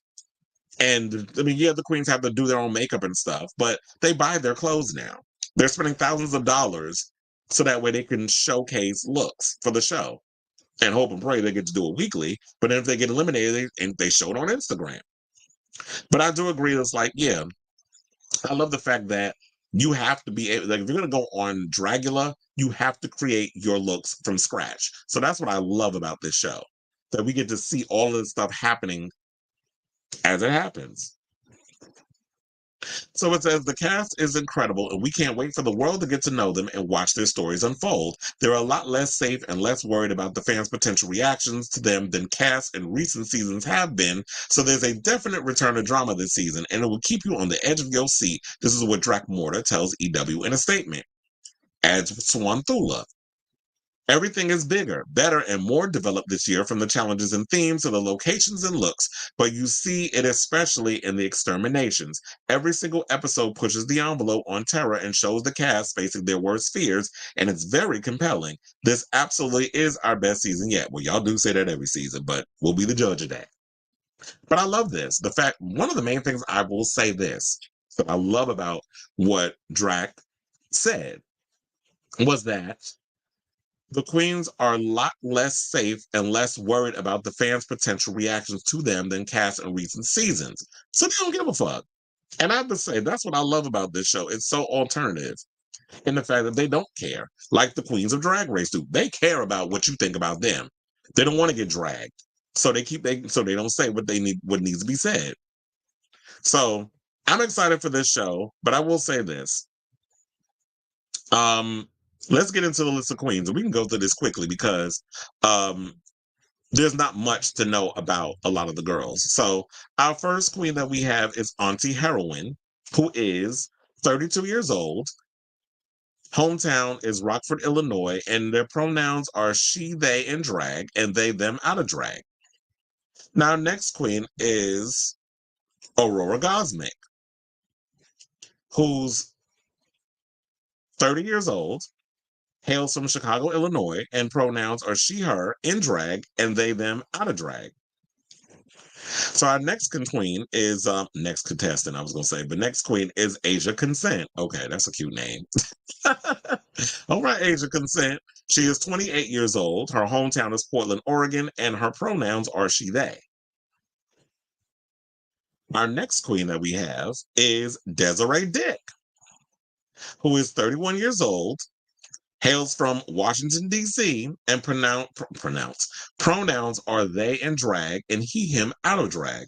Well, I guess because when you're an otherworldly, you would consider yourself a they. It's like my drag has no gender. So that's how I would look at it. So now our next queen that we have is Gray Matter, who is 32 years old, hails from Houston, Texas, and their pronouns are they in drag and he, him out of drag. I do like this look though. I love creatures. Okay, then we have Jaharia, I believe that's how you pronounce their name, who is 28 years old, hails from Kansas City, Missouri, and pronouns are she, her in drag and he, him out of drag. So, then of course, we have someone who is very familiar with the show, and that's Majesty, who is 30 years old, hails from Portland, Oregon, and pronouns are they and he. Our next queen we have is Pie. Well, we got to keep it simple. Who is 30 years old, hails from Philadelphia, Pennsylvania, and goes by any pronoun. Like I guess it doesn't matter to them. You can call me he, you can call me she, you can call me Rita's and Gabby Lee. Okay, then we have Sila, who hails from Chicago, Illinois. Pronouns are he, she, and they, and is 25 years old. Now, our next queen that we have is Severity Stone, who is 36 years old, hails from Boston, Massachusetts, and goes by the following pronouns she, her in drag, he, they, out of drag. Now we also have Vivi the Force, who is 35, hometown San Diego, California, pronouns he, they in drag, he, they, she out of drag. And then we have Yuri. Oh, I guess it's not going to work. Yeah, it's not working for some reason. Hold on, let me see if I can get it to do it again. Because sometimes this damn thing want to act up. Okay, so Yuri has what is it? Oh, so she was the last one. So last but certainly not least is Yuri, who's 28 years old, hails from Auckland, New Zealand, and pronouns are not provided as of this time. So I guess the good thing about it all is that with Yuri, that's their international fish. Because normally we always have, every now and again they'll bring in somebody who hails from another part of the world. Because Neo Huru, I believe, wasn't they from oh,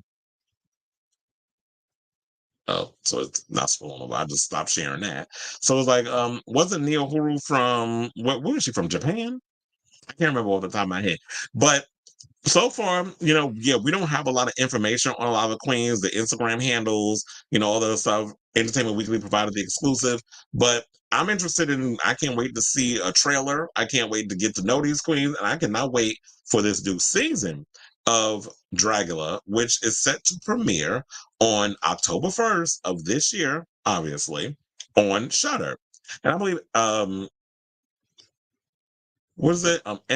what is it? AMC Plus. I think they're on there as well. I don't know. I don't get AMC Plus. I just have Shudder because it's the horror movie network. So that's where y'all can watch it. I'll definitely be watching it opening night. I believe the first episode, the premiere is 90 minutes, and then we get 1 hour episodes every week. The good thing is Shudder doesn't have commercials. I'm looking forward to the drama. I'm looking forward to seeing like the runways and how these queens are gonna be putting everything together and what's gonna happen on this show. So I'll definitely be there with bells on October 1st. But as for you guys, what do you think of this upcoming season? Are you excited for these new queens? Are you excited for another season of Dragula? Because it's like, no shade, but Drag Race ain't been giving me what needs to be given in regards of like charisma, uniqueness, nerve, and talent. So I'm here for Dragula. That's my alternative drag in the entertainment department. So let me know what you guys think of this story in the comments down below. Okay, so now we have like I said, that was another thing on Queer Soul. They didn't have any trans characters, but they did add the one girl in the reboot. Yeah. But it was cute or whatever. But yeah, they didn't have like a diverse crowd. It was just that I feel like queer folk focus too much on this white. They've just focused on the gay and the lesbians. They just focused on that circle of friends. But that's what it was at the time. Like there wasn't a lot of diversity in regards of like queer representation on TV. You only had the gays and the lesbians, and they only focused on like the circuit party aspect of queer culture, which basically was queer as folk. But they try to bring a little more diversity there, but it just felt a little too heavy handed. And I just didn't buy into the show. So I really hope she doesn't make a career of complaining about being I hope so too, because I'm like, girl, if that's what you're gonna be doing, you're in the wrong business. Seems like that's what she's doing. And said, I don't think she's cut out for fame. Her career might only last another year or two. That's what I was like. If you're not cut out for fame, you're just probably gonna have to be like Beyonce, a homebody. Well, Virgos are pretty much homebodies anyway. So it's like I'm gonna just go out when I need to do the performances and all this other stuff. And Beyonce has even said that she goes incognito at times. So if you are, maybe she's not a homebody type, but yeah, that's gonna be hard. But if you can't handle the fame and try to, well, not say handle the fame, but try to figure out how to navigate through the entertainment industry, like the people in the comments said, you're not gonna last long. So there's that. But anyway, let me get off this line because I did the show for almost 4.5 hours, which I knew was going to happen because it was just a lot of topics that we had to cover. Yeah, I'll be back on Thursday. That's another day that I have off, but after that, I'm just gonna be busy, crazy busy. So, thank you all for watching. Tune in next time for a brand new episode of Chris Avalon Unfiltered. If you have not already, please hit that like button, that subscribe button, and also smash that notification button so that way you know when we go live on a brand new episode of Chris Avalon Unfiltered. Thank you all who were in the comments commenting and keeping me live and in color. Keep me lively through this whole situation. But yeah, now I see like I think the debates is starting up or has started already. I might take a gander, but I don't know if I'm gonna sit and watch the whole thing. But if y'all got highlights that y'all want to fill me in on, definitely keep me entertained in the in Messenger or whatever the case was, like on Facebook, Instagram. Y'all know where I be at. All my social media handles is down below in the in the description, all that stuff. I put all that stuff up in there. So like I said before, thank you all for watching. And until next time, ciao, darlings.